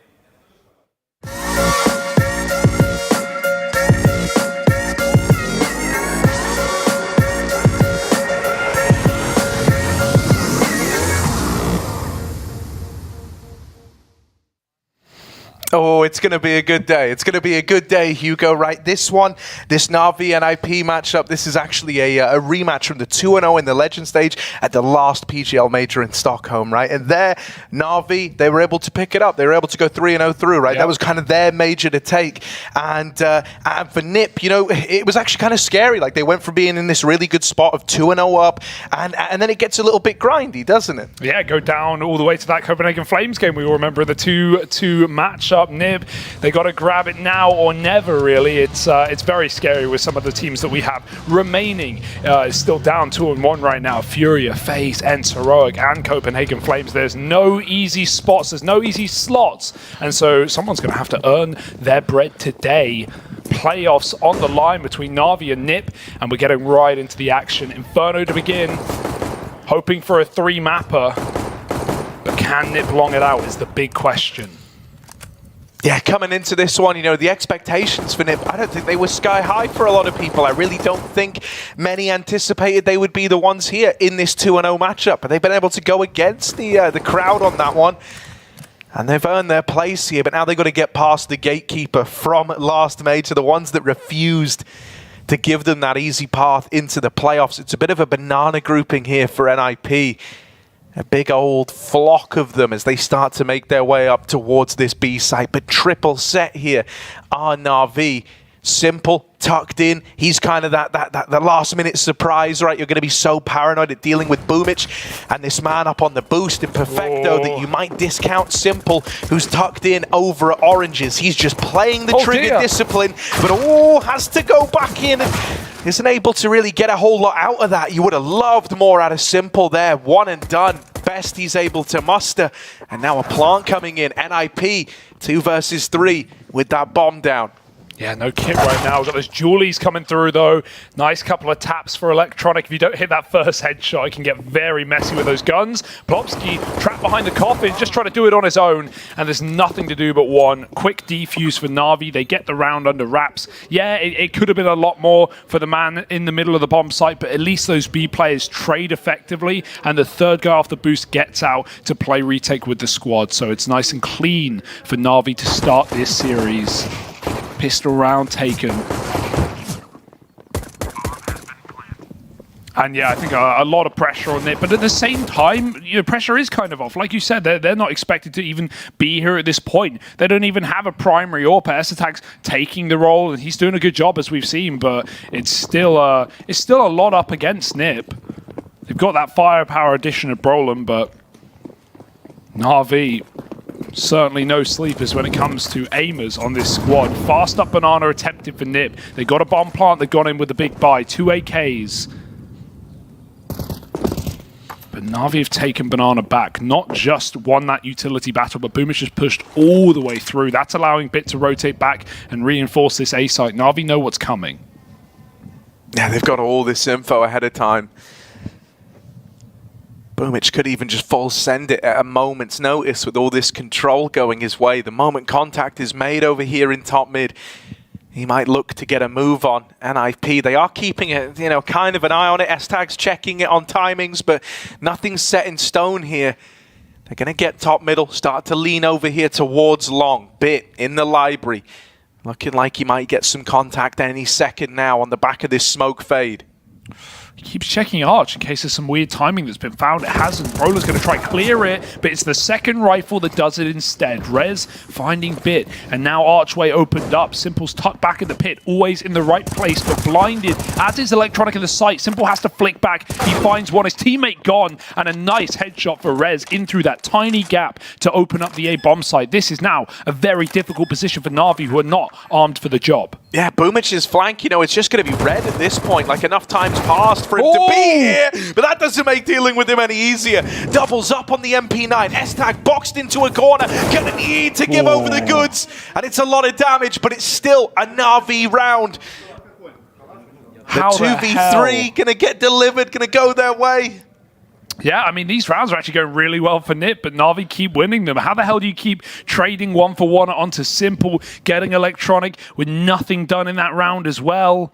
Bit 1-for-1, like all the setup for a round there. If you're getting favored post plants on the T side of Inferno, you are golden. But that double up for Boomich was unprecedented. He got triple peaked and still got away with 2 kills before he fell.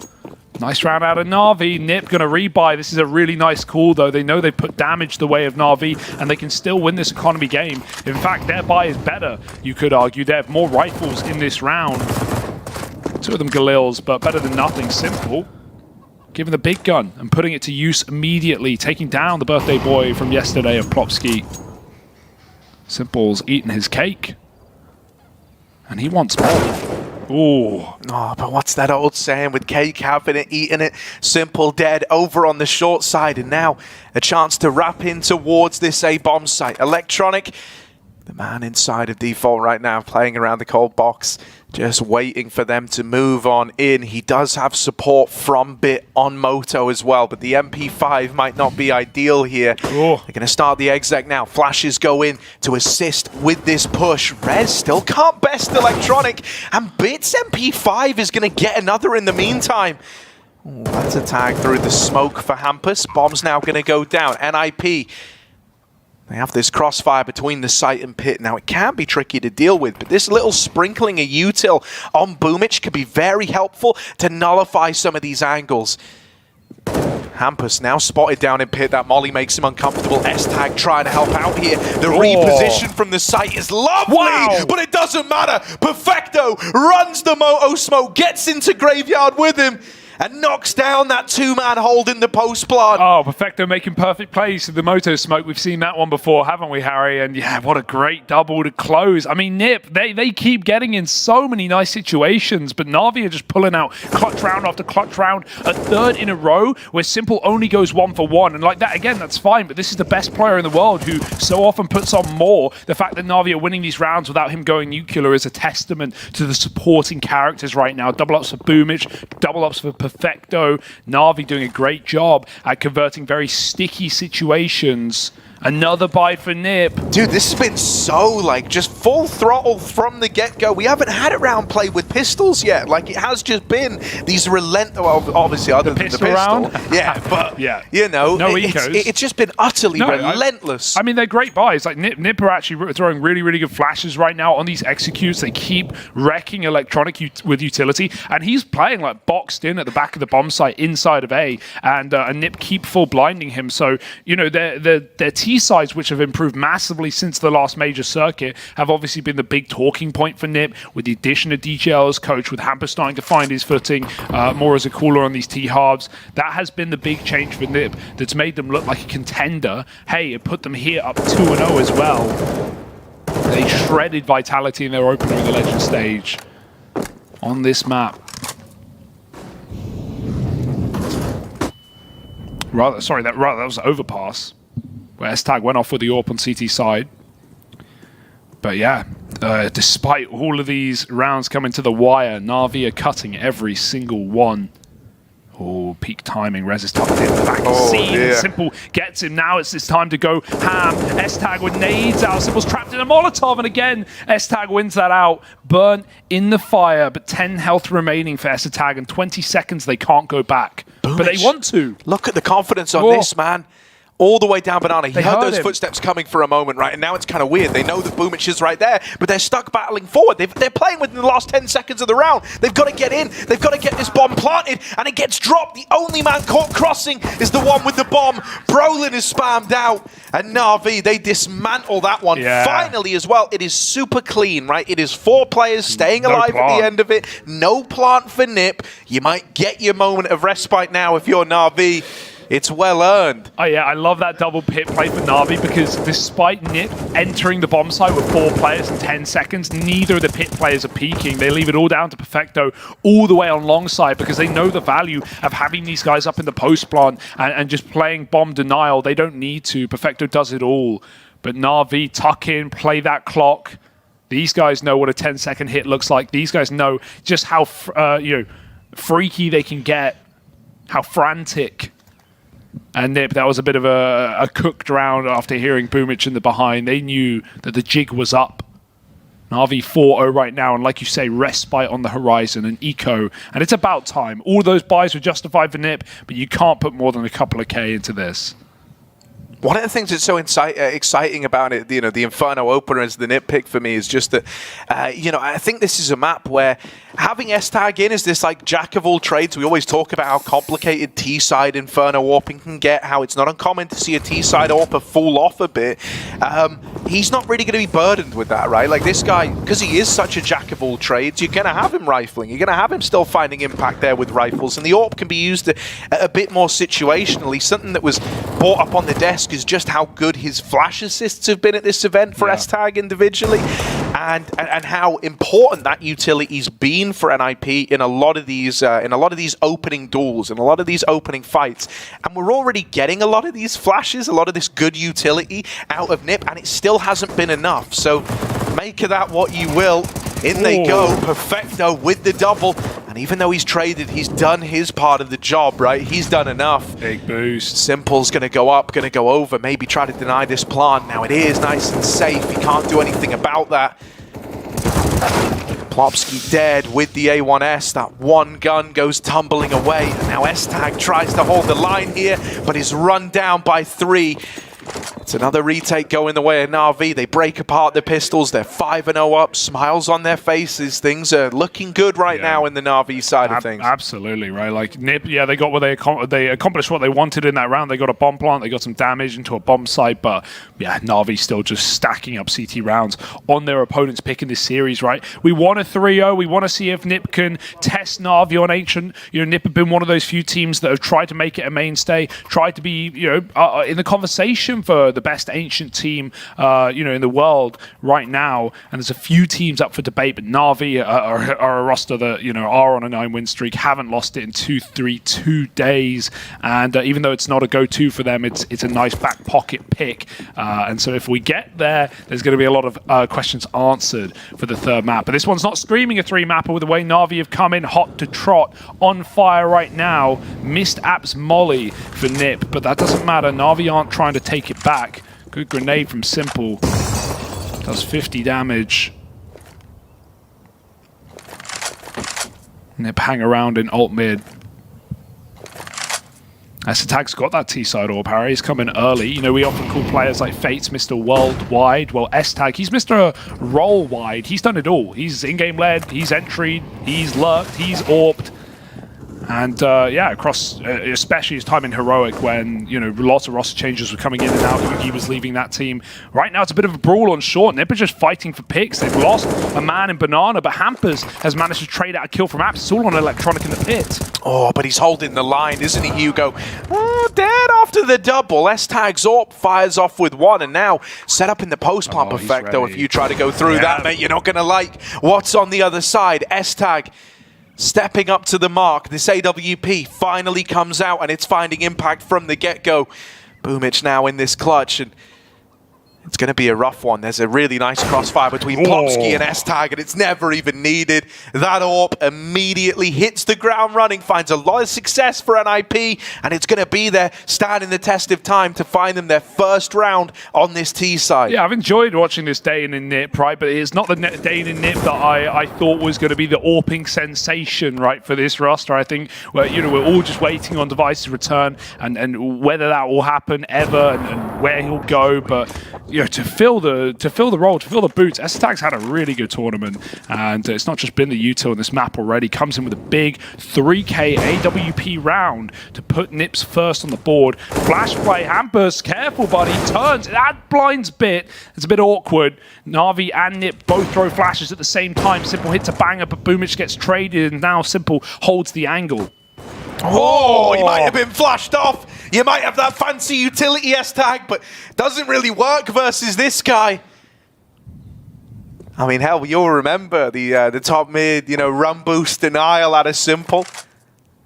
While he's dodging flashes, while he's getting wrecked by them, he's more than comfortable shooting, even once you've removed vision from the guy. You know, that's a feeling. It's a feeling shot, and no one feels the game quite like Simple, right?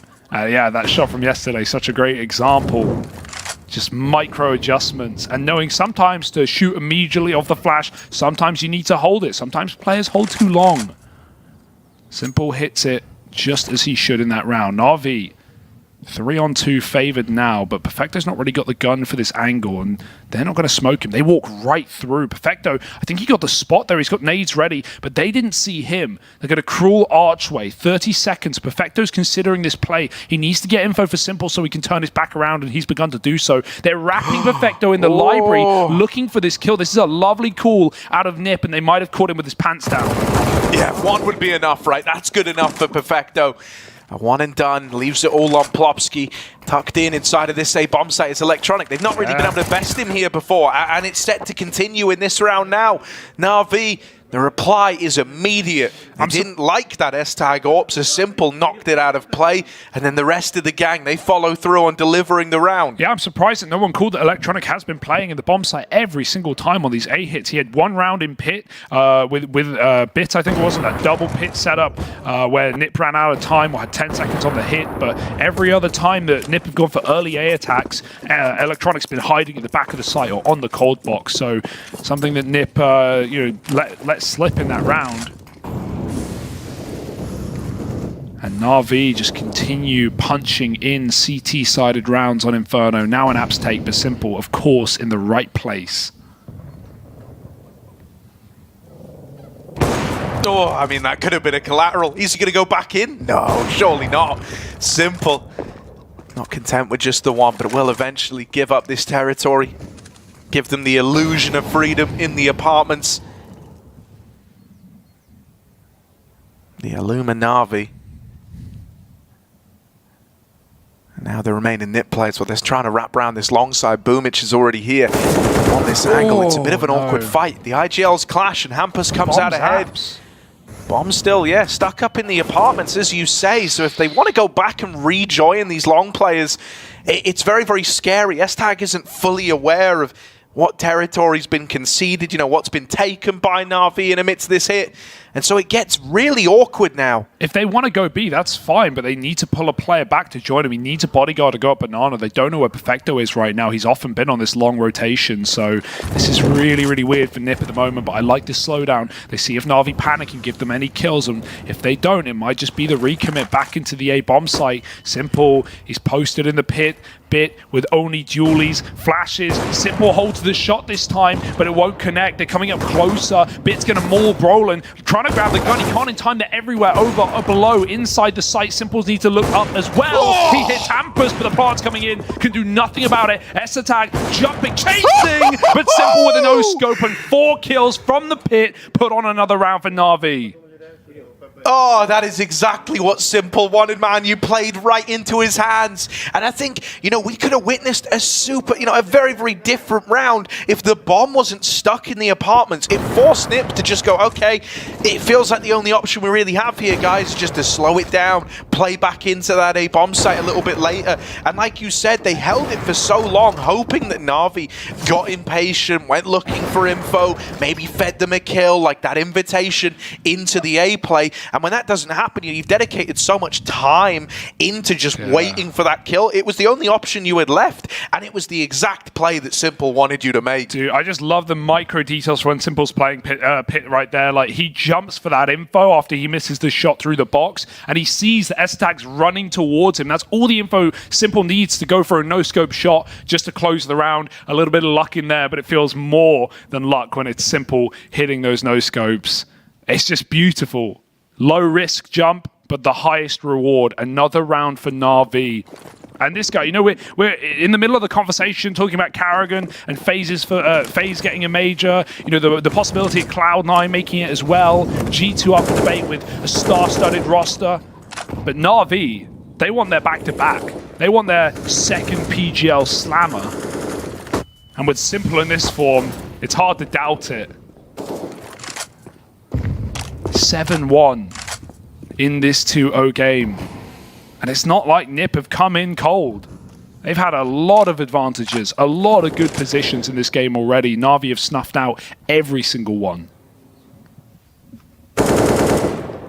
Yeah, and it's all the details that are normally there in a Nip victory are still there, but they're not able to get these rounds past the keeper. You know, it's not like we're having kind of fumbled util or flashes not really connecting. Like, I don't know, man. All the little bits and pieces that often lead to success for NIP are as present as ever in the series and the matches that they've won so far. But the result is not the same. This time they're lobbing in this full-on A exec. They've thrown all this utility over, and it looks like they want to try and maybe wrap this B play again, sending Resin alone, right, to try and take that space at long. NaVi are one step ahead, though, right? From the moment those smokes went in, Electronic was already dedicated to the rotate. Now, the bomb is coming back up middle, so it feels like a bit of a fake. Brolin's trying to take CT. But Electronic was there ahead of time. Now, at a bare minimum, when you see Electronic there, you go, okay, we've pulled a player off of the A site. Simple has just missed that timing, still delivers a tag, but it's not the killing blow. And so NIP will get the bomb planted, but trying to get out of this position is easier said than done. Ballsy cross. Plopsky repeaks library as well. That is very, very scary, but he gets away with it. Simple looking deep in on S-Attack's cross. And he's trapped in with such low health as well, but no nades for NaVi. They've got to do this one with brute force, with fights alone. Coming up through apartments, they're giving Boomich a bit of room, but he's been spotted. Now his team need to take some space, tap that bomb, force a fight. They have, and they win them both immediately. Plopsky just stuck in the open, goes 1 for 1, and NaVi, with a few seconds remaining, stick that defuse yet again. They just keep winning retake rounds. 8-1. And more buys for Nip, more chances, but none of them capitalized upon. And I mean, that round there, that was Nip trying to get like really cute with it, trying to get really tricky as to how they approached that round. You know, it was kind of all that util over towards A to try and split CT. Okay, that didn't work, but then we're going to make a bit of a wild play with Brolin over towards B. That didn't work. They managed to get into the A bomb site, but then they lose it in the retake. Like, as convoluted as Nip are willing to get, the composure is just there throughout for NaVi. Ooh. That gap is very purposeful, right? That's the smoke thrown from spawn that NaVi can and will run boost through if they need to. But by design. Yeah, Simple's just using it to fight a crossing player, get an early shot in, trying to maximize your, you know, chances of getting a 5v4. He's had to go all the way back to the site right now. Nip have at least done their due diligence, pushing him off, leaving Brolin and Banana, yet to be successful in his solo fight in this position. What a wallbang! Bye-bye, Simple. Hampus has the lineups. He's got the receipts. Simple has no clue how that's just happened to him. Oh my god. Okay, that's one way to get into the site. That's one way to open up. But they played their trump card. They better deliver on this. They better deliver on the round. Hampus dead. No more wallbangs today. Bit's gone sprinting in, but will get blindsided. And Electronic's gone as well. Perfecto's pushed the Moto Smoke and is in with a triple. He's done it again. Oh my goodness. What more can Nip do? What more can they do, Harry? An opening kill like that, where you're lining up on Simple's spot. It's a common position for him to play, right? It's no surprise for Nip. They push him back, they know where he's going, and they have an incredible wallbang lineup, but it matters not. They don't know which pit position is occupied. Hampus is shooting through the ground, but it's far away they have to worry about. Even further on long, where Perfecto punishes, pushes through yet again. 3 timeouts used right now for Nip. They are getting slammed. I don't know how you solve this. You're just getting no respect. Dude, it's insanity, right? Like, you've done all this prep. You've put all these man hours in to try and, you know, get a read on their game plan. And you're reading it, right? And your strats are, you know, your util's landing. Your wall bangs are cute. You're getting into post-spawns, favored post-spawns as well. This is Inferno. This is a map that you'll just save on in 3v3s if the money isn't justifying it. But none of these rounds have held back NaVi. We need something more towards this B bomb side. It's what we haven't really seen from it. Their game plan has been exploiting A, but they haven't really run execute since very early in those forced by wars. That's a big pickup for Brolin. Very quiet right now on these openers for NIP, but puts up an early kill onto Boomich at Banana. Reinforced by Electronic now, who has been that stable A anchor. Bit wants to get hungry for information, but all 5 players at Nip are here. They still want to bludgeon this A bomb site. They know they should have pulled NaVi into 2-2 setups, which is nice. Simple's in apps and Bit's roaming around. Oh yeah, and Simple makes contact first, but Bit also finds success. They're going to try and get up short, but that means going toe-to-toe with this AWP. Bit's here providing some cover from the balcony. Simple in the pit. This time will get overwhelmed. Oh, that is a real sigh of relief, right? You just have those memories all flashing back to you of where he clutched here just rounds ago. This time you get past him. Now you arm S-Tag with an AWP. You cannot take your eyes off the Moto Smoke, however, right? Not with the precedent that Perfecto's set. This smoke does not scare him, not one bit. He flashes. Oh, Electronic on the short side. But it went in just a touch too early. Or too late, rather. And Electronic was blind. Perfecto now in this 1v2 Nip. They stand here. They might be about to get their second. They just play the numbers. They don't give a kill up to Perfecto. Very awkward team flash there. Very, very awkward. But finally, Nip are given a way into a round, and Perfecto has to respect it. He wants to trap them here, but he shouldn't really throw himself in at the last second. At least give them the respect to keep a gun. If they want to save him pit, they'll get away with it, and Perfecto has to accept that fact. NaVi's money isn't perfect, right? We've talked about just how competitive these rounds have been despite the scoreline being so one-sided. Great clear onto Simple. Finally, they get rid of him. And to think that he started this game, again, just going 1 for 1 for about 4 or 5 rounds straight. And then he went nuclear. Nice round out of him and Bit, but S-Tag's able to ice him out. And finally, Nip converts. Straight into another tack, though.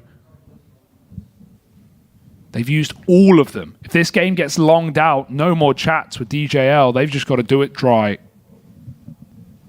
Hampus at the helm. And a long road to recovery from Nip.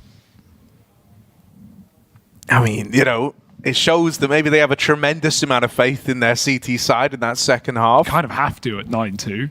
Don't really have a choice. On the bright side, again, we haven't really seen much towards B on this map for Nib, so... I like Simple's buy. Yeah. I have to interrupt you. Look at this. Mag 7 over towards B. And if one guy, you know, could give you a bit of faith as to popping off with this gun, it's going to be Simple. Yeah. Let's see what he does with it, right? Does leave him a bit restricted, and this kind of very mobile CT side is going to be a lot harder.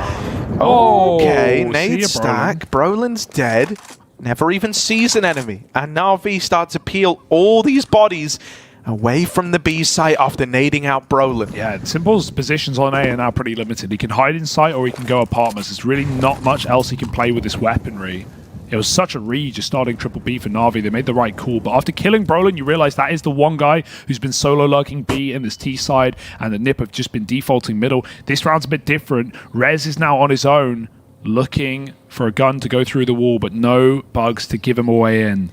Boomage hiding at sandbags. Perfecto's got a flash laid up. Rez is getting caught with nades. Now 2 fights on 2 sites, and Boomage will only go 1 for 1. The flash is too little too late, but the molly will stop all except Hampus. He storms the board, running in to CT spawn, and I don't know if NaVi are aware.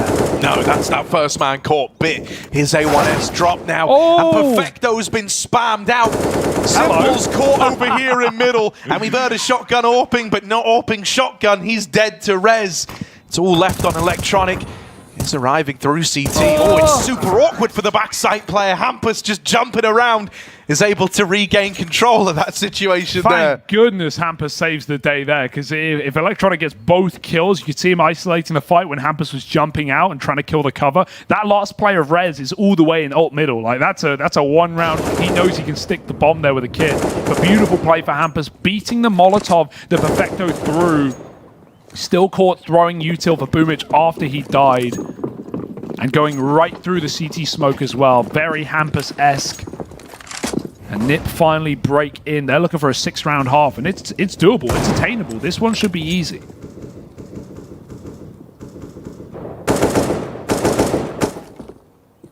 Perfect round to spam apps on your default when you know NaVi or on Eco as well. Watch out for those mag 7s.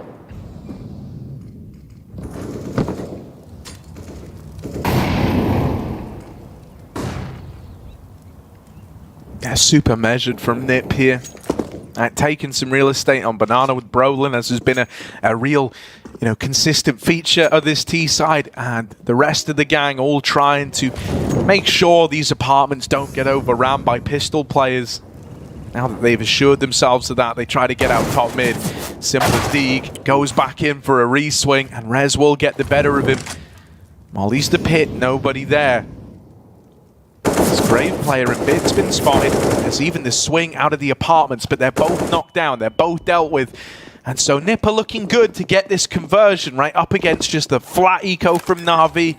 They remained very composed throughout. They didn't really jump the gun in this one. Yeah, a little more methodical, right? They get 3 kills. They still clear every position, checking both pits, checking back sight. You don't want to get sneaked in by a NaVi player who's hiding. There were 4 to start the round on this A side, but now it's just exit attempts for NaVi. And Nip at least getting a bit of resurgence latter half here. And now 5 alive round, but the looks of things should be able to make some money as well. Boomage can throw himself towards the pit. If he can get a dink off, he might be able to kill a player, but it's a backside plant. He would need to do some serious damage in order for this to work. He's going to try. That's lovely for Boomage. Just a bit of damage, but it shouldn't matter much here, as we have 2 rounds left of the half, and Nip are getting away with something towards the end. But NaVi have a rebuy, and if Simple has the AWP, there may be cause for concern.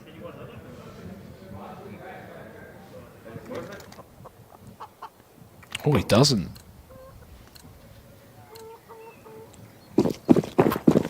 Yeah, I think one of the kind of keys back in here has been actually getting these kills on Boomich over at Banana. I almost assumed that we could see Nip go back to that, right? It's a very heavy lean here right out of the gate, and it's been good. It's stopped this super mobile CT side from just kind of free-flowing, right? They're always a little bit paranoid as to leaving that second player over towards B, and you've definitely felt that in these execs, right? As NaVi are getting pushed over here on A, the rotates aren't there, like flooding through and constantly replenishing lost men like they were early on. These mollies go over, but Bits found himself a tiny little dry spot. And so he might be unaccounted for here. They've got a lot of control over at long, and Simple's going back into this very, very late. Has to be aware they could have caught timings, and he didn't look too ready for Rez deep on that angle. Simple dead. Suddenly it's going to fall to Bit and Electronic to hold down this A bomb site. They're good for the first couple, but the Orcs now bested. And NIP managed to get in. Here's these rotates, as mentioned, right, in rounds gone by, Boomich and Perfecto would have already been through this Moto smoke and would have already been resisting the A play. Instead, they're locked off by it, they're having to show it some respect. And in this like weird 2v3, you'd kind of even love a save, but they both have MP9s. Like, where are the big ticket items? He's looking for Simple's gun, he's finally found it. And maybe that will just lean you into a save, like you say. There's not a lot of hope in going for this round. Perfecto can hang on, throw Boomich's util to get away. Whoa, dude. Perfecto throw himself in last second yet again. I would love it if... Nice. oh, okay, he's got a gun. Never mind. He can get out now. Muddy's pretty cooked for last round. Rez is running. He should be dead here, but... Oh, no, he fell off. Phew, Perfecto recovers. Still going to be a double save for NaVi. Nip are fine no matter what happens, really. They're going to have the AWP if they want it as an option. At least should leave it in spawn just in case in the final round of the half. But it's a nice recovery, given how this game started, with us giving a lot of credit to Nip's T-side calls, but also just NaVi winning clutch round after clutch round. They finally got Simple off the AWPs, not had it in a few. And like you said, just forcing a little more respect out of Boomich and Banana. Not been any aggressive moves from him as of late. Estag has got that AWP. But no one will be dueling down mid. Oh my goodness. That was almost one hell of an opener. You would have been rubbing your hands together if you're NIP there. That shows that Nip know there's no open play as well. Like, you wouldn't run up top mid that cleanly, that early, unless you had some read as to the money of NaVi and you knew it wasn't there. So a lot of early space taken. Nip don't need to waste double nades up top mid or take it from apps. Perfecto's hungry. This is risky. I'm so nervous that he could just get wall banged instead. It's a 1-for-1 trade. No! Oh, can't quite catch. Boomich leaping out of there. That would have been the invitation into a B play. That would have been the go button push. They're still going to try and follow through with it, but a second man has now arrived. It's Simple waiting in CT. They don't know about him. He's going to play ahead of that smoke. Yeah. Oh, it's a thing. No. And Estag flicks back round, but he's low. He's wounded. Inside of the site, Boomich just has to finish the job that Simple started. He's going back for a flank that doesn't even exist as well. He's looking for just another pick to try and cut NaVi apart. But Electronic is sat in the bomb site right now on A, and Estag doesn't have the time to be walking this play. He's got to run if he wants to go back. Last round of the half, no save as an option. Estag has just got to win this immediate fight. He's at least got a 1v1. That rotate will be late enough for him to plant, but it all relies on the one shot, and he hasn't read it either. Stick and dead. NaVi find 10 at the half, picking up the final one after a bit of an absence. 4 in a row for Nip in the middle of that. But NaVi are going to be more than satisfied with that CT side on their opponent's map pick. Yeah, I mean, dude, like, you kind of said it already earlier on, it's a really nice recovery out of Nip, considering how dire this was. One thing that does just make me a little concerned, though, is they've got no pauses left, right? It was something you touched upon when they called in their fourth. Meanwhile, for NaVi, man, they've still got plenty. Like, they're reflecting on their notes heading into this second half. They've got chances to have a chat with Blade should they need to. So, you know, if this ends up coming down to the wire, if NaVi do start to get pressured by NIP crawling back in on this CT half, they're at least going to have that option, you know, to kind of step out of the game for a moment, have a chance to reflect and try come up with solutions. Nip are having to do it all on the fly now. Yeah, 4 ace stack for Nip in this pistol. Broden's got a boatload of utility at B. He'll be able to drop a smoke. It's just whether down to NaVi respected or not. They're taking apartments to start. Only one man there, but that's been the man of the map for Nip at least. Estag primed with his pistol, sees Bit. Doesn't want to re-peek and give away back in though, especially with P250s possibly on the other side. Definitely besting USPs in these head-to-heads at any range. Nip. They've already rotated, they made a read, and it seems to be the right one, bringing 3 players over to the B bomb site. Brolin's used up his smoke as well. He has nothing but a flashbang now, and probably won't even be priming it. NaVi can't fake this. Unless Simple hits a one-tap, that will cause some worry for Nip, but it's up to whether Rez wants to take that fight. He looks interested on some jiggles right now. This is a contact A play, and Nip still don't know. Oh, Simple's coming back. Never mind. Actually, it looks like they want to try and wrap B. Simple recommitting. They're starting to take the arch side, moving into CT. Now, Simple's just heard a bunch of footsteps there, and I think he might have come across, rather. Oh, guys, there's a lot of dudes over here in this B bomb site. So now the A play looking to come through for NaVi. S-tag dead. Boom, it's double opener, and a plant is in. Banana, you can't rotate freely through here. Hampus is locked in a fight versus Simple that he's got to win quick, or else the rest of his team are left a man down in this retake. God, he headshot Hampus there through the logs as well. This one's done, mate. There's no getting back in for Nip. They've just lost Banana as well. Simple can double back and cover that mid-cross, meaning they're constricted to long right now. Brolin doesn't know it, but he cannot cross through middle, with at least without information for NaVi. Simple's going to check it and get those shots off. Brolin's gone. Rez running away. And yeah, like you said, you called it perfectly. Great realization from Simple, not just hearing the steps on B, but seeing that re-aggression for Rez meant Nip knew what was going on. They or at least so they thought they did. They wanted to take Banana back and try and flank that A play. NaVi just speed up the pace and wrap that A bomb site. Beautiful entries from Boomich in that round. And Nip now in a very tricky spot. We talked about this coming into the game. Let's refresh it again, because it was back at the last major in this legend stage when Nip went 2-0, right? But that's no guarantee, as Entropic will tell you, as forZe will tell you from the challenger stage here in Antwerp. NaVi took him down at that 2-0 game, and then they had to fight all the way to their final matchup against the Flames, which they only just won in a 3-map banger.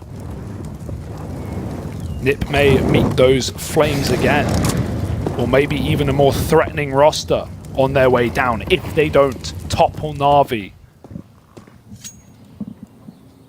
for the first time in a while.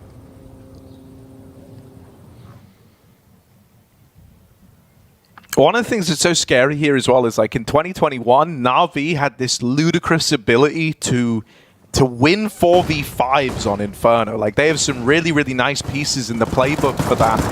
I'll revisit it in a sec as this B pops in. Brolin only good for one before Bit trades it. With the site already lost, Nip might be here. Spam, if it does connect, would be lovely. It would have spurred them on to give this round a go. The nade's going to do it instead.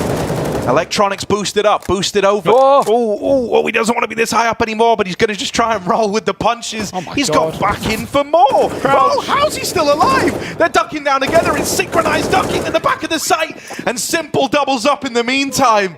NaVi, they pull that one off. They managed to get it past the finish line. Despite the fact, you know, Nip, they find that nade kill that gives them a reason to want to give that a go. Despite the constant re-peeking out of Electronic, up on the boost. It all still lines up for NaVi. Yeah, just not the weaponry for the range fight, right? Just whittling away with 5.7s. They're very good up close. They can hit headshot, but yeah, not good for that retake all the way from spawn. And NaVi just playing awkward headshot angles off that boost. Now more pistols to play with. Brolin, he's had a real rough go at things here on that T side. I think he only got 1 or 2 entry rounds up Banana. The rest, he was on his own, just getting double naded and removed. Good flash, Simple just react. And again, it's that feeling. You know where to fire. Taking that 5-on-4, and we've already seen more B hits in the second half for NaVi than we did for the entirety of Nip's T side. Just roasting this B site. And nothing to do but die.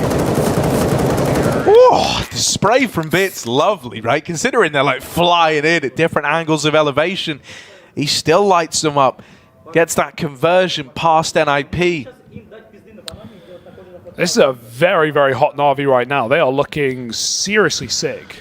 Yeah, you know what I was going to say? It's like 2021 when we saw like NaVi looking really good on Inferno. They were incredible at winning like man-down rounds. They had some phenomenal protocols in place based on success at either side of the map, or I guess failure at either side of the map, as to how they would like route to play those 4v5 rounds out.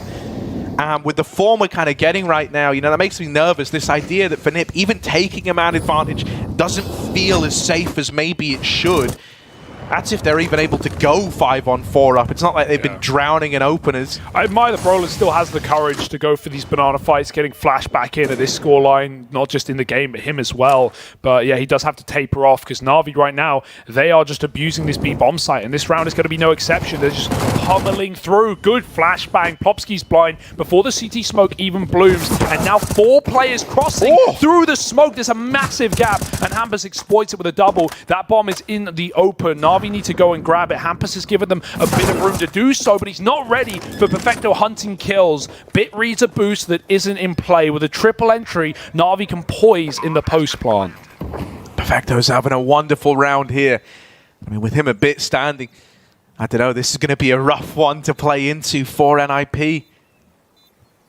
They've got a molly, they've got a smoke, they've got a flash, right? They've got this util that's often a cornerstone of these guys winning rounds, but it's gone in to clear out dark. That's one angle they don't have to worry about. But what if the fights just come running at you? S-Tag doesn't know where to look here in this 1v2.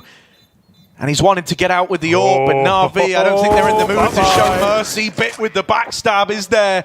And between him and Perfecto, all 5 kills coming from the 2 of them. Na'Vi win that first rifle v rifle round, and Nip are quickly running out of chances here on Inferno. Yeah, it's similar to that first half where we saw, you know, how many rounds like Perfecto would run through smokes on Moto and just be disrespectful. They're doing it again on this T side. Like, Na'Vi are not even letting Nip get util out on this B hold. They are just running it with 1 flash and 1 smoke. Like, even in that round, Plopsky gets entry'd in CT before the smoke has bloomed. Na'Vi's MAC-10s were already running rife in the bomb site. Na'Vi know they're the better team, and they are telling Nip that right now. 14-5, an opening kill, and Na'Vi can go wherever the hell they want.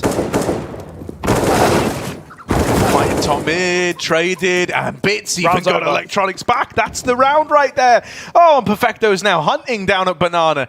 He says, guys, look, seeing as y'all have got the round, I'm going to go try and just add insult to injury. He's holding on to Banana, hoping he can find these saving players.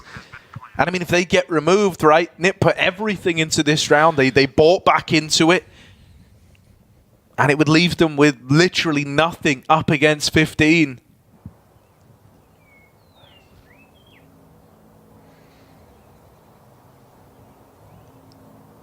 Very scary spot to be in for Nip, but Na'Vi are on a roll right now. They have not had the easiest matchups either through this Legend stage.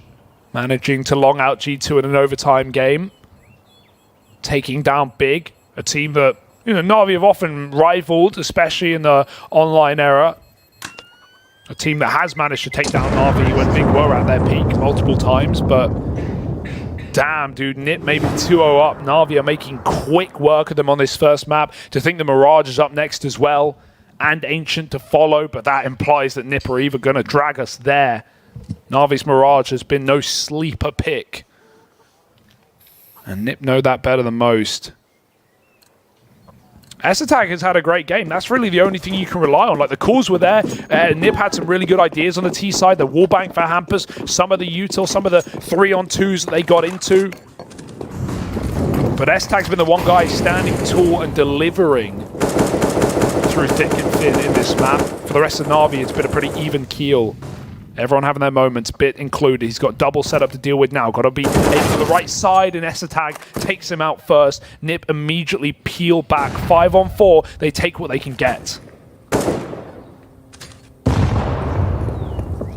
That's a very meaty nade lobbed down Banana.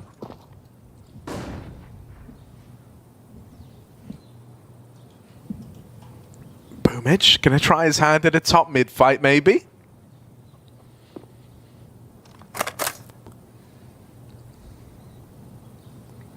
Right now, Na'Vi are waiting, hoping that Nip kind of get caught re-aggressing, maybe overstepping the mark. Boomich thought he found a chance there. Ends up on the receiving end of Hampus. And I mean, even if Hampus dies, S-Tag is here to keep this round favorable for NIP. They know they've got him trapped. Electronic, if he wins this, right, suddenly there's an A play on the card. Suddenly there's a chance. It's super awkward. And Electronic will be the one getting that over the line. Now on the back of that kill, Nip they might feel tempted to rotate an extra player to supplement this A-hold. Currently, it's only Rez here. And so NaVi, this is actually super kind of smart gameplay that you're getting right now. They know that that kill is going to have shifted around this CT setup. They're going to look to try and go back into B, really playing the extremities of the clock here. 10 seconds as the push is coming in. But they assume it's been more successful than it has. Brolin boosted up. And Electronic falls as well. Nip finally in with a response. They knew they didn't have time to clear the entirety of the bomb site there, but that wall smoke is not deep enough for them to plant inside of it. And yeah, back at the bomb site, very ready with Nip, at least with one player anchoring down at all times. And they managed to convert what Esatag and Hampus started in Absent on the long side. Nip hang on for at least one more round. But there may not be many more in the pipeline as NaVi have a rebuy. Simple on the big green. Esatag not with his. He had it earlier. Was lost in a retake round on that B site. Brolin's taking banana. I like this change. Dude, Simple's going for a top mid peak right now. He's just running it with the orb, like scoped in since the bottom and middle, so he gets here silently. As a result, they don't have that sound cue that he's here. And Simple tees up the opener. Now Brolin will deal with one man down here on the banana side. And they're gonna get away. That's a lovely escape. They actually went right past Brolin. They didn't know he climbed logs and was sat at the bottom of a tree where he spent most of his T side as well. You know, Brolin hasn't really been a liability on CT. His score hasn't been great. It's not like he's been saving rounds, but he's not been getting picked early. He's been getting out of banana as NaVi's util comes in every single time. It's these executes that have been brutal for NaVi on this bomb site.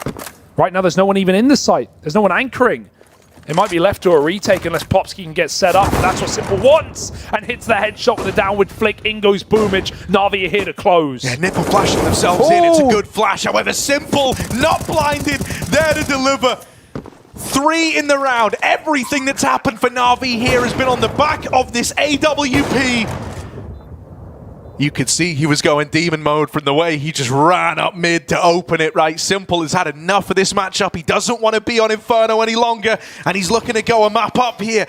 Holding this angle, waiting patiently. 4 now. Simple is on for the ace, and it's only Rez left to beat. He just wants to fight him. He doesn't want to wait around. This is Simple's house inside of the B site. Missed shot. Gonna tuck himself in, and Bit's there to close. NaVi pick up Inferno, NIP's map pick, and if anything, it looked a little too fun. It looked a little too easy. Felt like they had a blast there. Nip, they came into that. They were prepped. They had ideas. They had a lot of ideas as to how to try and counter NaVi, and not one of them was able to work successfully. Every time they tried to like repeat an action, every single time they tried to go back to this game plan, NaVi felt like they had solutions. Yeah, NaVi sucked the spirit out of Nip in those first like 5-6 rounds where we had the constant force buys. They could just never get a grip in. So many favored post parts got shut out, and then as soon as NaVi hit T side, they're just BX-secking. They're just running up banana with Mag 10s. That was a joy to watch. And with the second map of Mirage, Harry, NaVi are on a 7-map winning streak. Yeah. They've beaten Heroic, they've beaten Vitality, they've beaten Force. They've taken names on this map. There is not an easy way in right now for Nip, and even if they do long it out and take it to Ancient, that's an even bigger streak for NaVi of 9. I don't think there's a way in. NaVi are looking lights out in major winning form, and Nip, they may have come in prepped, but it doesn't make a damn difference. Yeah, dude, I mean, I'm really starting to get like Stockholm vibes from this one all over again, where NIP, they might be 2-0, but NaVi aren't looking to let them go through flawless. What did our panel make of that? Yeah, we may have to rename the Stockholm Syndrome and change its definition as per teams being afraid to maybe play NaVi or being lured into a false sense of security in that regard. And yeah, it was going to be difficult for NIP. We had a little bit of a differing opinion here. Devil gave them much more of a chance. Pimp was pretty convinced that NaVi were going to close the door. So right now, Pimp, you're right. NaVi looked a little bit like they were playing with their food at times. Yeah, it looked good. It looked very good for NaVi in this one. Impressive to see them just run all over NIP. We talked about the win conditions for NIP, the team play, the flashes, the everything. And to me, it felt like you could just see that the individual skill of NaVi was too much to handle for them. Right? We talk about Simple, we talk about Bit, we talk about Perfect, who had a great start to the game as well. Everything went well for NaVi, and Harry said it pretty well right here. It starts to remind me a little bit of what we saw in Stockholm as well. A team coming in as the #1 favorite and delivering everything from this get-go. Yeah, I mean, they were brutal from the start. They did not give them any pause, any time to breathe.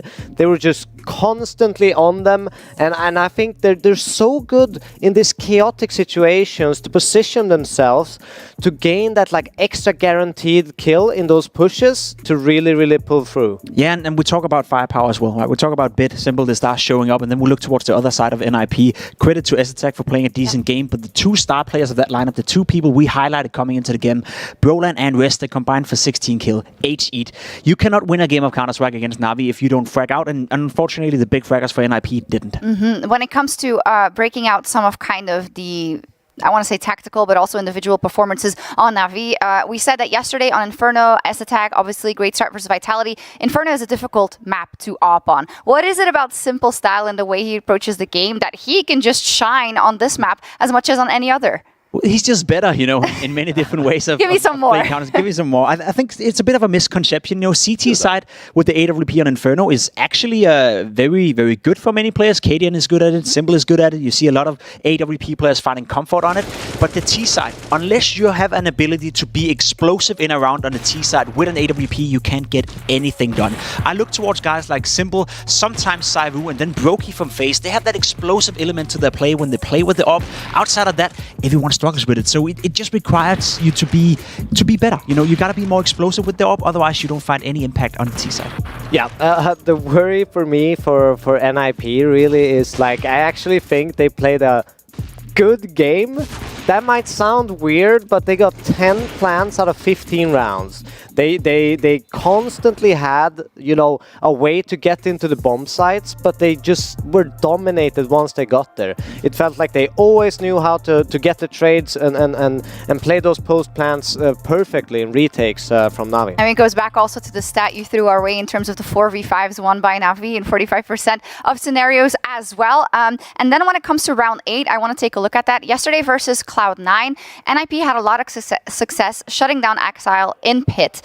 And I feel like they tried it again here, but they ran into a very strong defense out of Navi. Yeah, it's hard to do anything about Simple. This is what I talk about, being explosive with AWP, because I agree with what Devilwalk said. The game plan from NIP was good. They found a lot of openings, they found a lot of space to work with. In this scenario, 4v3, this is a round they're supposed to win. But again, we saw it against Cloud9 yesterday. They were good at I guess, isolating the players and make them feel uncomfortable. The players would have to hit shots being blind, being in a smoke. This time around, you look towards Simple in this position. Bit gets a dual elite kill, and then Simple with the AWP. From this position, he's pressured, but what does Simple do? Hit 1, hit 2, and hit a nice third shot as well.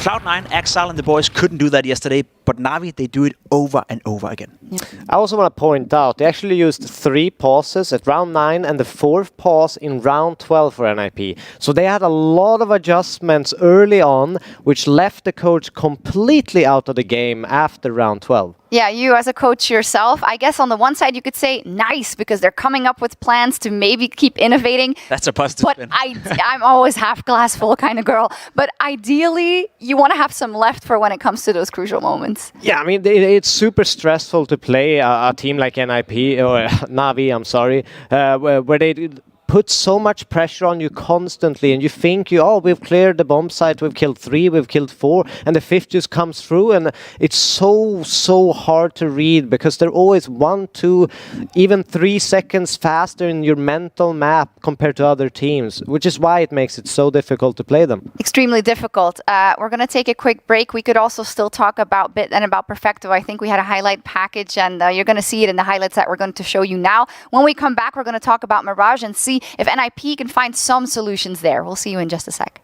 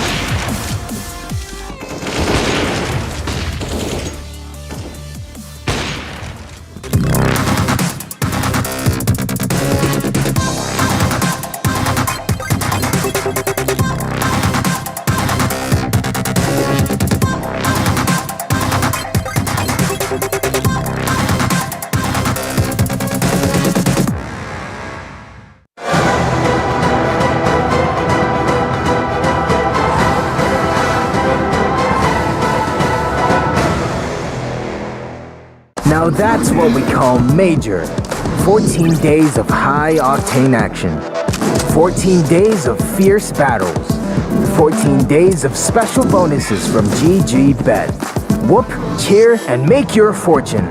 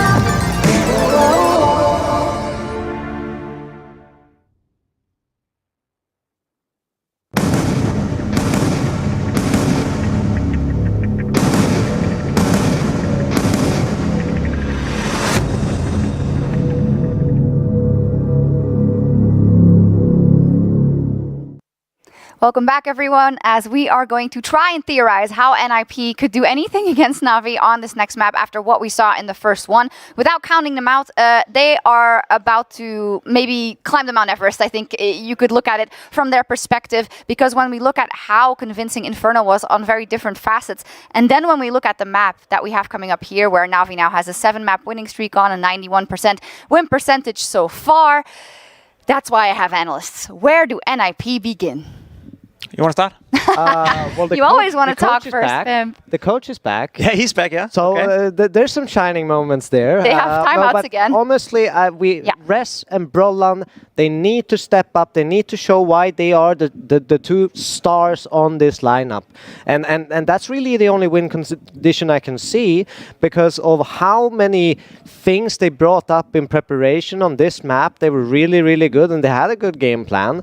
But now it's on Navi's pick, and how are you going to have that good of a game plan on a map they are so well versed on? Listen, there's nothing that suggests that NIP should be able to take down Navi. Navi have in the last 11 times they played the map won 10 of those. You know, they're on a hot streak right now. They win more or less every single time. You can argue that some of those games have been super, super close. I remember a game against AGO a couple of months ago. They went, I think, 8 or 9 overtime. So there's a case to be made that Navi played close games on Mirage. The problem is that NIP, the last 2 times they played the map, the last 42 rounds they played a Mirage, they've only won 7.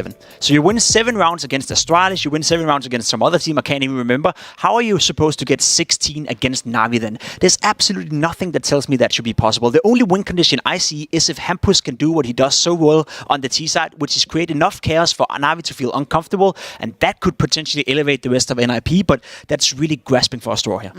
I have a little bit of a secret here, because I did talk to DGL, Hampus, and all of the NIP boys, and they said they had something on the T side that would change the meta completely. Okay.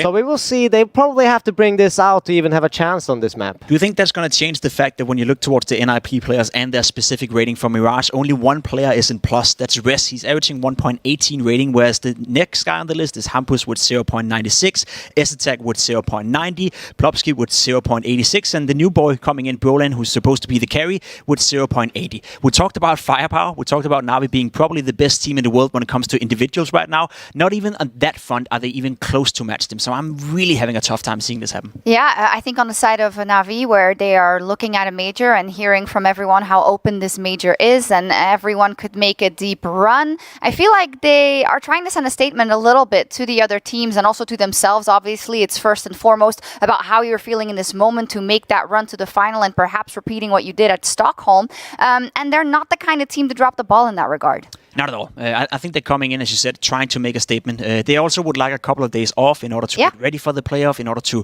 watch the other teams play, in order to maybe hide a bit more of their map pool, right? We haven't really seen Navi play all the maps they can play yet, so that's also an advantage coming into the playoff. So there's definitely a statement to be made here.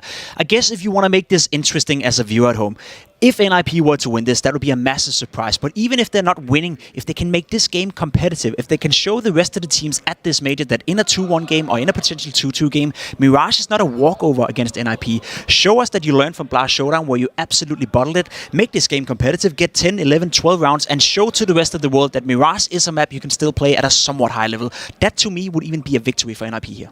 Yeah, I mean, we have to kind of grasp at some straws here to make the narrative that NIP have a fight back. But as from a coach's perspective, I would like to loose them up a little bit against Navi. Go for a little bit more of straight duels, like pressure them, because the only way I really see Navi not winning is if they get flustered. Yeah. And that is, of course, extremely difficult to do against a well-drilled Navi, but it's still one of those things that I think NIP needs. Yeah, I like the context and the perspective of the tournament isn't over for NIP if they lose here. But I think in terms of the Swiss system, this can be a very tough nut to crack if you get really blown out in this Mirage game, right? And you then go into that position where you end up at a 2-1. And then you think, okay, I have the 2-2. And then you think, okay, no, you know what I mean, Pimp? We've seen that from a couple of teams here. So in that regard, I do completely agree with you. You know, Brawlan has to have a better game. Rez have to have a better game. S-Attack has to get a little bit of a boost in terms of confidence. The problem I see is that on the other side, they have tons of confidence right now. They have, you know, unlimited confidence, especially when you win every time you play the map. As I said, you know, there's an argument to be made that whenever Navi plays Mirage, a lot of those wins have been very close games. A couple of them have been in overtime. A couple of them have been 16-13, 16-14. So teams have found a way to pressure Navi. But when you have that unlimited confidence that you know that even if you're in a 14-14 scenario, you're sitting on the server, and you can probably attest to that as well when you've done it many times, it just feels natural that, yeah, okay, it's close, but we know we're going to win because we always do. They have to overcome that hurdle as well. So it's basically everything that is going against NIP right now. Yeah, I think they just need to be more ready about this kind of no-respect style Navi is really, really pushing. They need to be ready for frags much earlier. Kind of almost go into bomb sites in the mindset of we're playing against 5 Navi players here. We're not going to let our focus down until 5 Navi players are dead on this side. So that you don't kind of, you have to readjust that minimap because they're so quick on the rotations and the reads that they just make everything seem so easy for them. Yeah, and on the other side of it being commiserations for NIP, if they can't make it happen, it is beautiful to watch, right? If it's all going well for Navi, I hope NIP can get comfortable. Hopefully they can do that in our official chair sponsor, Secret Labs. We will see. But now we will head over to our casters to get into Mirage. Navi mean business. They're not playing around, right? And now we get ready to head to their map pick. I kind of share the sentiment of the desk, right? It's a little bit hard to big up a world where NIP are going to turn this one around, right? With their own map pick looking so dominant the other way, with all the little tricks, all the ideas they have actually working, but still, like, I think the stat the Devil Walk said was like 10 plants in the 15 rounds on that T side, and yet still weren't able to capitalize on it a lot of the time. It doesn't spur on a lot of confidence. One thing I did like the Devil Walk said was the whole idea that NIP have something up their sleeve that they say is going to change the whole meta of Mirage. That's kind of interesting. I wonder if you pull it out in this game, right? It's like, you know, I mean, they pulled out the Olaf boost when they were 12-3 down, so at the end of the day, it did work out. Depends how good this meta-defining T-side play is, and we might have to wait and see in that second half for NIP. I don't know, unless they pick the T-side. You never know, Harry. They could go crazy if they're that confident, but I'm excited to see if that comes out here and now in this game, as NIP want to avoid, you know, falling from this 2-0 lead. It's a great position to be in, but as we've seen across many majors and even for NIP back last time, it can get very, very scary. 2-0 is not a qualification to the playoffs. You have to fight every step of the way, and the big bad bosses of NaVi on a 7-map winning streak on Mirage are very impressive. I like the fact that they even brought up the, you know, out of the last 2 games that NIP have played, the last 42 rounds, they've only won 7 on Mirage. Man, we've had NaVi go into overtimes longer than that. Remember that game back at Pro League, 34-31 or something like that for NaVi that they did eventually close out. I don't think this game's going to be as competitive, though. There's not much screaming in that way. NIP are going to have to pull out something incredible if they want to change this one up. Yeah, there were definitely a few players for NiP that have just gone very, very quiet today, right? I mean, I know, when we got into like the second half of Inferno, I don't think Brolin was like problematic. It's not like he was dying first, but he also wasn't having any impact. There's no trophy for not feeding, right? Like you need to still put up numbers. And for me, as someone who was very, very sad when Brolin was in like Fnatic towards the end, just this idea that like kind of what are meant to be the best years of this guy's career felt like they were going to waste. Then he joins NiP. You were really hoping he could have like reached that full potential, but it's one of these situations where it's like you can take Brolin out of Fnatic, but can you get the Fnatic out of Brolin? It was super quiet from him, and as someone who, and rightfully so, kind of bears a good bit of the burden for trying and get these NiP wins past opponents, you need bigger numbers out of this guy. You really do. It was kind of just S-Tag and Hampus occasionally like putting up the bulk of resistance there, and that's not going to be enough versus a NaVi that are just lights out, where everyone can step up and win you around. Yeah, where's Rez, right? You also have like one of the best double entry duos in the entirety of Counter-Strike right now, in Brolin and Rez, if they can be playing on form at their peak at the same time. And even coming into this tournament, Maniac was saying on desks earlier in this tournament that Rez is coming in playing some of his best Counter-Strike that we've seen in years, right? Like it was 2017 where we were looking at Rez like, man, this guy's a top 5 player in the world. He definitely took a downturn from that point, but he's really been playing well in 2022. So, he can't afford to go silent in a game like this alongside Brolin. If you can get those two popping off on a T side, you throw in some secret magic meta-defining strat, suddenly NiP can be onto something here. But when you've got no weak link for NaVi, when you have simple winning 1v4s back in pit, no scoping players out in clutches, it's a very, very terrifying sign on the other side. But the way I want to frame it in my head is this is the NaVi I want to see. Yeah? Okay, NiP, they might be the guys to receive the beating today, Harry, but this is the NaVi that are looking to make yet another run here at the PGL Major and try and get another major trophy on the notch. Simple doesn't want to forever be, one major behind Devilwalk. He at least wants to catch up. Yeah, trying to put an end to that copy pasta for good, and this could be, the world in which he does it. It would be phenomenal if NaVi can like keep this form up throughout. I think a lot of people are looking at, it feels like in a lot of people's minds, you kind of look at like a FaZe Clan here, right? You look at like the success that they've had leading into the major. There's this big story about, is Carrigan finally going to do it? But with NaVi really roaring to life and looking this convincing, they're showing they want to defend that throne. They want to defend that crown from the last major in Stockholm. Yeah, man, I don't know. For NiP, I'm having a real hard time. I think even if they have like the most meta-defining strat up their sleeve, I still don't know if that's going to be enough to beat NaVi in this form.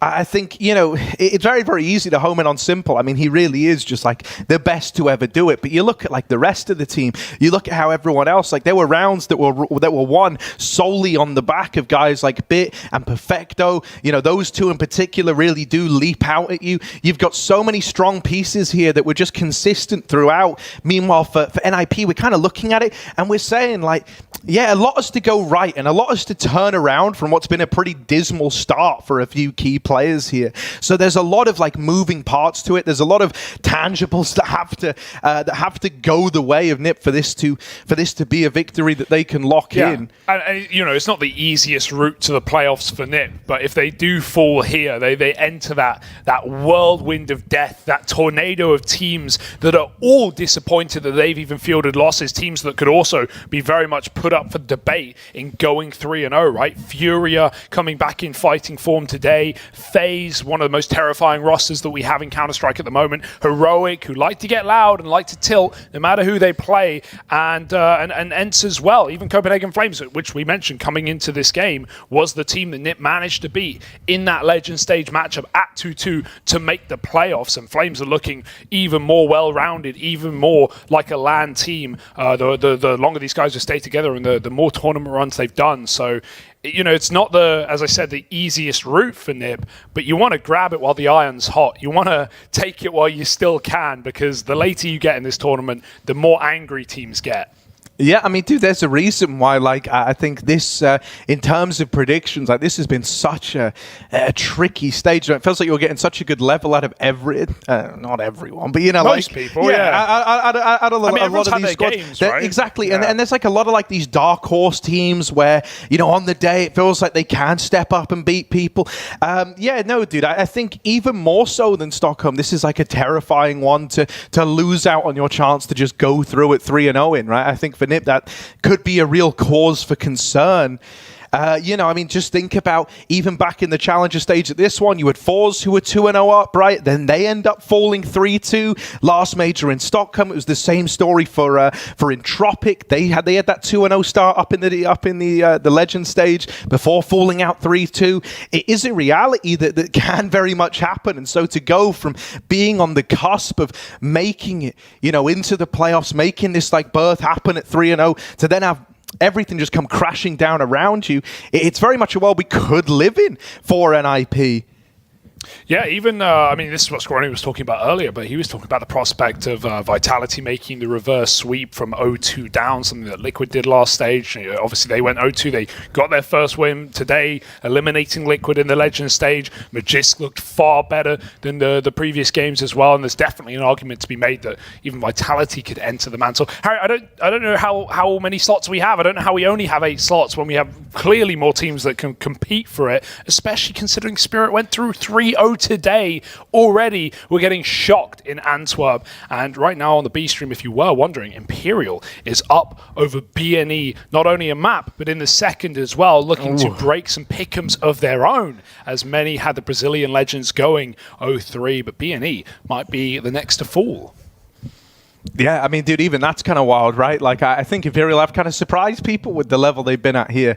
Even that close game versus G2 just the other day, man, like, you know, that didn't feel like a super easy win for the G2 squad. So there's a lot of variables to this, and I think it's not helped as well by the fact that we have so many players making their first major run happen. Even looking at like Spirit, right? It's like, how are you meant to quantify that? It's not like you have all this data to pour over. Not like you could have looked at them coming into it and gone, yeah, these guys who are like pretty unproven at their first major, they're going to be able to step up and deliver something amazing. You know, there are a lot of unknowns when we look at the teams that we still have in play. And you can tie the whole Spirit story into NaVi as well, right? Because you have obviously Chopper, who's made major runs in the past, but these CIS teams are always the most scary when they come in as massive underdogs, everyone doubting them, and they somehow get into the top 8. Chopper's done it before. Hey, Boomich did it before back in QBF, before, you know, he even joined this NaVi roster. It was him making a deep run in the major. They've got so many eyes on this now in-game leader, the one of, if not the best team in the world, at least coming off of their last major trophy. So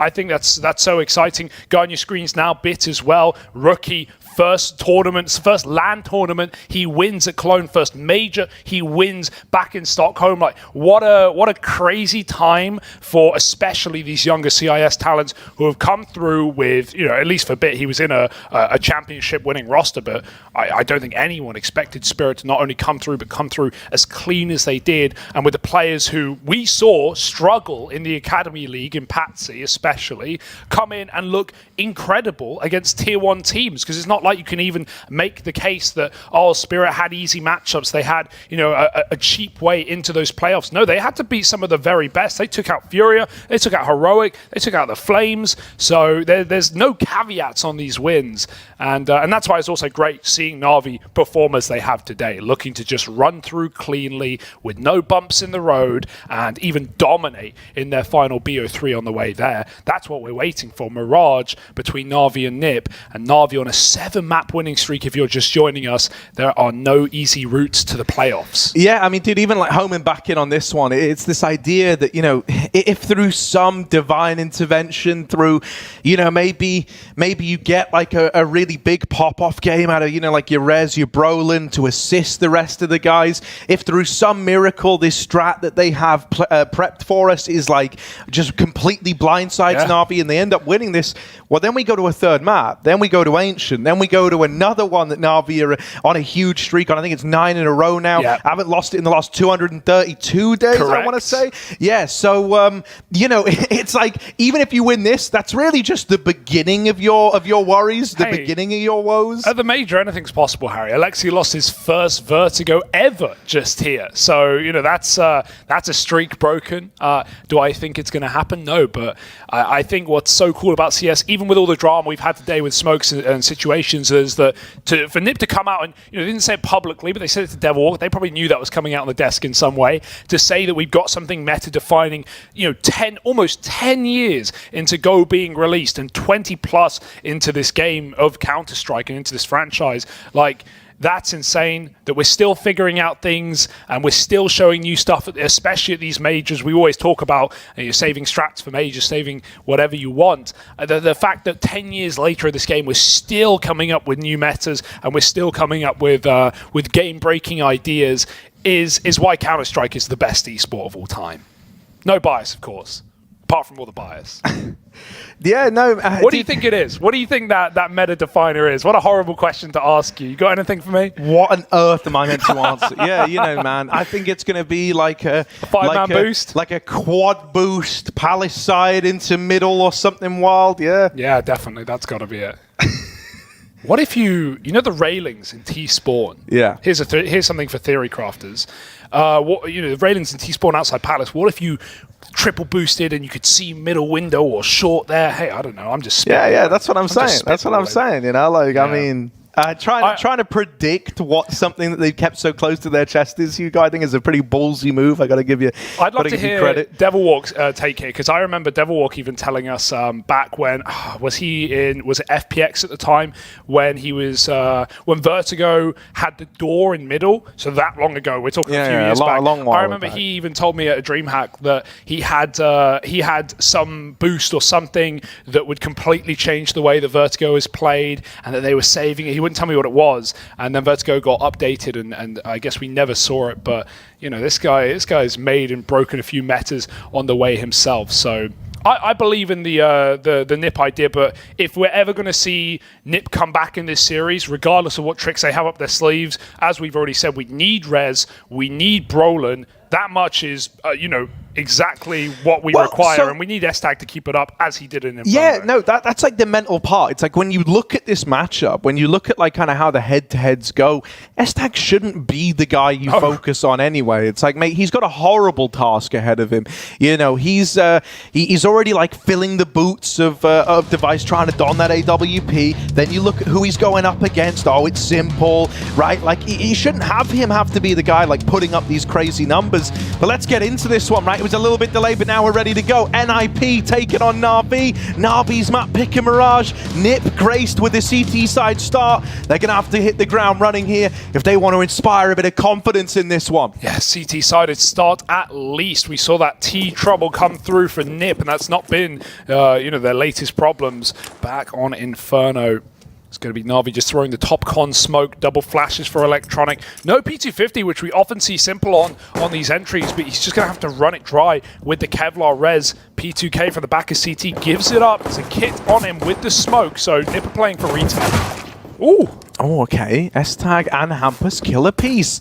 Bomb now going in towards the site and planted for this CT side. Electronic's got this one flash to send these two Ts in towards CT spawn and fight for this control. Rez playing anti, not affected by that flashbang. He needs to pick these up as his teammates are removed. It's ugly for S-Tag, and Rez, who was hiding out here, is just run down. This was a 3-on-5. NIP, they get all the openers, but nothing past that. Only Hampus left, and Electronic puts him in the dirt. I don't know what happened to the comms there, but both CT players that Rez was with were full white, and he never swung. I guess he thought Perfecto was still holding him on that one jiggle. He spotted him, but both players were deep peeking, and Bit cut down those rotates out of B. Rez needed to help out those CT players, but he comes in a little bit too late, and NaVi just chase him down at the end. That's a 3-on-5 post-plant pistol, the one flashbang to rule them all. Electronic held it just until necessary. NaVi steal the pistol away. We don't have a 4-4. Snip want to get those guns in ASAP. So they will rock pistols for now with one flash on S-Tag. He's got it over towards jungle. Could flash his players into Palace, but that's just going to get nothing for them as NaVi are poised for a B pop. Boomich can late lurk up cat or just stay here and cut rotations down. Bits denied them the mid information with his captain. And now NaVi get to go. Hampus, the doctor with his deagle, his trusty sidearm getting rushed down. Oh, he's in a world of problems here, and Perfecto, no respect given, just runs at him with the Mac-10. That was like the one dangerous component in the round if Hampus made it interesting with the deagle. With him now removed, it's just going to be a bit of a farm here. Boomich getting stuck in, and Simple's deagle along with the Mac-10 here to close. They make a bit of money here on these SMGs. That's all well and good. Now when NIP are buying up, Simple did play with the sidearm in that one there. But he died. So no Kevlar kept. Otherwise he'd have his AWP. Perfecto could still drop it over, and yeah, that's going to happen, Very right? ballsy to see that in a bonus round where you're still running Mac-10s. Like, Mac-10s imply a bit more pace for NaVi. You can still do that. There's still options for these Mac-10s and for Simple to just chill out and be a supportive element, but he's going to try and charge into middle. Brolin's already smoked out in the window. So they will give Simple the room to work this AWP. Nip want to fight for mid. After that window smoke, they've got flashes primed, Rez and Con. But NaVi don't look interested, just leaving Bit to come in late from under.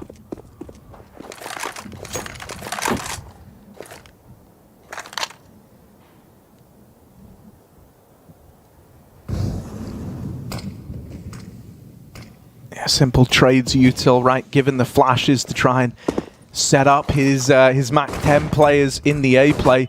They've just seen Bit smoke out a lower. They try to chase down this kill, and they will at least trade it. Bit attempts to be very conservative there and just play the 5-on-4. Isn't ready for them to run at him. Still, the A side's been compromised in the meantime, and now Nip is scrambling these rotations. It is a good chance of just this open, wide plant for NaVi. Very little that Nip can do here. You're hesitant to want to call the save in your first rifle round, but it's all they're really left with here, with so much ground taken by NaVi. That entire fight just hinging on that one engagement over at jungle after that earlier skirmish down here in the lower tunnels. And with NaVi having won that out and tipping the scales so early on into the 4-on-3, Nip, they write this one off. Yeah, it's nice that Nip clearly know what's up, right? They very much were ready for Bit in under as he throws a con smoke. Rez is the guy pushing ahead of it, and Nip really just wanted to get rid of the lurk so they could focus on the bomb site, but Bit going 1-for-1 and losing a man in A, not really primed for a retake round with no kit. So Nip will give the respect over, and respect they shall. They must in a matchup like this. That's also going to limit you going for these crazy rounds, like rounds that NaVi were winning on their CT side of Inferno. A lot of man down or even retake rounds on Inferno that a lot of teams would either save in or just lose due to position alone. Back to middle for NaVi, but no one here to stop him. Plopsky trying to take space. Oh. It's an awkward fight for him to be locked into. And try drop that smoke, waits for the spam briefly, and now is given a window to cross out of there. At a bare minimum, this A1S kept in play. And no one else on his team, none of these pistol players have armor, so you know, you're hesitant to give that gun over. Top con smoke goes in, coupled with the window smoke, but it's been blocked. Okay. Rez, he hits it. It's a little header. He's going to try and use this to his advantage. Plays ahead of the con smoke. And with that big gap in it as well, he does have support available from A. The rest of NaVi are moving into this B bomb site now, pretty much flat out from the apartments. Late lurk from Bit in middle will net one. Hampus holding the line here with this rifle. And his low HP teammate still alongside. Bit's found a lot of success on this mid lurk. 40 seconds as Simple doubles back out of there with the bomb. Bit's the man to try and make this round happen. They hear that gun spamming con side, and now they're going to go hunting for S-Tag. Down in the palm of his hands. He's tucked all the way in, but he's already reading it. Going back to CT spawn to set up for this A round. Simple has given him a nice bit of room here to plant open. If he can get it down, for short. Bit is poised for the round. He's already cut down Popsky on this lurk. S-Attack, even if he kills the man in the middle of the bomb site, Bit is ready to win the round with no smoke from S-Attack. He's got to find these kills quick. Simple is tucked in behind the boxes, and S-Attack has the read. He knows he can't be far away, but he's got to now make noise off the top of the ticket. Simple trying to play with it Bit from afar, and he hits the headshot with 4. That was all meant to be a NaVi round into the B bomb site, but Bit goes from under, jumps bench to window to ladder, and even 4Ks for the short A post plant. That was a beautiful round for Bit. Dude, I cannot highlight enough just how good of a round this was from this guy. Like, from every single component, if you just break this down into like the raw micro of Counter-Strike, obviously he nails every single shot he has to hit. The pathing is perfect. It's all movement based as well to like make the little like ladder jump happen from window. Just beautiful routing from him, and it saves the day for NaVi, bails them out of a round that almost eludes them. Electronic, that molly goes way too deep, and so he wants to use it to his advantage. Rez was not at all ready for that, and even though S-Tag will trade it out, it's still this early 4-on-3. Oh, Hampus, bruh, the timing. And they're leaving. They're going back to B. Oh no, they're not. They're resetting for an A smoke attack. They ain't got smokes. Yeah, they got one. Bit's going to have to come all the way back to them, though. They're putting a rifle with no util in Palace. Simple wants to be flashed into fights. Yeah, not only is that molly too deep, but he hears the chuck from Rez on ramp. So Electronic with that swing was perfectly timed. And Brolin, a guy who, you know, made himself famous on close A ramp on this position, just walked in to that opening kill for NaVi. They've gone so quiet now, but they will eventually be hitting back into this A site. Oh, S-Tag, he saw the drop, but Perfecto trades with the low HP AWP, puts it to use. Hampus is too far. It's all on Plopsky. Close peek by Boomich and head removed with that util down, the one smoke to rule them all. And Hampus just got to go for a random timing shot, but with a reverse default plant, NaVi have already won the round. He just has to accept look at the minimap. Look at it. Like, they heard the AWP fire out from short, and they go, oh, he's saving B. Right then, let's try and stop that. Boomich walks in first, feeds this AWP its first kill on the save.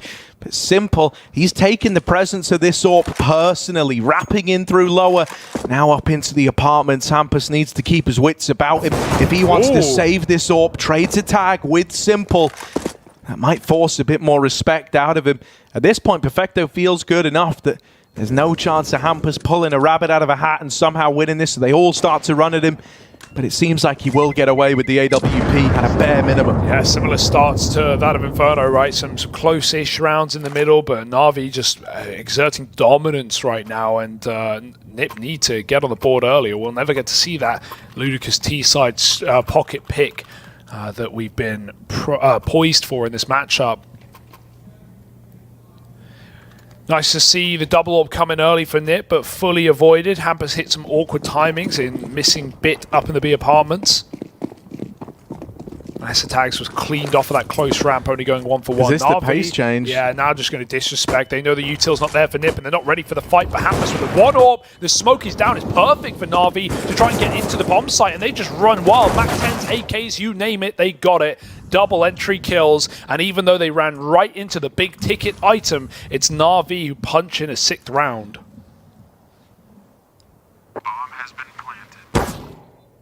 It's a good little bait and switch here, but that tag might force the respect out of Electronic. Now he learns about their intention behind that, and will just deal with the close player. They're all hunting. They don't even need to go hunting here. Like, it's people saving pistols, and yet they're still running at them. Trying to send a bit of a statement in the victory of this round. And NaVi 6-0. It's a little saddening, man. We might never get to see that big meta-defining thing from NiP. This first half is just so one-sided that there's no point in them bringing it out. I don't want to call a 15-0 at 6 rounds deep, but yeah, it's beating. This is a beating. I love that play for Na'Vi as well. They know that the one way that Nip can actually hold B is to put that AWP up on balcony, and Na'Vi actually smoke it. That close balk smoke on the B rush was Na'Vi's, just to deny the sightline for Nip. Na'Vi know they can not only jump through that smoke, but also hop out the window as well. That's where the MAC-10's route, as they take so much space in B. They run past the AWP, but someone finds it in the midst of that madness. And so Na'Vi just never give it the chance to fire off. If Hampus plays in the bomb site with the AWP, he'll go max 1-for-1. He had to try and maximize his shots before Na'Vi even touch their feet on the ground of the bomb site. And he gets completely cut out by utility. First pause coming out for Nip. They used all 4 in about 12 rounds of Inferno. They kind of had to even get on that game. And at least seeing their pauses come out early, but another ode to Inferno, perhaps. Double AWP back. And 2 kits mean Nip can at least long out rounds. Missed window smoke from Na'Vi. Oh, but they do kind of make up for it, right, with that top mid smoke to conceal the cross. Now they learn about this AWP in window. Grouping over towards ramp. They might try and send Electronic in just to give it a bit of a prod. This AWP is in CT on the back of S-Tag. So Simple's going to have to keep his wits about him. Are they flashing him in? Yeah, S-Tag's got a flash out. Ooh, Simple's blind, but Electronic's got his back through and through. Simple lives. Oh, 16 points of health. A 4-on-4 there might have made all the difference. Now Na'Vi are feeling confident. If you swing for the king, you better not miss. Simple is still in the round. Dude, there's no surprise that Brolin's having a really rough game here as well, because Na'Vi are centering so many rounds about just destroying him. He can't get aggressive. He can't get info. They were dropping on ramp from right side as well earlier when S-Attack was AWPing it. Like, Na'Vi are being so annoying towards A ramp, and they keep getting 5-on-4s from either just dry palace peaks or ramp anti-flash setups. Nice shot. This time it connects for the kill. Hampus finds Bit. It's an A contact again. Those smokes are not coming down for Na'Vi, and the nade is beautiful. We got 2 players out of ramp at least, but Nip might finally be onto a round unless Perfecto pops off. Whoa. There's 2. Far from short. He didn't see that third player. It's a double AWP right now, but he's not got the bomb down. Got to pick it up off of Tetris. 20 seconds for Perfecto, and this round must be perfection. Yeah, he's low on time, low on chances, swinging out. He's now seen the AWP over in Con. Bomb on his back as he takes it out. This is where S-Tag can just swing. Oh, he's going to lock that one in, puts a stop to Perfecto in the clutch. And so NIP takes them a minute, but they do put a round up on the board. Immediate pause from Na'Vi, right? Yeah. They are not happy with how that one starts to unravel. And it was going well for them, right? They had the entries. They just lost Bit on that lurker this time. As you know, he's already seen Hampus go for a couple of deep B peaks with this AWP. Na'Vi might just try and use that to take him out, as much as they've been running setups to rid Brolin out of these rounds. Really nice round out of Plopsky. You know, he's a bit quieter than S-Attack on the last map, but he was that third guy, right? Maybe even the second guy above Hampus on Inferno on those T sides. He had a couple of entry rounds into the A site. We just didn't really talk about it because it was entry rounds that put Nip in post plants that they lost. So he was never really up in those post plants anyway. Na'Vi lose 1, they pause and they come back in with another AWP. Simple's going for his ramp spawn this time, though. Brolin shouldn't be crossing past. He's the only guy anchoring A. Blind shot through the smoke for Hampus. Boomich is running him up towards Con. Very quick moves towards middle. Nip have a heavy A stack. I mean, justifiably so, right? A lot of these rounds, as you kind of pointed out, centered around getting this ramp control, moving into A in the late round. But eventually we do have Nip kind of going back to this attempt to take ramp away. Finally, they're actually going to get given the room here to get this real estate. Ballsy to even try it. And it's misinfo. You know, as they've been looking, it's all well and good. I will say, you know, having S-Tag up close combat AWPing does kind of give you a few more options, but I'm kind of nervous at the fact that Brolin's having to hold Palace right now. He's got to flick. He's going to have to flick back to ramp on S-Tag's miss or hit, whatever it may be, on the angle. Flash does not hit the mark. Nice. Brolin will handle himself well. Finally now up on the board, but tries to go even further, and that's a bit of an overstep. Simple offered that chance at the trade. He'll take it all day long. It's back-to-back rounds of Brolin has put Simple on 10 health, but can't kill him, right? Last time Electronic saved Simple. This time he gets away with his frag off the dink. Plopsky alone. He doesn't know how close Bit's gotten. Oh, he's not clearing the back of the site. Plopsky is playing ring around the Rosie, and Bit still wins the entry. No. He should never get away with that. The FAMAS puts Nip to bed, and NaVi are running wild with 10 seconds. Okay, Electronic dead over in top mid. Now this bomb crossing. Surely not. Already into the site. Hampus on this angle. Wants to get involved. Running in. Might not be able to stop the plant, but still takes one out the ranks. Bit is low. Still putting up numbers. And Simple. Another frag on this AWP. Only Rez left standing. 2 bullets would deal with both players. And a missed shot for Simple. Now the 1v1. Bit opened up the round, but isn't there to close. Rez will rise to the occasion and puts a second on the board for NIP. God, it's so scary, though. It's terrifying as Nip keep getting left in these double AWP retakes now on both bomb sites, but they've won each of them. Rez saves the day. Simple out on an island. And Bit just too low, feeling the pressure. He wanted to swing. He didn't want to get walked up on by Rez, who's such a clutch player, who went so quiet, back on Inferno. Can't afford to now if Nip want to long out this series and go through to that top 8. Big round out of Rez, and the double AWP is immediately back in play for Nip. They waste no time. I love that rotate, though, for NaVi. The 10-second B hit, beautiful entry work for Bit. S-Attack started off now. Take him off of the ramp with a Palace spawn. He's put Electronic down early, and NaVi still wanted this quick A attack. Oh, they've seen the barrel. Yeah. Brolin, good reaction for the double. Both Simple and Boomich are uprooted, trying to head up Con. Bit now pulled away from B, having a join. Perfecto. These guys have cooked up rounds like this before, from nowhere, from nothing. They've got to try and do it again, only this time it's going to be a lot harder. They've got one smoke, full belt utility on Bit. Molly for Perfecto. You can use this to try and nullify some of these AWP angles, but not all of them, not enough of them. Minute left. They're going to give Bit the freedom, see what he can get away with. He's going to go back and clear this B push. Didn't see a thing, and so now we will regroup with Perfecto over at ramp. Yeah, it would have been great to see Perfecto have enough nades to sell this fake on A, but instead they'd rather just group up. Bit with a bomb, has to cross past this AWP. He's going to flash. Perfecto for fights. Good flash. Red just dodges, though. It doesn't matter. Nice entries for Perfecto again, but it should just be too many targets and not enough time. Molly pushes S-Attack out into the open, and Bit can get that plant. He fakes it, though. Not many other opportunities, but Bit makes his own luck. 1v2 now, in what was a 2v5 for NaVi. Bit backs in. Oh my god, this guy is the lone wolf for NaVi. He's used to being alone, and S-Tag will eventually deal with him. It definitely got worrying for a moment there, right? You can't count NaVi out in any of these rounds, and that's the most terrifying part. Nip know it too.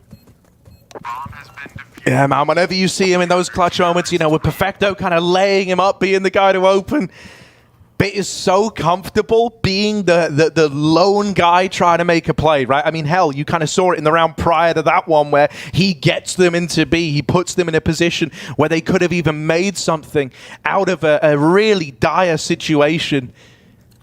So S-Tag, he does really well to just contain that, put it to bed right away. And you still got to give this guy credit for keeping it up on this AWP, right? We were wondering, is Inferno just going to be a bit of a flash in the pan? You kind of needed big numbers out of him to get the 6 rounds you did. And at a bare minimum, he's still keeping up appearances here on Mirage. Again, he's coming in under Bit.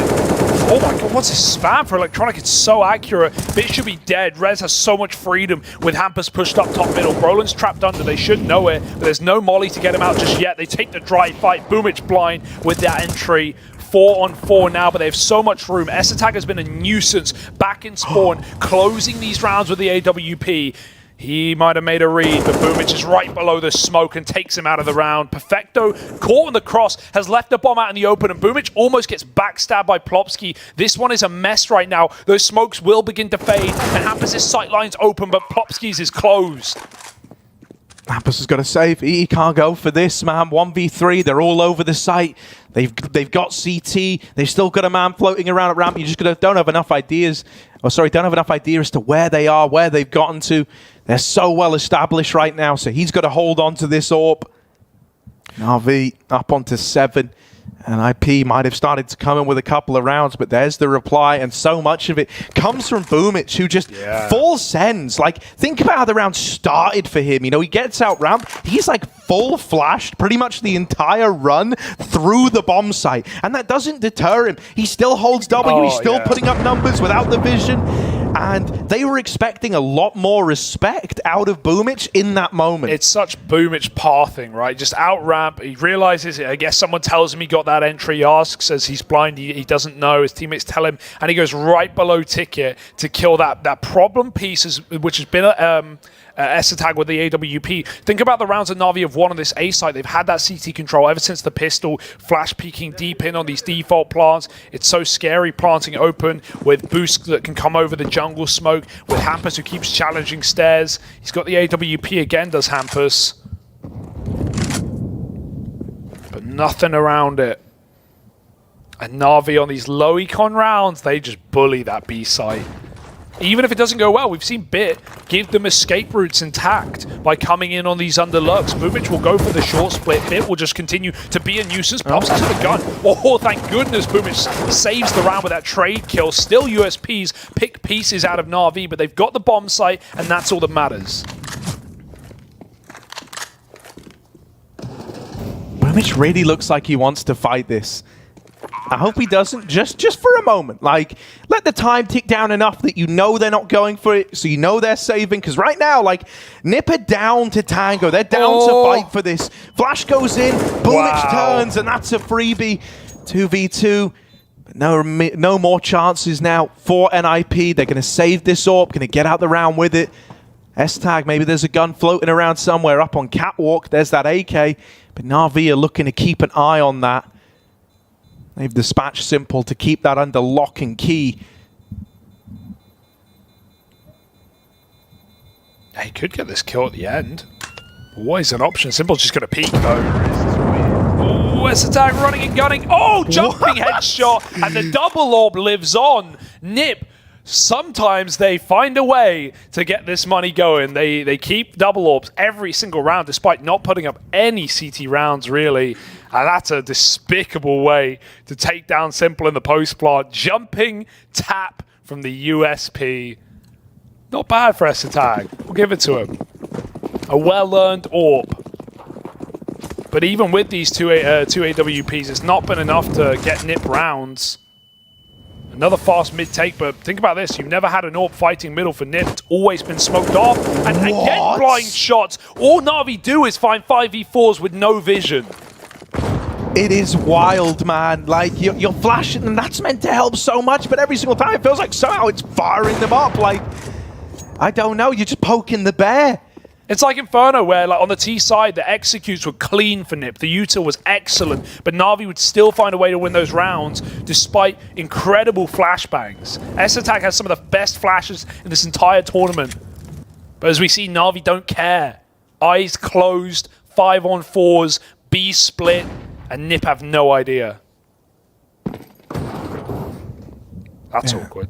That is a little awkward right now. They've heard the fall down. They know that NaVi have made it all the way to ladder. Plopsky waiting on the short side. Now through Con, they're trying to pinch the middle. This is a good timing on this for Brolin and Plopsky, who do combine for a killer piece, but they never learn about Simple. They never learn about this second man in ladder room. He's now darting in, trying to play into this round. Hampus back at the site, trapped at the pillar.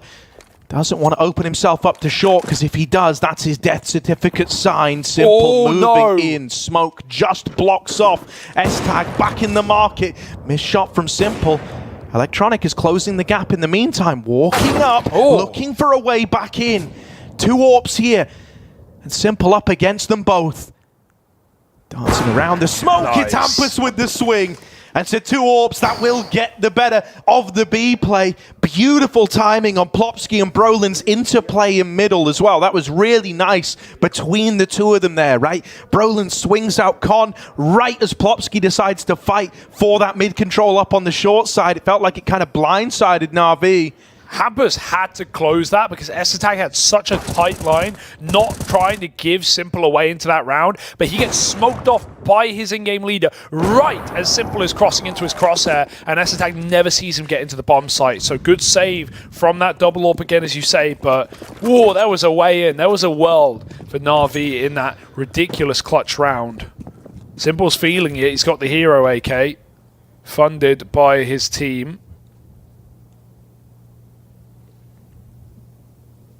But audacious positions for Nip, who for the first time have actually put AWPs ahead of the smoke. They knew the window smoke was coming in, and so they fight down under with theirs. SATAC hits it on the jiggle for bit, and he's got cover from Hampus for his escape route. All planned and all gone to perfection. NaVi now need to regroup. 1 rifle back on ramp.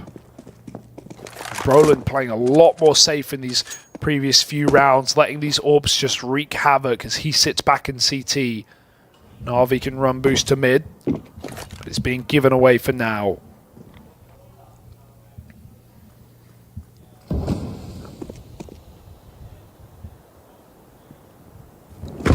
Simple with the spot. They've seen him. It goes both ways. And that hero AK knocked out of the round with no impact found. Now a smoke going over for Con, trying to give these players in middle the ability to maneuver around this smoke and start to wrap the A play. Electronic, he's got Brolin up close. Will he be ready for this? Boomich is out at the stairs. That's a clean opener, and they cross paths, but the bomb is dropped on the ramp side. 15 seconds. NaVi have got to get a move on. Right now, just looking for damage with that bomb still controlled by Nip. There's no win in this round. 10 seconds. Boomich is saving, and Perfecto is seeking death. Plopsky will oblige, and Boomich at least gets out with this AWP intact.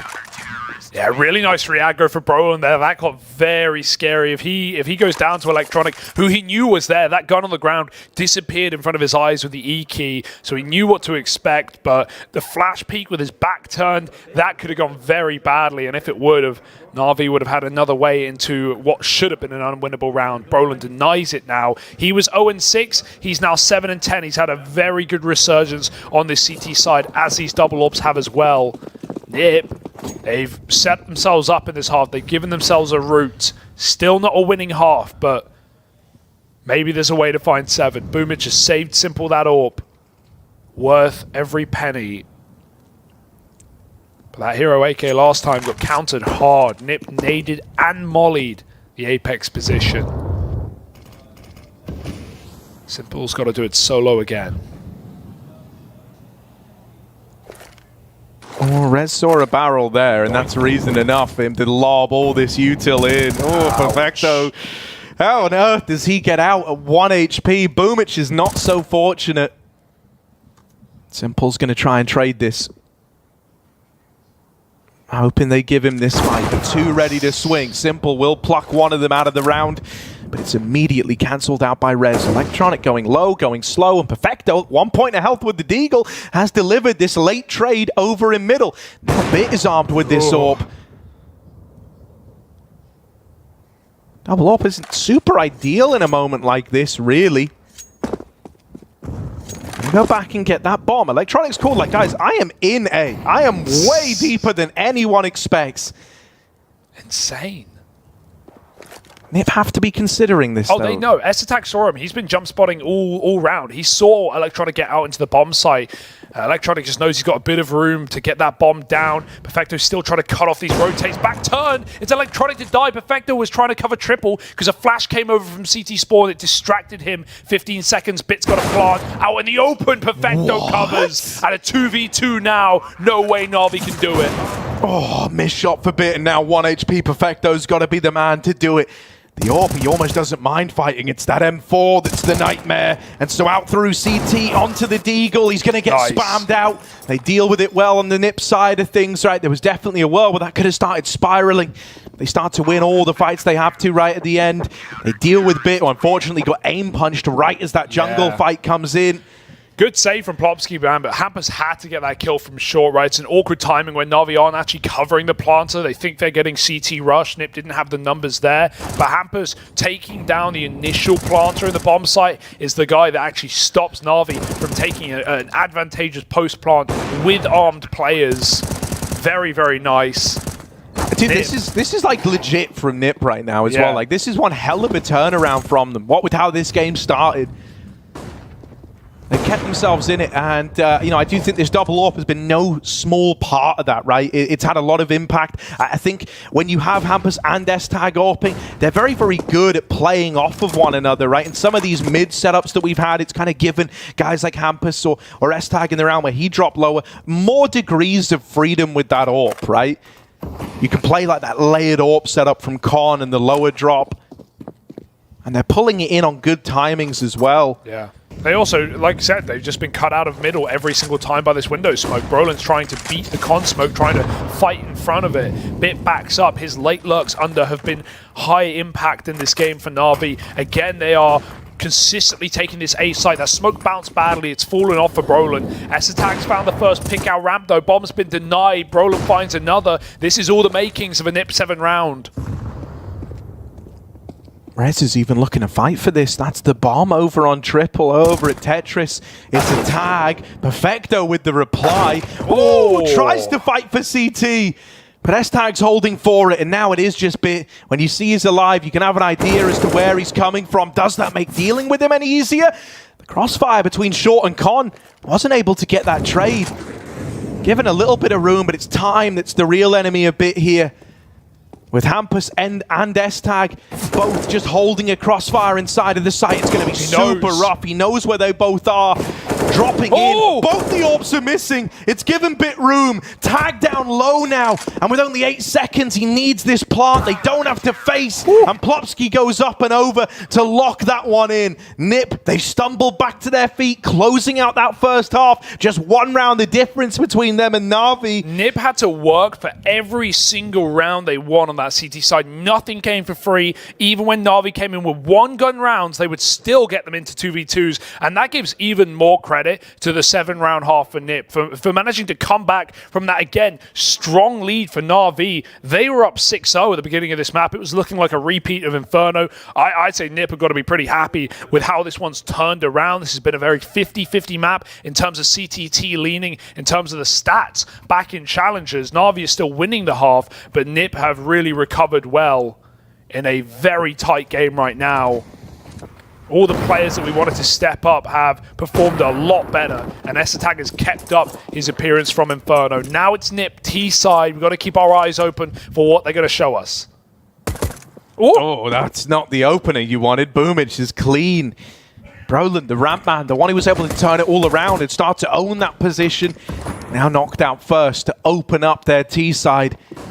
They're just going to buy time for Simple. They're giving away the bomb site. He's on a massive T-spawn flank, and they do have a kit on Perfecto to play late. Double nades. It's ballsy. Yeah, don't do a lot of damage either. Boomage gets away at half health. He'll take that. Flash to try and set up these CT players. They make contact as the flash pops, and it's good right away. Everyone chimes in with a kill. And so NaVi run down the A play. They keep it flawless. And Simple gets the defuse. No, it's mine.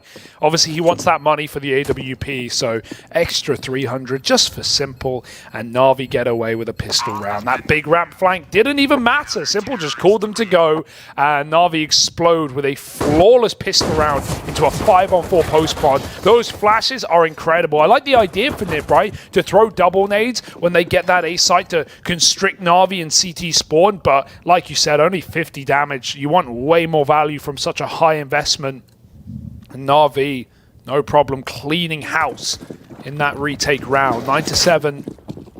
Nip immediately buy up. It's not a pretty second round AK investment though, because they got no kills. They're on a MAC-10, they're on pistols, they're on a UMP. This kind of screams a just B explosion round. Double smokes in mid. And NaVi will meet it with one of their own.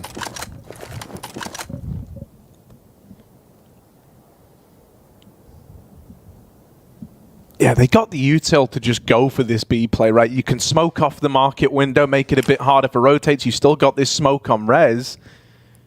Ooh, what's this? Is it a short hinge smoke? Oh, it's coming out to let them get up mid to B. Okay, Hamper's going to move in with that. He's spammed super low on his run-up, and the rest of NiP, well, they lose the short player. They try to go in. They try to tango with this B site, but NaVi have already stacked it to the 9s. Just S-Tag left standing at the end of things, and he's double swung from market. So that force for NiP, they were hoping for a lot more out of it. Those smokes in middle, the one up through Cat, it was a dead giveaway to NaVi. And they just padded out that B bomb site. Yeah, you don't really have the element of surprise with a play like that, and the util just has to be incredible. And not only that, NaVi have to be playing close and in positions where they can't escape. Right, stuck under the balcony, stuck at car, stuck a close short, but they're at the back of the bomb site. They've got range, and they can wait out those flashes before they take fights. More quick mid taking for NiP, but only Deagles to do it this time. NaVi. Oh, this is nice. Through the smoke on a timing. Oh, if Plopsky went for it, he would have had Boomich back turned. But he won't commit. Simple smokes out under. So NiP are very much constricted in this round. Gonna have to use the whole clock to work these pistols.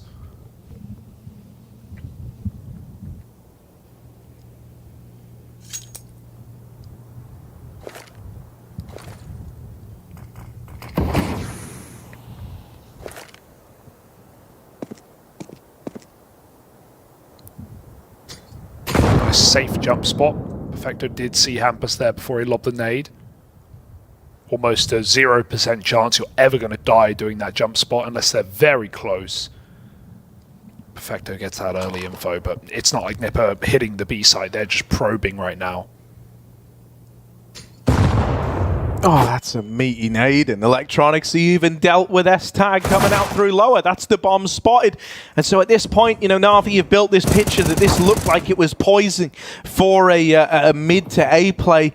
They've dealt with both extremities. Now it's just the man in middle to flush on out, and Rez will get cut down from the re-aggro through con. This is where things need to pick back up for NiP. This is where it needs to get interesting again.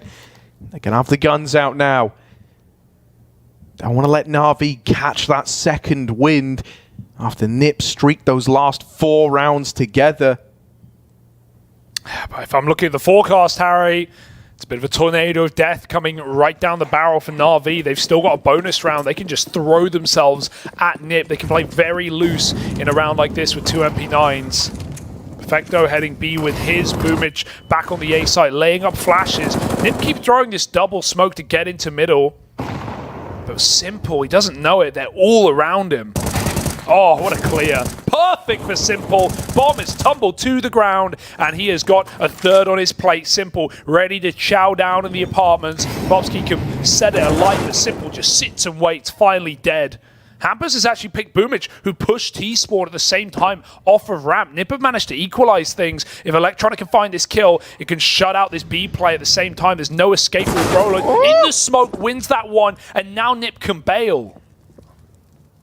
That's a route back in. They sit back, they wait for NaVi, and NaVi do go to them. Teeing NiP up for a chance now. They've just heard Bit rotate back out of the apartments. That might give them reason enough to want to recommit back in here. As they hear him going down the short side, every one of these little steps he's taken, they've all been heard, they've all been commed across, and so NiP, they know they're going into a B site that, like, worst case is 1 dude on it right now. In reality, it's 0. Really nice double fake. The thing that I keep seeing for NiP that I want to have a look at next gun round is they're throwing two smokes. Yeah, they're throwing 2 smokes in the middle. They're throwing the standard top mid smoke, but they're throwing one next to it that just lands in the middle of mid. I'm not sure what it's exactly supposed to cover. It's definitely on purpose. They've done it a few times now. Maybe it stops the con player from seeing someone cross top mid, because even if you have the top mid smoke, you can peek con off of spawn and see players crossing behind boxes. Maybe it denies that info, but I haven't seen it properly. That's not the meta defining. I don't think it is. Maybe there's more to it. Or maybe Nip don't even want to pull it out, right? But they're managing to make this game very competitive, especially given how Inferno went. 3 alive at the end of things. They force NaVi's hand. A nice double fake out for Hampus to leave B, hear those steps and recommit. And they make NaVi sweat. But it was only a bonus round. We know that orb is coming soon.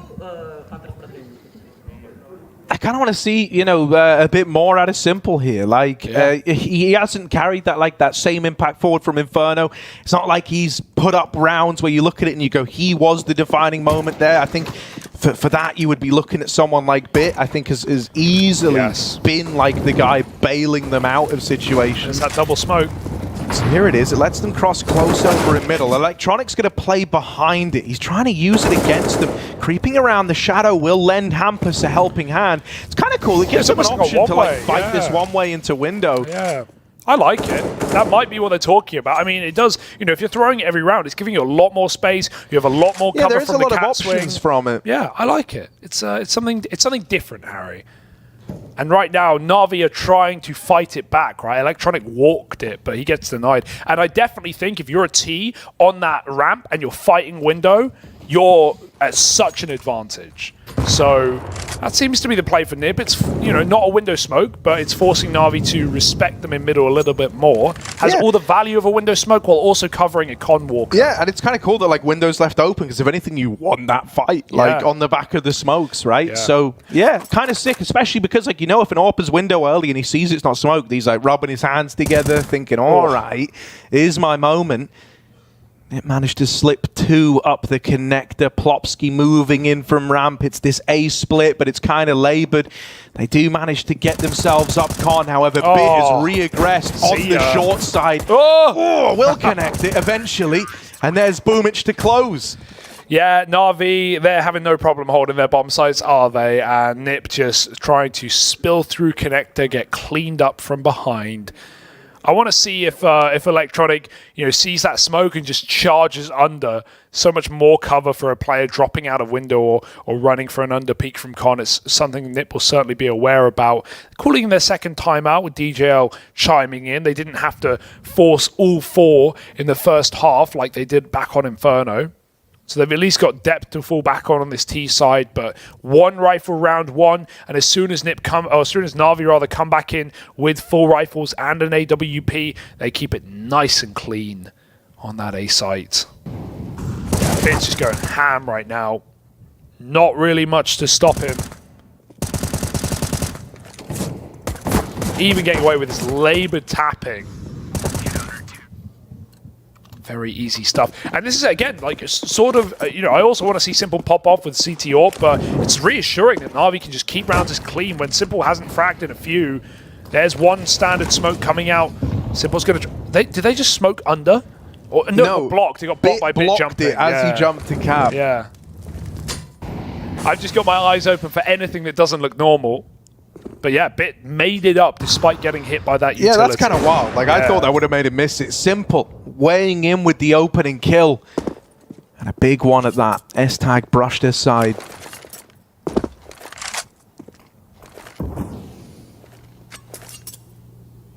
They're going to start to get their fill over in middle, right? They finally get given a little bit of room here. Top con smoke in. B split into a stack. NaVi, yeah, they were 3 strong here, but Bit dead over on cap. Nip now grouping everybody in the apartments. Inside of the B site, who you going to get past? It's Simple and Perfecto. Oh, they're not convinced. Perfecto's gone back to watch for a mid lurker because Hampus could have climbed up into window, but he hasn't. So he's playing a timing game. It's really all on Simple. This is the round you wanted, Harry. Yeah, this is the moment where he's got to pop off, right? He's got to have another big round like he did back on Inferno from the pit this time. The AWP gone right away. Perfecto tries to hold the line. Good for the first. Wrapped inside of the site, but Perfecto will deliver. Now he's on with the AWP. Goes out wide with the no-scope, and that is 1 step too far. It's a lot of damage done to both the Nip boys. Electronic is still very much in with a chance, but spotted and dealt with. Nice. NIP get out like bandits with that round. Oh, it's all Hampus, right? Nice call. And again, Na'Vi just gets so scared in that mid round. They actually, they had Boomich from A come back to watch CT spawn to stop a window player. But because he wasn't convinced, as Nip went quiet, Perfecto had to take it instead. And that just left Simple alone in the bomb site without a single kill. Hampus takes out AWP after he gets low in mid. And he goes on to 3K the round. Very nice stuff, Nip. Again, they pull out another T round, and Na'Vi's money is on the line. One more will do it. One more will break it. Brolin again goes back to fight middle. Electronic keeps throwing himself inside of this Nip smoke. Bits in the window, but there's the spam for Brolin. And yeah, smoke's not a wall. It's not enough cover. Nip know what Na'Vi are up to. Bit wants to fight back, but he could get picked instead by Brolin, just tucked in time. And I don't know if Brolin, he will check it. Rez has crept out. Hello, 2 players, back turn to the man on default with a missed spray. But Boomich dropped the bomb, but Simple can't finish the kill. Hampus is low, and Nip have the A site. Do Na'Vi even want to attempt this? They're just so far removed from this round. After you. Right now, everyone leaning away. They're going to send Brolin back into middle. This is where the kind of slow pace out of Na'Vi could be good. Simple's going to check for this. Oh, it doesn't make it any easier. Close. And with Brolin dealing with that AWP in rotation as it was just about to have such a pivotal fight. Like, that's one where if Brolin dies there, suddenly Na'Vi, they're spurred on to want to give that more of a look in. With it going his way, it sealed the deal on this save. Yeah, no kit there really for Na'Vi. I think even if they get that kill, they're probably throwing themselves back to safety. I do actually really love the mid smokes. Like, it's making it super hard to contend early on. Like, the only way to feasibly kind of play against it is doing what Electronic is doing. But you see the problem with that, right? They're just going to spam you. Like, there's like a meter of spacing where you can be, where you can get to in that time. Just a note maybe for the observers so they could show, next time we have that, if Na'Vi have a window player, I'd love to see it from their perspective because I think they really can't see squat from their side. That's why Brolin's just playing a little bit over it to try and fight back. Na'Vi are trying to figure out solutions on the fly to that smoke, and that's why it's going to be most effective in a game like this. It's giving Nip mid-control, and Na'Vi are actually just losing picks because of it. Here we go. Another A split. Look at the room Hampus has crafted here. It's only Simple Zorb back in CT spawn. He needs to hit this immediate kill. There's no flash primed for ramp right now, though. They're waiting on this split part of play. Hampus has been spotted. Dry peak dead. Simple's in the right place, and he's got pistols all around him. You're getting excited now if you're Simple, right? You kind of realize this was destined to be the A play, and so he knows this is his chance. He's going to play behind triple with the AWP, with the big ticket item, looking for the con component of this split, but he's whittled down too many angles, too many responsibilities, and so Nip are closing the gap, 11 to 12. This is big, man. NIP, one away from tying this game up. That's excellently communicated there by Nip as well. You really want to put the pressure on for Simple so he doesn't know where he can hold. If anything, you want all 3 of your players to be known about on Ramp, Palace, and Connector, so it just makes Simple randomly flick between them and try and find that next contact. He can't do it. He only gets that first dry fight, and past that point, he's getting triple peaked on that split. Really, really nice round out of Nip to just break into that A stack. Na'Vi, now they're the ones feeling the burn, Harry. And I mean, dude, like, just to kind of link it back into these smokes that we're getting in middle, it's really nice in the rounds where Nip know they're anti-eco, they're not up against a lot, they don't lob that smoke in, and instead, they kind of know that, like, the conditioning of scaring Na'Vi out of mid is enough in those rounds, right? You don't want to go feed the beast in middle, so largely Na'Vi are kind of ignoring it, they're just trying to pretend the problem doesn't exist in mid, and that's allowing guys like Hampus to play this super quick timing up into middle. Util traded for this control. RV, how do they go about fixing this? How do they go about stopping the NIP comeback?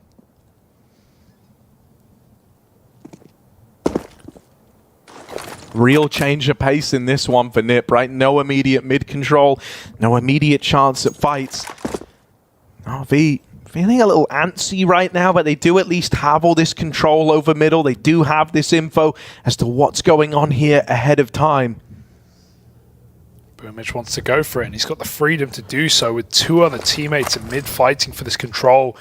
Window smoke is not a problem for NaVi. They've got every other position caught with nades out. Boomich doesn't have to commit. He could have backed up, but he wants the blood, lusting for it. There's Electronic swinging top middle, and Rez can't help nor trade. Smoke out ramp. Simple looks for the right angle, and what a read from the man himself. Hits the headshot onto the orb. Now it's the other orb. 2 on the T side as Hampers gets spam, pushing out a Palace, and Electronic is not waiting around. He hunts every single kill. 3 of them on that CT side, and it's NaVi to shut out Nip from mid and the A site.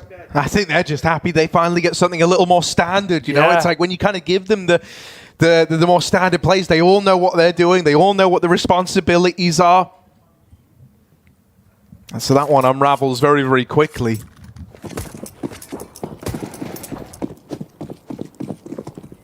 This one's so close though. We had a little streak of 3 for Nip, finally been broken. NaVi still have money to fall back on with a flawless round. Again, Electronic's been dropping under. I think he's still waiting for that mid-smoke to come through the flash. It's beautiful. It pops behind Hampers as he runs through, and Electronic is so blind. That's just such a ballsy play for Hampers, but it's so right. Electronic can do nothing about it. He had to hit the immediate headshot as that flash popped. Simple wants to fight back into mid. Window smoke ready. Simple can't see him from this angle. Just has to respect it. Any more players walking into mid will be at the beck and call of the T-side orb. Brolin's moving up, caught good timing, but he catches Boomich ducking in down. There's nowhere to move, nowhere to hide. Bit's gone as well, and Brolin's come alive on this T-half. Yeah, Blinkton, you've missed it, mate. It's just Perfecto and Simple left in this one. A 2v5, Simple trying to fight for the mid control. Sees them ducking out of there, sees them leaving.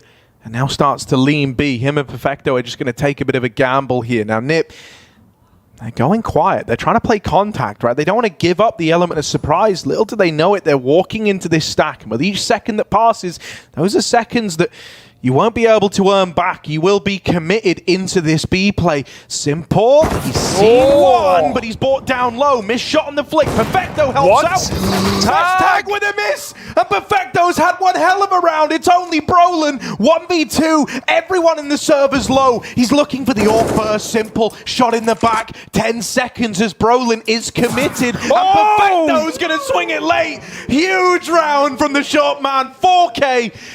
To save NaVi's bacon. That was a 2v5 that Perfecto is able to put on the board. And the orb hit him coming up catwalk. That would have just been the round over. If Perfecto dies there, he got tagged by Tag, and that's all it is. He even swings ahead of the plant. Brolin mind-gamed in the 1v1. Feeling like he had to go for the stick with 10 seconds. And Perfecto is one step ahead. This guy's a clutcher. You thought that was over. Missed shot for Simple. Players diving out. The backstab on short is there in time to win the round. And somehow NaVi 2v5. That is the worst round to lose. And not even like Nip made a big mistake. No, I mean, dude, like that's one that's going to play in S-Tag's nightmares. Like, it really is. Up through the short side. I don't know how he only tagged Perfecto. Through the bricks. It was like lightly through the bricks on the corner, right? Oh my god. Oh, I'm reeling after that one. I wouldn't want to be in the Nip camp right now. They got to get out of their heads and get back in the server. And they got to do it with only one gun.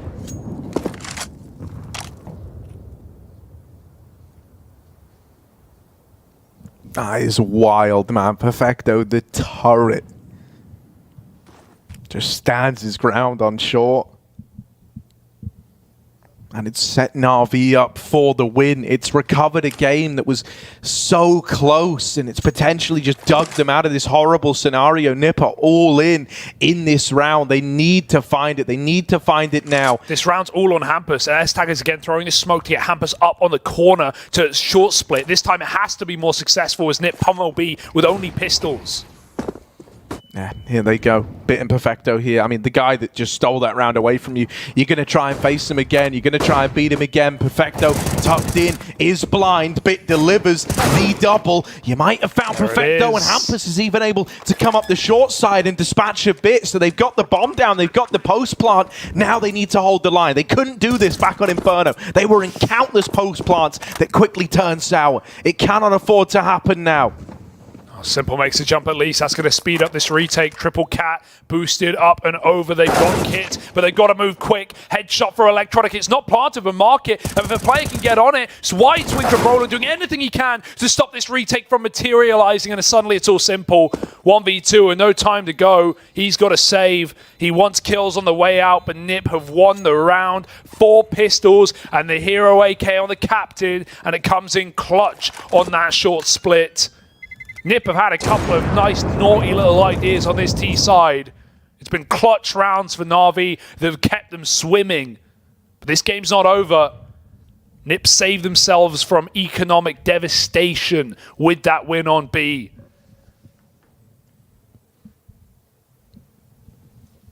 What a game we're getting. This is nothing like Inferno. That was a wash.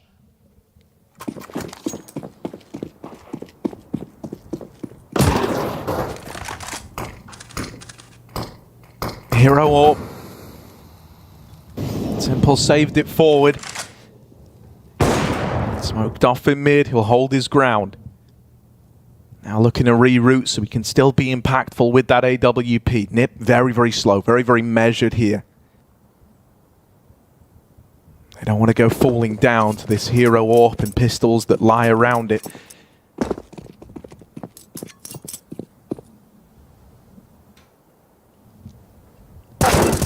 Out in middle, they trade a tag, right? Electronic might not have got the kill, but he still forced a bit of respect out of Hampus. They've been able to catch a player up here on Palace fairly often, playing this tucked-in corner where Bit currently resides. They've seen Boomich inside of the site, and that molly forces him to take a swing. Hello, Bit gets one, but Boomich cannot follow up. S-Tag going to deal with both these A players. Hampus hears this. He knows where they both are. Got to plant for the short side. Pretty ballsy knowing that AWP was in the round, but smoke just came down in time, and Hampus is here to get exits. If he could take a kill here, if he could get Simple's AWP rid of the round, that'd be lovely. Perfecto's seen him, though, and at the same time, he can arm his opponents. He doesn't want to do that. Util getting lobbed in to deny space. If Nip want to risk it all, they can go hunting.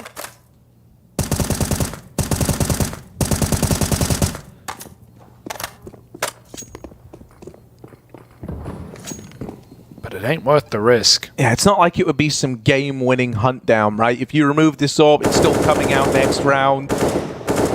Sure, maybe it sets you up a bit better in the long run, but really you need your own money. That's the thing to home in on here, right? Keeping 4 alive means they build up a bank, and it means that NaVi, even if they get to 15, are still going to have to grind out those 2 chances to close. So Nip safeguarding their own futures before they try and destroy NaVi's. This is tense, this is tight, and this is a great round for Nip to run another one of these mid-takes, right, and use that utility. NaVi still haven't actually found a solution to it. We've got 2 smokes coming through.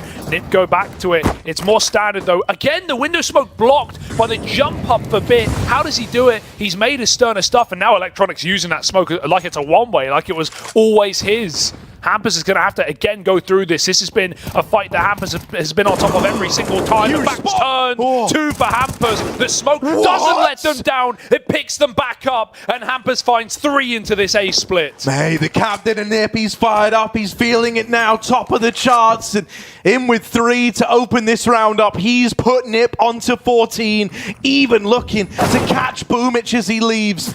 Will eventually get dealt with, but it doesn't matter. Everything else is coming up in favor of NIP. I can't believe that that's the window smoke that Bit accidentally blocks on his cat jump, and it completely kills NaVi. That should be a W. That should be a win, accidentally blocking that smoke. It gives you so much more room, and Hampus just goes, you know what they're not going to expect right now? Going full throttle. and running through it. And, you know, if you think about this on like a mind-gamey level, you know, the game outside the game, for Electronic, I can't imagine how he's feeling. Like, he's been getting bullied in mid, man, since getting into this second half. He's just been dealt like these horrible crisscross smokes in middle. He's been dealt these lower pushes from Hampus. Time and time again, getting bested. Boomich. Oh, no! Doesn't get away. The AWP is removed from play. You would have loved to have had that here. Now, last hunt, right, when they didn't go for it, made a lot of sense. But that one has some resounding implications. Yeah. NiP, they set their own money up in the round prior to last. And that one there, they break apart NaVi's. Now NaVi are calling in the TAC timeout. Yeah. Oh dear, can you feel the winds of change blowing here on Mirage? NaVi have to play for overtime. The only thing they can do here, the money is almost perfect for it. Simple has 5,400. You can buy Kevlar and AWP. The rest of his team's on 2,500. If he wanted to try and either pull in a hero round and basically force one of his teams on an SMG in round 30, he could buy up a hero AWP in this one. This is Hampus running through the smoke again and getting the double kill in that last round. The kills that started it all. If Simple wants to be crazy, of course he will be. Forcing the hand and biting the one that feeds him. He's got a big green. His teammates have nothing. Simple needs to save if he doesn't win the round. This is such a ballsy call, but when you see 5,400 in round 29, it almost feels perfect. He does have this uncanny ability as well to have kind of these quieter games, but then in the moment where they need him, in the moment it's demanded, he can step up and fill the void. I think that game against G2 on this exact map, right? Yeah. Losing clutches to m0NESY, but put him on a round 29, clutch for 15-14 in a 1v1 against m0NESY. He wins it. These are the rounds that Simple was made for. If he doesn't do it all alone, this is NiP poised to break the 7-map winning streak and take us to Ancient. Yeah, it's been demanded that Simple is like the demon, and if he can't rise to that, if he can't reach that level, as you say, this is going to go 3. NiP, they just need to stop this AWP. It's waiting in con for an early fight. That smoke goes in at the top of connector, and NiP are quick to move in behind it. NaVi can see jungle, can see this middle area, start to give a bit of room over to the con side, but they are poised, 4-man strong, over here towards this A site. These splits have been perfect every time. Look at the spacing, look at the trading. NiP will all peak in the same second. Simple, there's too many targets. Out through Palace, Electronic with one, a missed shot from Simple's AWP, a miss again, or just gets around the corner, but now needs to think about saving, gonna get out of there with the AWP and goes back in. A 1v3, but at this point, at 15 points of health, he would be risking it all by going for it. NIP, they might have forced respect out of him. They might have forced respect out of this hero AWP. And so Simple is left to stew in it, stew in the reality that NiP have pulled this one back. They're on map point. They're the one a round away from taking us to Ancient. No. And they even knocked the AWP out at the very end. It's gone. It's done. NaVi may have a buy. They may be able to crowdfund it for him, but this is NiP on a roll right now. Some incredible calling out of Hampus in this T side. These A splits have been ludicrous, and NaVi cannot get comfortable when con is conceded. And of course it's getting conceded with some of the mid takes we're seeing out of NiP. Brolin has gone nuclear. 0-6 to start the map. A liability on ramp. He's gone crazy in this T side. Simple, he has been given that AWP. Bits had enough of these mid-smokes. He said, Electronic, let me try and solve the problem. Let me try and deal with it. Is this like a passing of the torch moment, right? Where, you know, Simple couldn't be the one to step up. Bit's going to be the guy to try and do it. Top of the server right now, 29 and 19. And he's found that opener for NaVi. NiP were not expecting this. They were not expecting these mid-smokes to not be fruitful. It's all they've been every time they've used them. But now a man down. And quite the man at that, right? Hampus has been a force to be reckoned with in this. Now he's having to lead the ragtag bunch from beyond the grave. Crawling and slowing down to just a complete halt in the mid-round. 12-8 for NaVi. 14-11 for NaVi. Hero AWPs in eco rounds for NaVi. Was it worth it? Can they finally close it and start that clock again? Or are NiP going to be able to bring it back from the brink of defeat and close us out and take us to 3? They're moving up through Con, right? These A-splits have been the bread and butter for this NiP squad. Rez going to try and make this contact out of Palace as his teammates shift their way through the connector. A one and done out of Electronic is more than you could have expected, more than you could have asked for. But is it enough? 3v3, Bit is closing in up through the connector, trying to give them a way back in. Perfecto will trade. Simple now joining his teammate over at the Con side. 2v2. That bomb is down and ticking against NaVi. They're on the clock. They've got to be flawless here. Astag swinging from triple side. He wants this fight. He wants the engagement. And so it is. Just Simple again. 1v2 now. Out in the open. And Brolin's going to find him. We're going to Ancient. NIP managed to lock in Mirage. Breaking a streak for NaVi. And living to tell the tale. We're going the distance on this matchup now.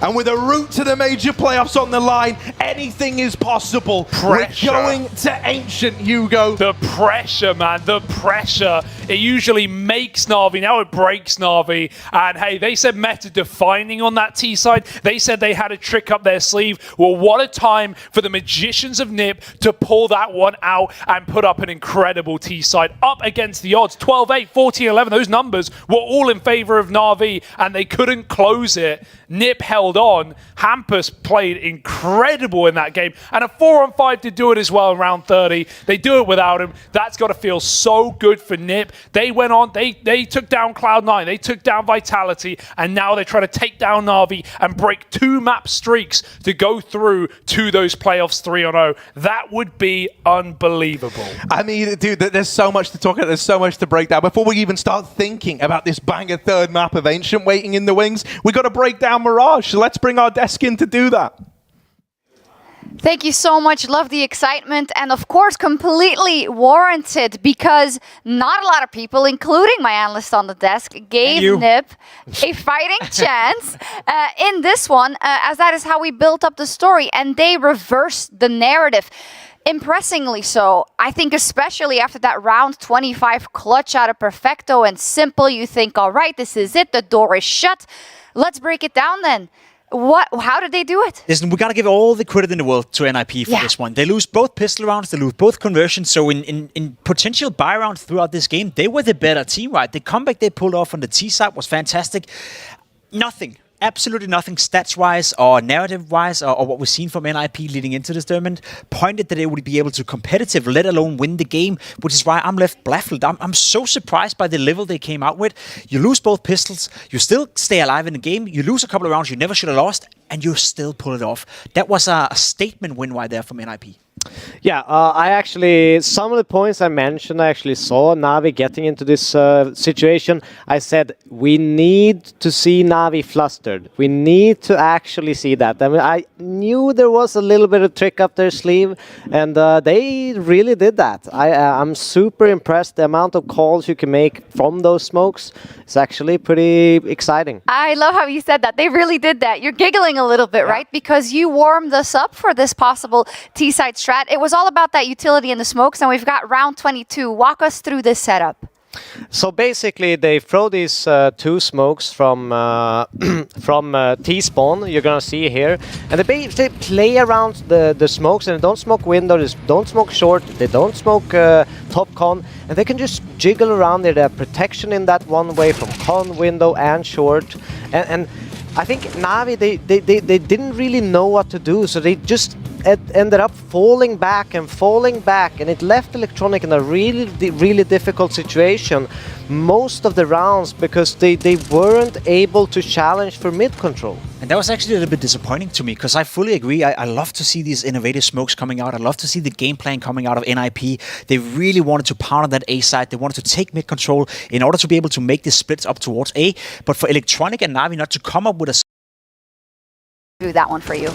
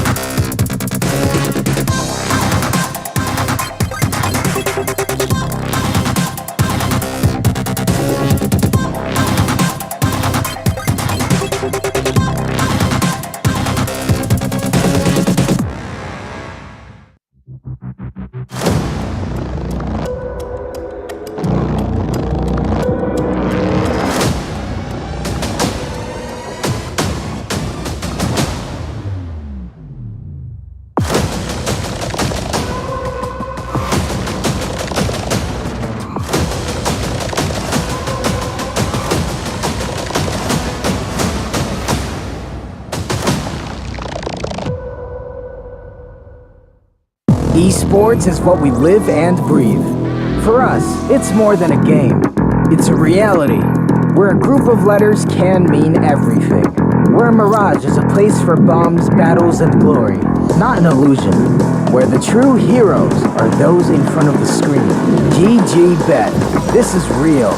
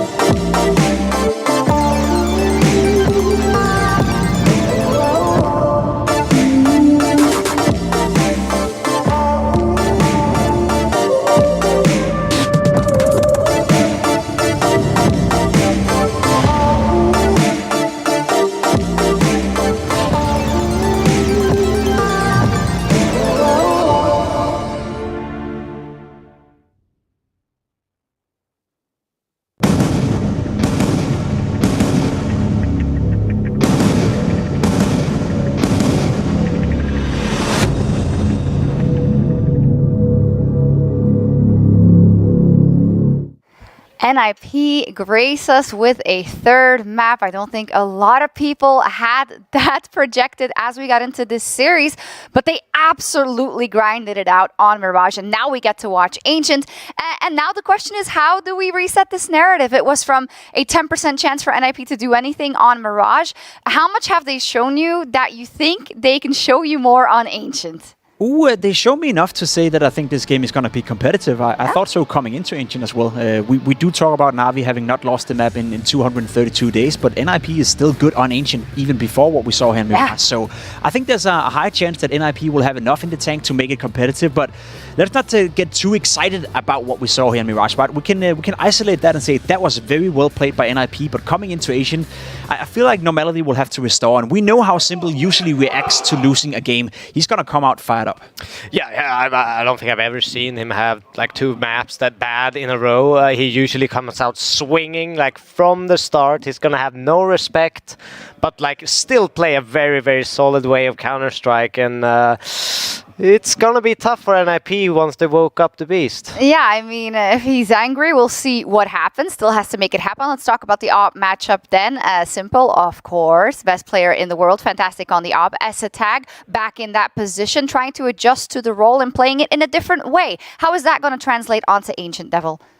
Well, I don't really know. I mean, it comes to this narrative. I'm just looking at the pieces like, how can NIP do this? What could they throw our way? You know, in this AWP battle, we have a very good flasher in Tag, but Simple is just Simple. It's so hard. You see the stats for this tournament, right? Very similar. I think we all agree that Tag has played super, super well so far, but there is one weakness for him, you know, and that has shown on Ancient. He's the lowest rated player on map-specific Ancient so far for NIP, and he's going up against the highest rated player in Simple. Actually, Simple and Perfecto is sharing that role within NaVi, and that's another point I want to bring up right here, that the supportive element in Perfecto, usually the guy who's number 4, number 5 on the scoreboard, he's actually the best performer for NaVi on Ancient, and that tells a story about how well-rounded this team is. There's a reason they have not lost the map in 232 days, and that's because there's no weak link whatsoever within NaVi when it comes to Ancient. Talk to me about their setup for both teams, because I know NIP is actually quite proficient on it as well, but let's start with NaVi and what makes him so hard to beat on this map. Oh, I think Boomich is a guy that is performing well. He likes to be aggressive, roam around the cave area as well, and he gets a lot of information. He softens up the opponents. He's sitting right here. He's reading right. He's making sure that he's well aware what's going to happen from the NIP side. He's a player that is a little bit underrated, in my opinion, when it comes to Ancient. He creates a lot of damage, soften up the opponents, and that makes it so much easier for Electronic, Bit, and Simple to chime in. And I also think Bit and Electronic through that middle area, they are really good at finding those very, very accurate kills in that donut area, which is a CT position that almost everyone favors in today's Ancient. So it's going to be really, really Oh wow! I just got flustered a little bit hearing NaVi's roar there. Yeah. So they seem to be ready, pumped up. But I don't think NaVi is going to come into this game and be as playful as they were on Mirage, because they were just running around in the start of T side and kind of just hunting deagles that the NIP were saving. And once Res got that clutch, they just got the momentum going, right? The casters are ready, but is anyone willing to put their hand in the fire and say NIP can clutch this out? I don't think they're going to win, to be completely honest. Why? I wish they would, but I do think NIP can make a good game out of it, and I wouldn't be surprised if we see a scoreline consisting of 16-11, 16-12. To me, that would be okay. The problem I have is they needed that kind of prep to gain that many T rounds on Mirage, while NaVi was just playing around, it felt like, to gain that many T rounds. So that's it's going to be really difficult for NIP. And we'll see if the beast has awoken. What about you? Let's head over to our I think NaVi's going to clutch it out. Let's head over to our casters. Yeah, thank you very much. Oh, dear, we've gone the distance, Hugo. When we were getting ready to head to Mirage, we didn't envision we were going to end up here, right? No. But we've gone the full distance, the full 30 rounds, now into a third map. For Simple, you know, I think it was Devilwalk said he's never really used to seeing him, you know, go quiet and then go quiet again. That was his worst rated Mirage ever at Majors. So, yeah, you know, kind of a bit of an understep from him individually. Hugo, how do you think NiP are going to fare here on Ancient? Oh, I don't know, man. I think it's going to be an uphill battle. If you've managed to shut down Simple and make him silent, maybe there's a way in. But the question is, have you awoken the beast going into this third and final map? NiP, they've never beat a tier 1 team really on Ancient. You know, they've taken Ence the distance with Spinks dropping 25 kills, a 30-round loss. They, you know, took the now Cloud9 roster, took them down back in Katowice. But taking down NaVi is not going to be an easy fare. Let's see how they do on this B bomb site play. They are locked in. They don't know, but NaVi are in T-spawn right now. They're ready to wrap them out of middle. Boomich isn't rushing this flank. He's letting Electronic get set up. Simple in the site, and Rez tapping with a P250. He loves his taps. No headshots have hit, though. Hampus is dead first, and the kills just fly in for NaVi. Yeah, this is mowed down. Electronic's even fast flanked in through T-spawn. And should be able to find this timing. Now, the bomb's gotten out of there, and Plopsky just manages to join them. So that's a plant inside of A. Now, NaVi won't actually be ready for the sheer speed of this. They didn't see S-Tag escape with the bomb. Yeah, they think it's some kind of convoluted fake, but Bit was very late to rotate. That's fine. NaVi can group up in a 4-on-2. They should still have all the reason in the world to be able to close out this round, but close position for S-Tag. Will it get cleared? Oh, not really. Simple's dead immediately. And now back from Donut, Plopsky tapping away, needs a connection, needs a kill. He can't find it, out of ammo. It's all on S-Tag alone in the middle of the site. He's getting chased down. Will bang headshot Plopsky in a 1v3. And NaVi need to get on that bomb now and body block the defuse. They will do so. Nice shot for Plopsky, but he couldn't finish off perfecto. And NaVi will find that pistol. Simple or not, they will put it on the board.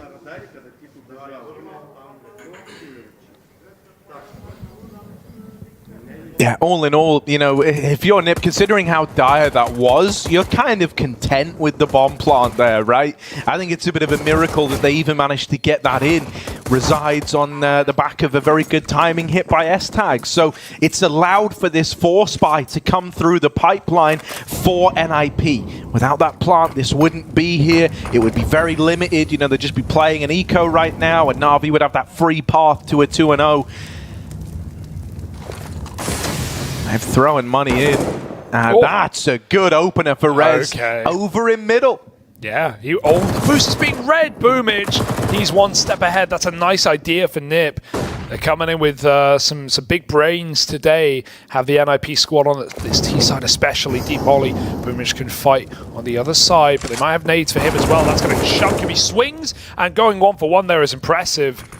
Still, NiP are 3-on-3 right now, and they're waiting on Rez, a guy who was fairly quiet in this series, despite NiP putting up a very good Mirage. He wasn't required to go ham, but he's already tapped out a man in middle, and now he's got a great gap on the flank. They won't use it to split the B bomb site. It's only Bit right now on Donut. Simple may have made the read, but I don't think he's ready for how deep Rez has found himself. It doesn't make it any easier, though. Simple might have been caught by surprise, but he's still going to offer up the kill. Bit auto shotgun, perfect place for it. Sick. Nothing they can do. And I've got to say, I hope that makes an appearance again, man. That actually feels like a really great position to wield it. Yeah, we've seen a lot of shotguns on this map, right? And that's helped by all the 50-50 angles. Talk about cave. There's so many left, right. The pocket on lane. There in donut. A main. There's so many of these 50-50 corner clears. Simple shows them as well in CT spawn. And so it's very, very lethal weapons. You often see the Mag 7 on cave and B, but that's one way to do it as well in donut. Oh, run boost for Simple. He's going to throw himself up on lane. Quick SMG. Brolin jumping tap. And manages to take him out. Boomich was right behind, though, from the cave side. Gets that trade. Still, despicable kill! And Hampus has got another. Caught in the air for Perfecto. Hampus has taken space. He has rolled out around here for Nip. They're going to try and get this bomb down. Boomich getting hunted. Electronic fall blind, but no one peeks off of it. And they're going to try and hunt the plant, so they get rid of Esatag. Hampus deep on the long side, spammed by Bit. There should be no way back in for Nip. He can't even throw the gun out. That will do. The round will not. Yeah, he's spammed out, and Rez is just so far removed. At a bare minimum, NaVi are like mad anxious right now, and so they're giving him time for the wrap, but it's still a safe defuse. Oh, no head. Looking down, couldn't connect it. Body shots will do, but plenty of time for that defuse, as said. All right, Nip are looking very brawly right now, and I'm enjoying what we're getting. NaVi are happy to play for those fights, but Nip are getting a lot of picks with these pistols, with that round from Rez. You know, the round from Rez where he gets top red and gets cleared by Simple. If Rez like full walked the flank, there was a huge gap in that round. I hope if we get Nip given that space again, they just take it. But his patience is what actually killed him there. Nip with their full buy. What have they got for us? 4-1. Not the most common default on this map.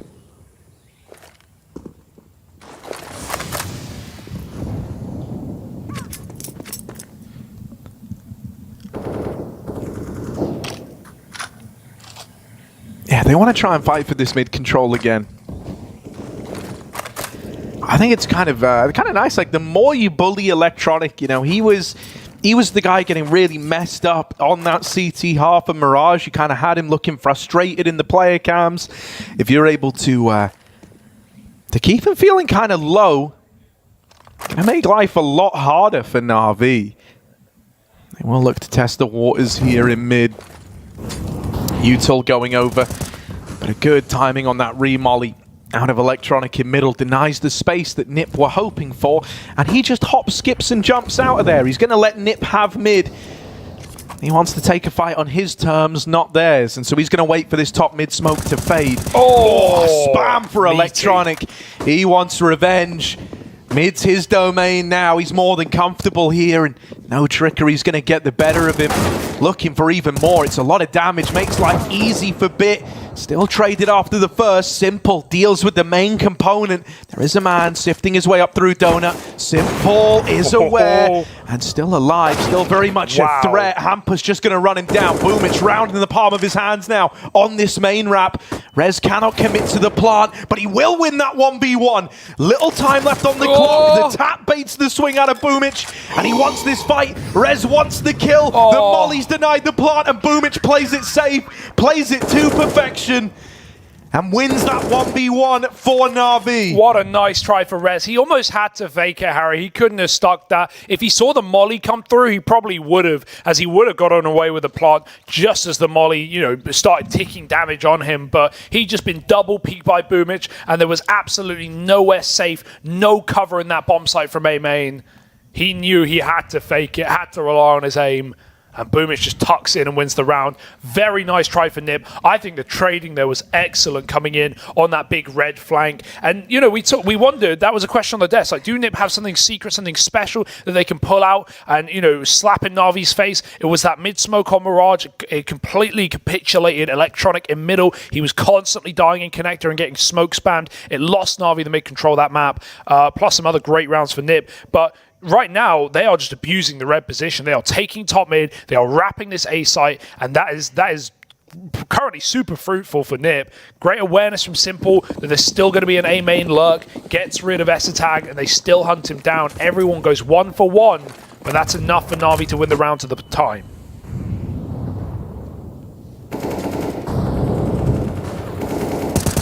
Oh, a bit wanting to fight for middle. Oh, it's always scary up against this A1S, man. This guy was nuclear last map. 29 kills. Beastly for bit. But it's simple to open. Once again, besting S-Tag.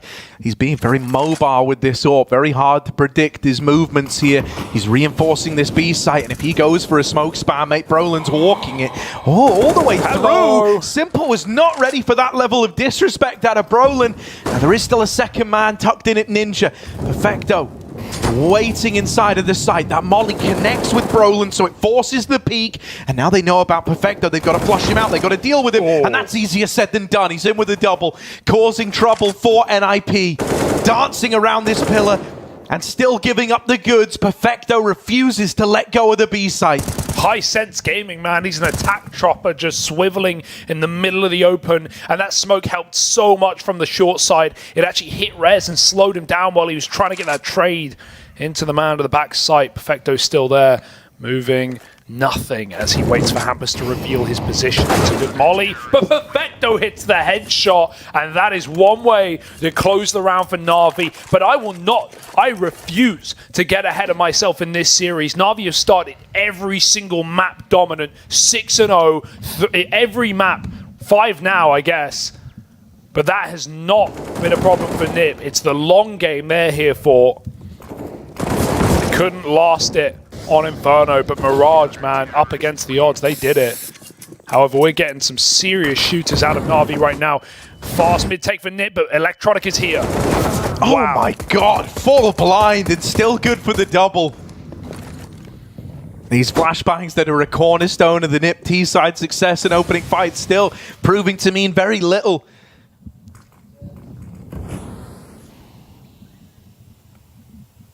Where do they want to try and go with this? You might have been given an avenue in mid, but it's very much by design in the 4v2. Simple still floating around here with the AWP. And he's on the angle. If he keeps holding this, they're going to come his way. Could even be a lineup. They swing it, and he deals with S-Tag, constantly getting the better of him to open up Ancient, trying to get him in his head a little bit. And there's Perfecto holding the line. There's that 6-0 you promised, Hugo, for NaVi. They just keep coming.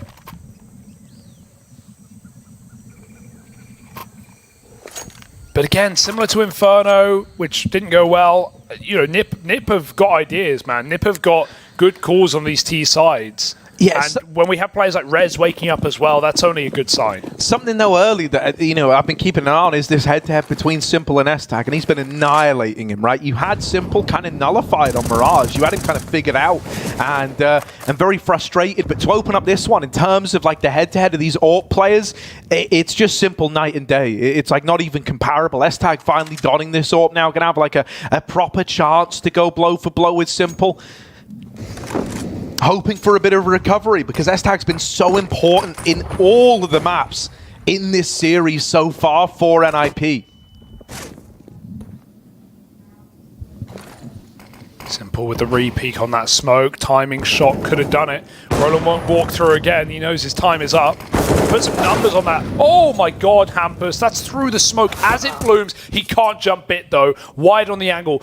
You know, Hampus is gambling. The bit is playing a very tight angle there just for info, but he's happy to fight. Put some numbers on that idea, Harry. S-Tag beat Simple in head-to-head 5-4 in the first map. Last map, he went 6-1 down against Simple. Well, this one has already started just as strong as the last was for Simple. Sat back on B with a triple set up. NiP ready to go. Oh my god, Boomich was flashed into that. Will get cut out, will get removed. Simple nails the follow-up though. And with Perfecto here to lend a helping hand, this B play is dismantled by just 2 men. Perfecto and Simple don't let up, and NaVi continue this 7-round streak, this battering to open up the first half of Ancient. NIP calling in an attack pause, trying desperately to figure out solutions to this problem. Yeah, this is a beautiful start, and this is a lot of the answers to the questions we had. Like, do you break NaVi in having just not destroyed them, but really just outcalled them, outplayed them, shut down Simple on that A site on the previous map with all the chances, all the opportunities he had on the AWP? Does that break NaVi, or does that build them back up and make them even more ferocious? Right now, we're getting our answer: 7-0.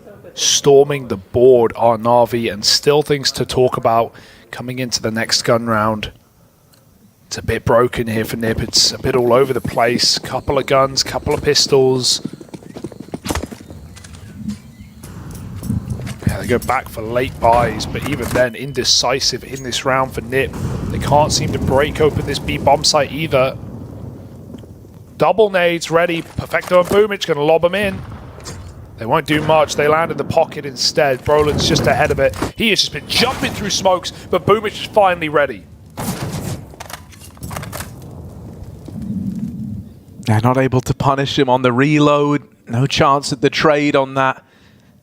This bomb on the back of S-Tag is floating over towards A right now, and there is only one defender here.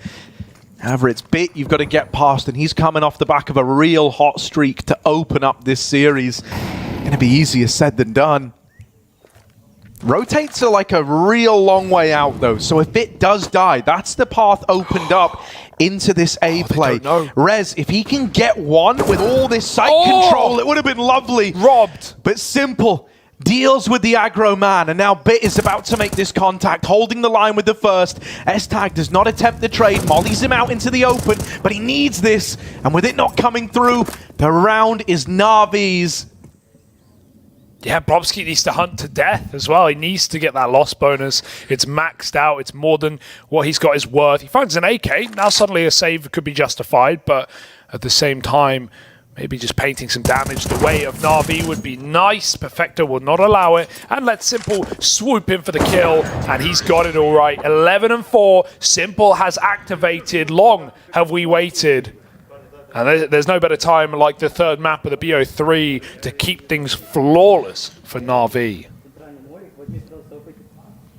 Yeah, I love it, man. He's really throwing himself into every single fight, right? It's kind of what the desk predicted. It's like his favorite way to build back into a series. You know, if he ever goes quiet, he wants to get involved in that following map. It's like a clean slate for him. And so he's really tried to set this precedent of being super oppressive early on. And with it, super impressive as well. Nib, he might have been able to stifle him on Mirage. Now, as we said coming into it, his worst Mirage performance ever at Majors. Yeah, that's dating back to 2014, where he attended with Hellraiser as his first. So it's been a while, Harry.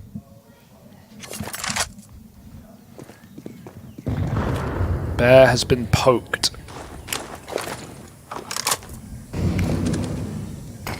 Smoked as well. Top mid coming through for Nip. They molly the cubby. Simple just throws a one-way to fake and bounce out. Doesn't want to hang around with that. It's up to Bit in the donut, who's been delicious in this position. And Simple's even coming in for assistance, swapping out. Bit goes back to A main. Simple wants all the glory, but again, going up top red, they throw these almost corridor-esque smokes. The top one fades as the donut one comes in. They're running right through. Electronic kind of wants to go through that smoke. Simple with a very close miss shot. Again, getting lurked on from A main, but he can't hit a single thing. Bit has got to back out. Electronic finally through that smoke late kills Hampus, and Nip just needs a bit of pressure, a bit of room to get this plant. Yeah, that smoking donut going to really help them out in that mission. Still, they're a man down here. They've got that bomb timer in their favor. They need to be cognizant. Boomich with this A main lurk again. This was how he uprooted the previous A take round.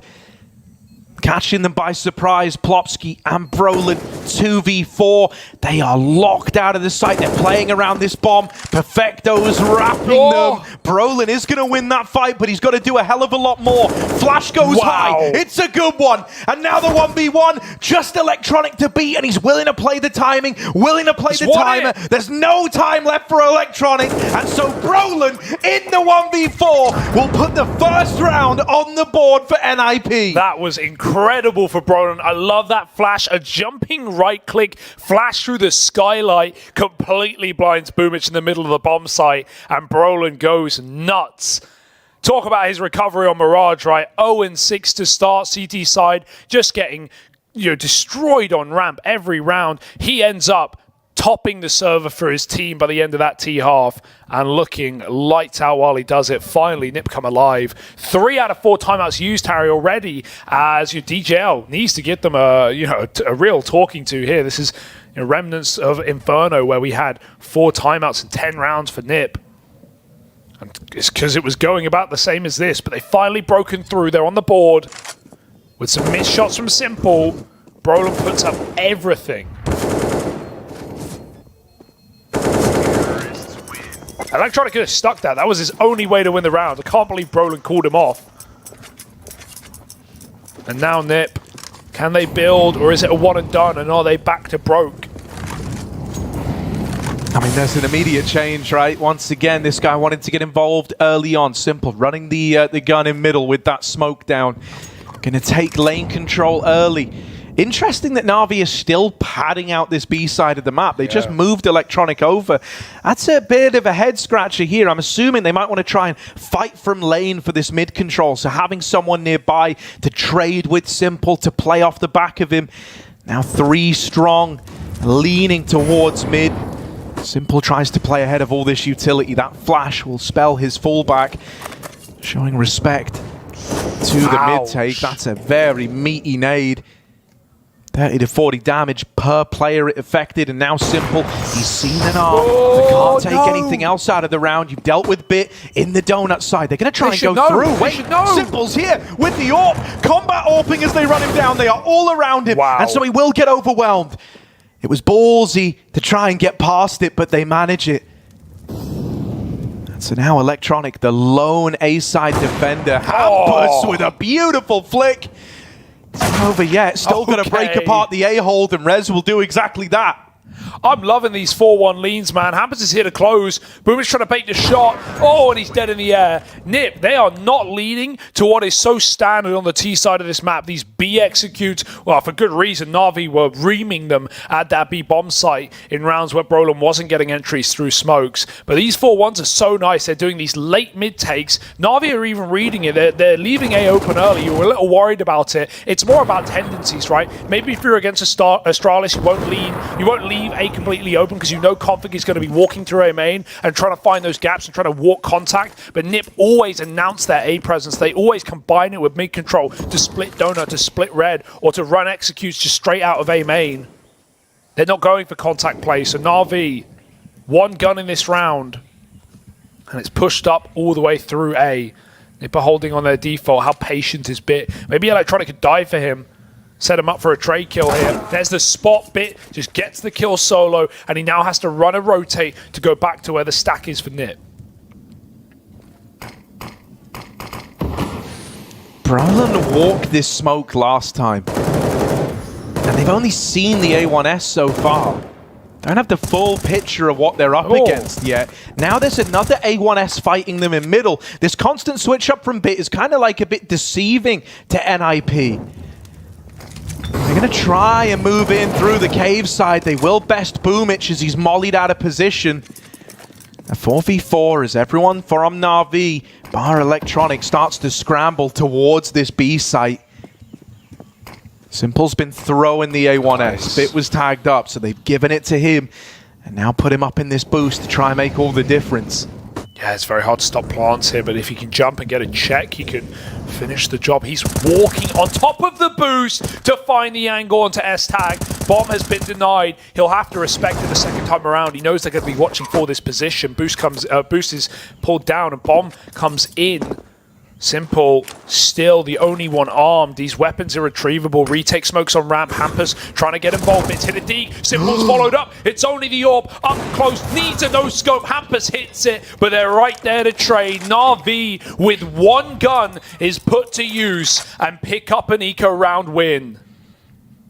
Yeah, that was just a thing of beauty, man. They juggle the A1S around. Bit is incredibly mobile, right? He goes from being this kind of turret type character over towards this A site to suddenly getting involved early, then rotates out with the A1S, juggles it around onto guys with more health, and they put it to great use, man. For NIP, never really knew what you were up against there. It almost felt like there were more guns in play than there actually were. I love the walking boost as well. That bottom player has to look up and basically follow Simple to you know, stay below him and get that angle to stop the bomb plant. Awkward miss molly in middle, does force Perfecto to take damage to escape. He didn't want to be swung out of mid with that flash, but it's not the end of the world here for NaVi. But winning around like that, that is criminal. Oh my god, they really are just getting out of these Molotovs. Boomish doesn't want to be picked. Simple, so keen, he ran through it to try and get a pick. But Nip didn't chase. They are again leaning A. Esatagl looking for this AWP opener, but this might force a shot. He's been so quiet to open this up, and that has not been the story of S-Tag at all on any of the other maps in this series. 1 and 10 right now. They entrusted him with trying to get this pick into the A play. If he gets it, he can look to build back into this, and NIP is suddenly accelerating the play in towards this A bomb site. It's all hinging on someone who's having a very rough time right now. Up against a guy who's having quite the opposite effect. 14 and 6 on this CT AWP, and Bit, the other guy who's been putting on a show on this CT side in Donut. NaVi know what's up. It's so obvious. They've got 4 players on this A bomb site. It's hard enough to plant, even more so when it's stacked to the 9s. They will get a guy in the back line, but boosted up. Simple stops res. And now waiting for more. He knows with the boost in play, there's even more in the main side yet to feed him. Hampus has made it through red and is now wrapping these guys in the site. They've got to fight forward. They've got to fight for this control. Right behind them is Hampus with the backstab. Another kill. And now Brolin timing this through Donut. Could have made all the difference with that kill there.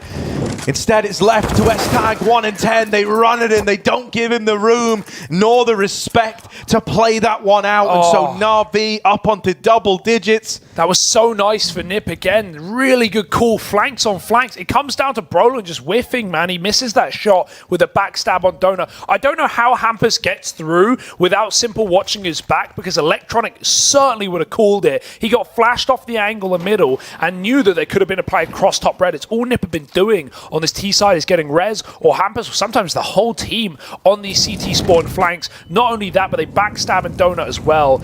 But like I said, a missed shot, and that's all it takes to fall when NaVi have 4 players there ready to trade. Very nice recovery for NaVi in a really scary round. But the read has been perfect all half long. Every stack has been correct. And now it's again just Hero Hampus.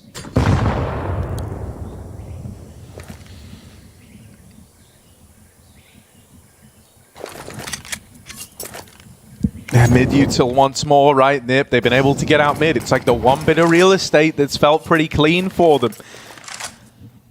In between the electronic smoke spams, of course. This time he's not going to attempt it, and we'll let them move up into Donut. Bit has a lot on his plate right now. Like, this is kind of hard for him. You know, he's got to worry about main and Donut. It's hard for one man to hold both of these. Simples want to fight over towards that B side of the map on Brolin once again, playing around that cave smoke. Yep. And now it starts to become clear to NaVi. Starts to all make sense, right? It's the round they've seen 1,000 times already. These mid to A plays, and it's all cut down. Hampus with the hero gun in a 1v3 with 20 seconds left. Yeah, nice. He's going to find that time into Bit, but can he do anything else? He's running back middle like he has a hope in hell of winning this one. 15 seconds, they're playing a crossfire, and there shouldn't be a way back in. NaVi 11-2. And yeah, that one gets broken apart with ease. You know, you mentioned it already. S-Tag's had a very quiet start to this game after a great series. I think if you want to get him started, you have to set him up for a pick. T-side AWPing on this map is so difficult to find opening kills, as we've already seen. He's been, you know, put in roles where he has to walk out of A main first with an AWP, stuff like that. These mid takes have been all shrouded in utility and smoke walls for Nip to try and sneak through red or jump through the donut smoke. The best way to get a pick with a T-side AWP on this map is something like the B boost, right? Throw him up on that box and let him pick ramp. In fact, NaVi have been ones fighting ramp. They've been jump spotting it. They've not been afraid of getting info there. I really want to see Nip try and get S-Tag back into this game, give him a way to frag out, give him a way just to fight a 5-on-4 and go back to these executes, because Nip have a lot in their strat book. They have game plan, they have some cool T rounds, but yeah, when you've got a player going this quiet, especially your AWP, and you're not setting him up, he's only going to continue to fall off. Here it is. He is completely open at the start of this round. You know, you've had these kind of double mid takes at a bit of an electronic before. S-Tag trying his hand at this opening pick, right? You talk about it. You want to see him involved early. You want to see him set up. He's going to try and make his presence known over here towards B. Simple playing the long side. Going to have an angle open as they cross on in. Perfecto opens up with the first.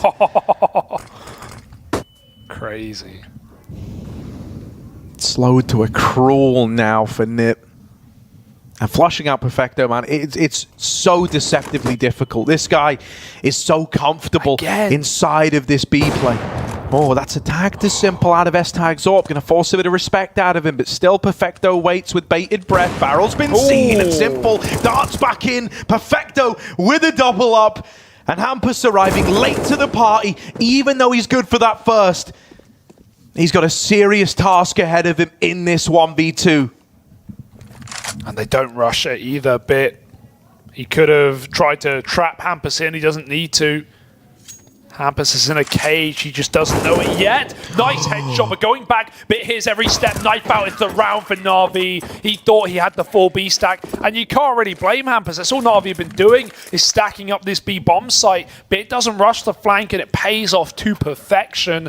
I'm very glad Nip went back to trying to set up S-Tag, but all he gets is a tag there, Harry. He wasn't put on boost. He was just contacting through ramp, and Simple was just able to pick his peaks. On top of that, the reason Nip have been going for an A-side default every round, it feels like, is this B-hole for Perfecto has been immaculate. Dude, it really, really has. I mean, you know, I think when you kind of look at NaVi here, if you want to look why guys like Simple have so much freedom, it is helped out just massively by how strong the anchor players are on this map. Like, Perfecto so rarely misses a beat on B plays. Like, probably one of my favorite B anchors to get to watch. He's just got such a good knowledge of how to play, you know, around that pillar, around Ninja, just creating like these miracles that seem to happen every single time he's getting like full exec on. He'll get way more out of it than he has any right to do. And then on the other side of the map, well, you might think, okay, maybe then if Perfecto's that good at B, what if they lean A? Well, dude, then you go running into Bit, who's like just terrifying. He's so good in a similar vein to Perfecto at maneuvering around the confines he's given over towards A. Very rarely do you catch him overextending or, you know, pushing too far past the mark. And so it kind of creates this really weird situation where, yeah, you might get middle. NaVi might give it to you. But when it comes to actually launching an exec into one of the bomb sites, you feel so claustrophobic. You can't win a round in mid. And Nipper learning that the hard way. That's an old Henry G quote. You can't plant in mid, guys. Always got to remember it. Simple, again, thrown up on the run boost. Quick peeking lane. He's smoked out by T utility. They threw it on the Molotov, but this is all a ruse, and it's at least kept him here, but he's clearing it out very quickly. In the meantime, A's open. Electronic is trying to re-aggress and take that space back. Bit close mid, of course. Providing an exit route to Simple, should he want it. And with Boomich pushing through cave again, it's left Perfecto solo B, but that has been so solid for NaVi as we've been hyping up. Nip want to go for another late mid take. The flash needs to be good, and even then, the timing shot for Simple, he's very much committed. There's no flash to stop him here. Forcing fight. Simple's in your face, and he's here with two. There's Bit doubling up as well, and you can see it before it hits. That is NaVi going 4 for 1 in middle in seconds. I mean, look at where they're fighting from, man. Like, that is so oppressive. The one thing that Nip have had in the bag is mid control, and NaVi all in, taking middle to close out this first half. Even though S-Tag wins that one fight over in middle, it's a 1v3. He's 3-13 right now. And I mean, look at the minimap, man. He is boxed in anywhere he tries to go. He's going to run into resistance. He's going to run into someone holding an angle. So he's got to win a series of fights to get into a place to win this. And that just shouldn't happen. There's Electronic with the close. NaVi, a beautiful way to end that first half, knowing that NiP were going to go back to the one spot on the map they could take reliably, a late mid take. But who was there? Who was ready to fight them? It's that simple bit combo. Yeah, I feel like, again, it's similar to Inferno. I think even more so, even though there's less rounds in this T side for NiP, they've had a really nice game plan. It almost feels like sarcastic saying that with 2-round half, but they've had a lot of close rounds. They've had a lot of map control. They managed to set up some really cool mid splits and managed to chase down Simple sometimes, but these individuals of NaVi in their spots, Bit has multi-killed Donut every time. Simple has been floating all over the map, and Perfecto has been 3K'ing every B execute. There was just seemingly no way in for NiP, even in post-plants, and they have many a chance. 13-2, Pistol decides it, double duel, he's dropped over from Esatag. At least he's being heroic with 3 kills, trying to set up some stars in this second half. Pistol or bust, Brolin with a double, and he's got teammate right by his side to fight for it. Eventually going to give it up, and NaVi take mid. Oh, weird fight there. Simple now bested. Bit left alone fighting for Donut with the bomb. We'll win that first fight to Rez. Ooh, even in this exchange back in towards A, but he's low on health and needs support. Boomich now spotted, and they know where both these players are. They're trying to chase down the bomb. They're trying to keep this locked in at Donut. NaVi need a miracle. Yeah, but it's NiP Magic that might pull this pistol back instead. 4 up, and they keep it clean with 3. There's no saving that one with low health on 2, but it is a long road to recovery. I'm not even going to consider it until we see something worth hyping up for NIP on this CT side. NaVi. The bear was poked, and it came out with its maws. Quite a mauling in this first half. And near flawless CT side required from NiP to make anything interesting here. Fast through A main, they've got a double smoke exec, trying to get a plant, but they've got to overwhelm Rez, and they've not got the guns for it. 2 for Rez, and he backs out behind the smokes. His teammates can throw themselves in as well with the SMGs, and that's nice and clean for NiP, all down to the fact that NaVi have nothing but pistols, and now they can buy up full and start the streak.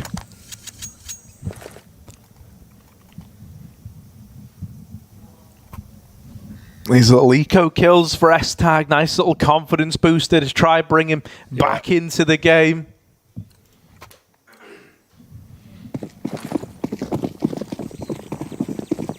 Such overwhelming odds against them.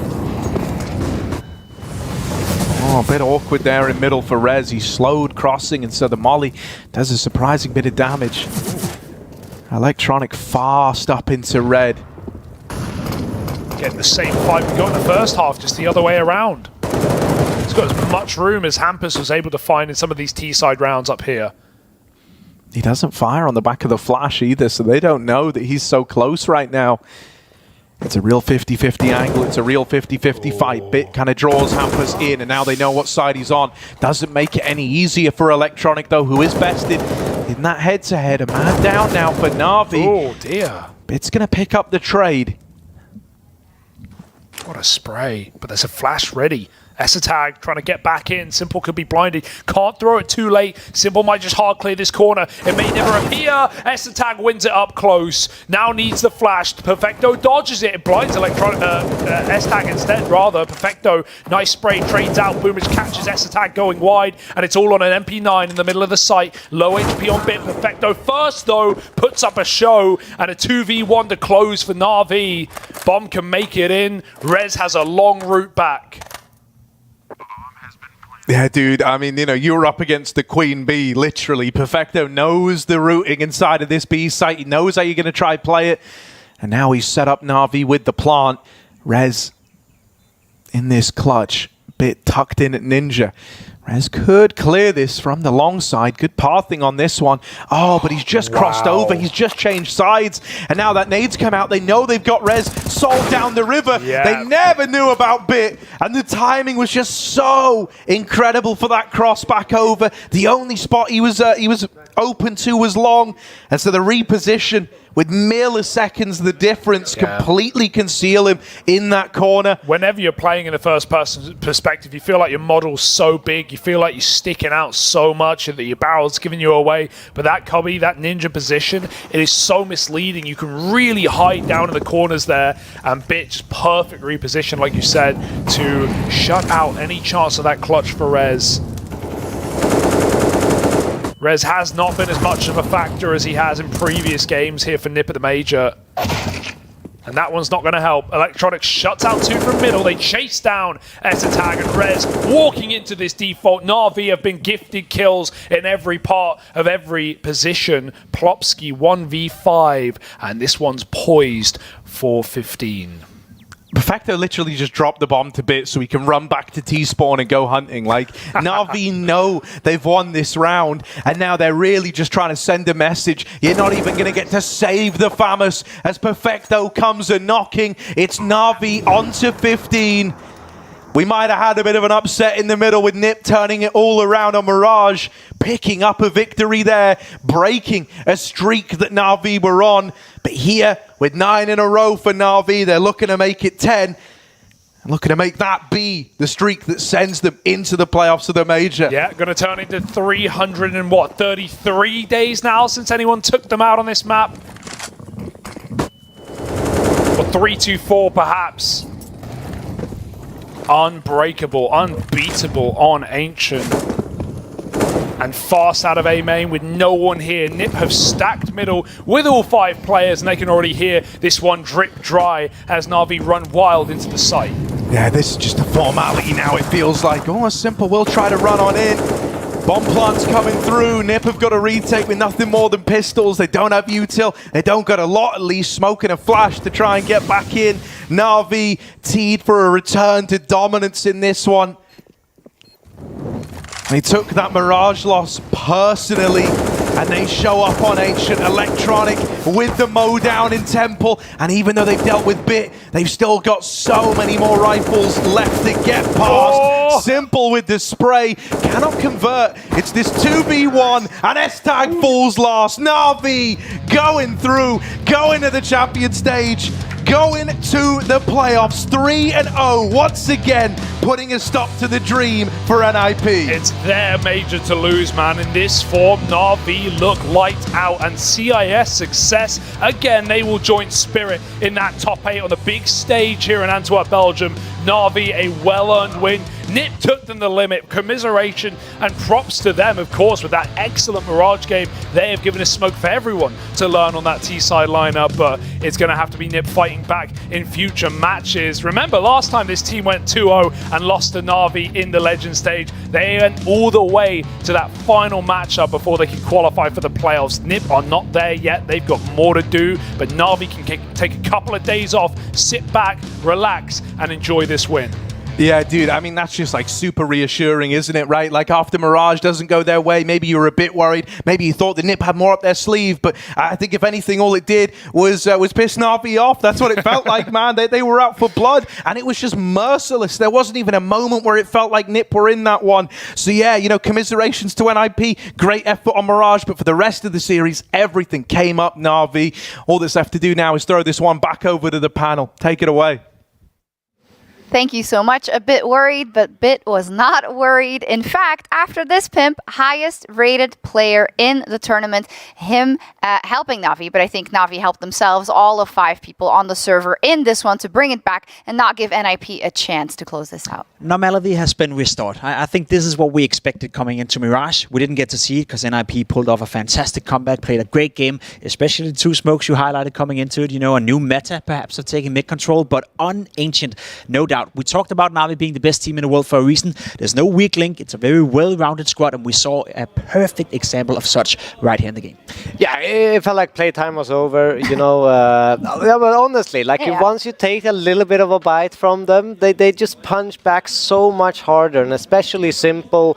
He just comes online. I think he thrives that, like, in that anger, you know, like, I can't believe that we have lost this, and he just needs to show it back.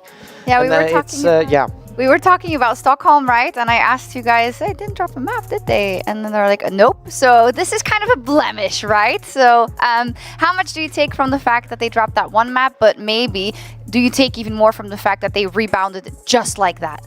I think it's more so the rebound, especially the fashion it happened here in Ancient. It wasn't even a fight from start to finish. Navi were not only one step ahead, but a couple of steps ahead for NIP. More so, I want to give the credit to NIP for playing such a good, well-thought Mirage. You know, they really gave Navi something to think about, but it's also one of those where if they were to play again in a couple of days when Navi can relook at that game, and if NIP can exploit that new meta, I think Navi will win again when it comes to Mirage. So if anything, a learning experience for Navi and for NIP, you know, I think they showed me today that they're still going to be one of the favorites to make it to the playoff regardless of the loss. A fun fact about going into Ancient comparatively to the first map is that the coach, again, at round 14, they've used all their tactical pauses. That's all in the first half. And they still couldn't find the solutions they were looking for.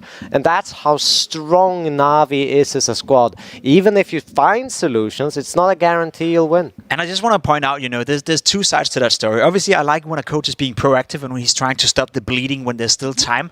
But you also leave yourself in such a dire situation. No timeouts for a CT side. What if you were to make a comeback? What if you actually made the game competitive? You don't have a single timeout in order to readjust some things on the CT side.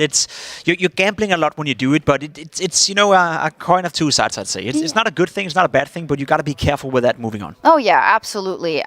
We called out Simple, I think, just a little bit, you know, having a quieter first two maps, but as said, the last one, it was fantastic. We got some highlights here as well, but you really see all the individuals, you step up together, and it's almost suffocating, is that the word that I can use when they're playing like this? Yeah, you could. You know, they suffocate their opponents. They don't let them breathe. They don't give them any space, and you never feel comfortable on the server.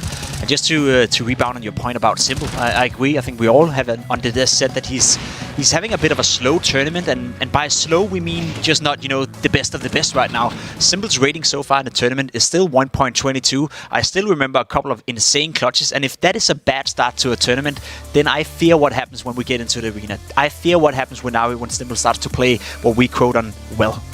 The thing that is so good about, you know, Navi, and it's the retakes. Like, they're so beautiful. They are efficient. It's one smoke, they go in together, and they do it so well. Here he is. And here he is. Hey, buddy. Hello.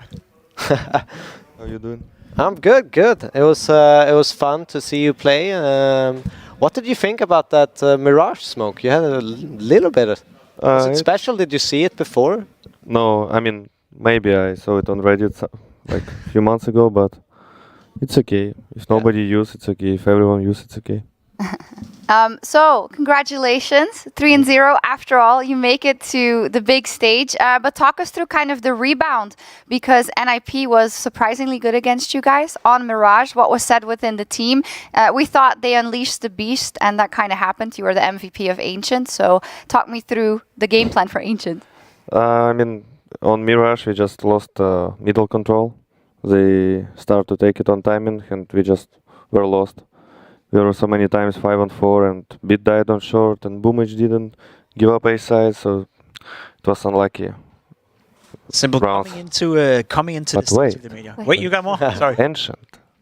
Ancient. How we start Ancient? Yeah, because we start City, guys. When you start City, it's easy on Ancient. That's it? Yeah. You start on CT? Yeah. Yeah. It's okay. I got another question for you then. Is CT side as strong as people say right now? Is it tough to play all T sides in pretty much all maps? Yeah, because Valve don't know how to fix this map. I mean, they don't do anything. If we remember Vertigo, they changed it like 5 times per few months. Yeah. They never changed the A side. I mean, they did some small change on A side on Ancient, but overall they don't care about this map. Anything in particular you'd like change? Yeah, just A side. It's pretty hard to plant bomb when you can wall bang through the smoke from CT, from how's it called? Yeah. Donut and the other side, yeah. Tempo. All right. Tempo, yeah. Well, I'm curious, Simple, because coming into this tournament, a lot of us, I wouldn't say you were a question mark, but we didn't really know how strong NaVi were. And I think what we've seen so far is that you're playing well, but you can still be better. We just talked about you having there's a slow start to the tournament. Your rating is still 1.22, so you're just good. But do you feel that we've seen the best of NaVi, or are we just getting warmed up? We're just getting warmed up. We always get better form during official games, especially at LAN. So hopefully we're gonna play in playoffs much better. And I mean, why should I step up if there is a bid? That's future MVP of the major. Yeah, that's my question. Talk to us about Bit. He's, I guess, by some means inexperienced, but he's already won it all. Is he only getting better from now on? Yeah, he just need work for his game sense. Same. Just kidding. Overall, his aim is insane, and he need to work of understanding of games. That's what we help. And as you see, every month he understands more about CS. Okay. So there was a Blade interview where you said you are 10% off. Where do you put yourself on, like comparably to the Stockholm major, that you're 10% more, but or less, but you have more experience coming into this one? Where would you put that percentage? Do you have one? If you could say it right now. For example, if we had on major before the playoffs, like maybe 90, 95. Right now we have like. I don't know, like 80, 85, for example. All right. But because of, as you said, of our experience during the playoffs, we're probably gonna increase our percent. Okay. All right. How much are you looking forward to play on stage here in Belgium? There's going to be so many people. I know they're super excited. And for you as a competitor, I mean, that's what you live for, right? How many people? I think 12,000 on Saturday and Sunday. Not bad. But then you have to make it to Saturday and Sunday. Yeah, we will. We definitely will. I mean, it's quite interesting because I think it's the first big tournament in Belgium, and just want to see how fans gonna react, how they're gonna behave, how Belgian people behave. Yeah, do you want to know? Because I saw the dark side of Belgium. Yeah. So, yeah. Why? I don't know. Yeah, let's not talk about that. I am Belgian. We'll leave that at that. Let's take a look at the results for today because a lot happened. Sasha, I'd like to ask you about some of the results today and what you were surprised by. I was surprised by... No, not Team Spirit, not actually. I was surprised by Newcon. FaZe Clan yeah. But yeah, it was interesting comeback for Heroic. They were losing 14-11 and they were playing like T-side. I mean, for some teams it's easier side, but overall they won so many good rounds with great opening by Stown and other players. Copenhagen Flames, I think it was 50-50 game between Spirit and Copenhagen Flames. I mean, I put Spirit on 0-3 because it's 0-3-3-0, you never know, but overall, yeah, they deserve this. It's already Legend spot. Yeah. Before it wasn't Legends. Because I saw some teams, we are legends now, but no, it's just a legends. Yeah. Old school, right? It's much harder or much easier now to get into legends. What about everyone else's 0-3 pick in Imperial? Are you surprised they're able to still be so competitive? Yeah, I mean, I was surprised the stage before. Yeah. But right now, yeah, I mean, it was 16-13, 60-14, I guess, for them against Bad New Eagles. But yeah, like, I hope they will get one or two more maps for next game as well. I got one more for you because I always like to talk to the players themselves because you're the one practicing against all the other teams. You have a pretty good grasp on who's strong and who's not. In practice leading up to the major, is there one team that you thought, okay, these are going to be tough to beat or we have to watch out for them? Like if you had to pick one team. No? No, in practice, like it's usual in practice, even if you lose, you're practicing something for yourself, you know. Sure. But overall, I don't know, like everyone played decent. It was like maybe FaZe and Ence, I guess. Yeah. I think they have more, like FaZe and Heroic have the most chances in playoffs. After it's like G2, Ence, us. I mean, we are favorites, of course. We're defending our titles, that's why I'm not. Is that something that motivates you? Last time you played Heroic, you lost. FaZe took the world #1 spot for you. Do you have a target on the back right now? Yeah. I mean, I want to face them in front of people and, I don't know, just wanna play as a prepared team this time. Okay. Okay. Devil, another team. Oh, actually, we have the schedule. You can react to that. That's actually much better. Let's pull it up because I'm super excited to see what's happening. We have some teams like Vitality whose fate still hangs in the bounds, right? And they're playing big. Okay. So, Copenhagen Flames versus FaZe Clan. So, the Flames get another chance to qualify, but it's against Flames. NIP Furia, Ence Heroic, and then Big Vitality, G2 Esports Outsiders, and Cloud Imperial. Oh my god. I think it's nice games. Wow. Yeah, it's very good. Is there one game in particular you're looking forward to tomorrow on your day off? Yeah, I will watch G2 against Outsiders and FaZe as well. FaZe against Copenhagen Flames, yeah. Yeah. Pim? What do you make of Copenhagen Flames? I'm curious. Like, is that a team you've been practicing against? And are you surprised they're good? No, we don't actually practice them, but yeah, I'm always surprised how they play in group stage, and I mean, I want them to show something in playoffs as well. It's gonna be fun because every time they finish like 3-0 or 3-1, but after they have like sometimes close games, sometimes it's easy for their opponents. So yeah. Pimp, that B stream, those matches, G2 Outsiders, one of them, no longer in the major. Vitality, big. I mean, it's crazy. We've said it a million times already. Cruel Mistress, Swiss, and Buchholz. And yeah, it's pretty insane, actually, these matchups. Listen, it gives you goosebumps in a way, because there's no easy games at all at the major. As Symbol so rightfully said, right? Everyone coming into the stage are good. Everyone deserves to be here. The Big Vitality is interesting. I think Big had higher hopes coming in. They qualified being 3-0 in the RMR. Vitality as well. They played so well during the Challenger stage, but haven't really lived up to the expectations. So that 12 o'clock game on the B stream, that is interesting. And then I can't help to look at Ence and Heroic as well. You said it right. Two teams that could go into the playoff. Two teams that could be good in the arena. We have seen them play a couple of weeks ago. During the Blast Showdown, where Ence got the better of Heroic, but I feel that's a grudge match. I feel that's a very interesting one. Let's not forget that Snappy and Cadian used to play on the same team. They used to fight for who was going to be the in-game leader in that team, and ended up being Cadian who took lead on that one. So I feel for Snappy, and he probably has something to say about that. Snappy, yeah, for sure. It's going to be a great day once again. Any final words, Sasha, before we see you in the big arena? See you. See you. Okay, see you. Thank you very much. Thank you. Thank you, Pimp, as well as Devil. We're going to sign off, but we'll be back tomorrow for tons of games and some more dreams being shattered and some more dreams being fulfilled. Have a good night's sleep, and we'll see you tomorrow. Bye.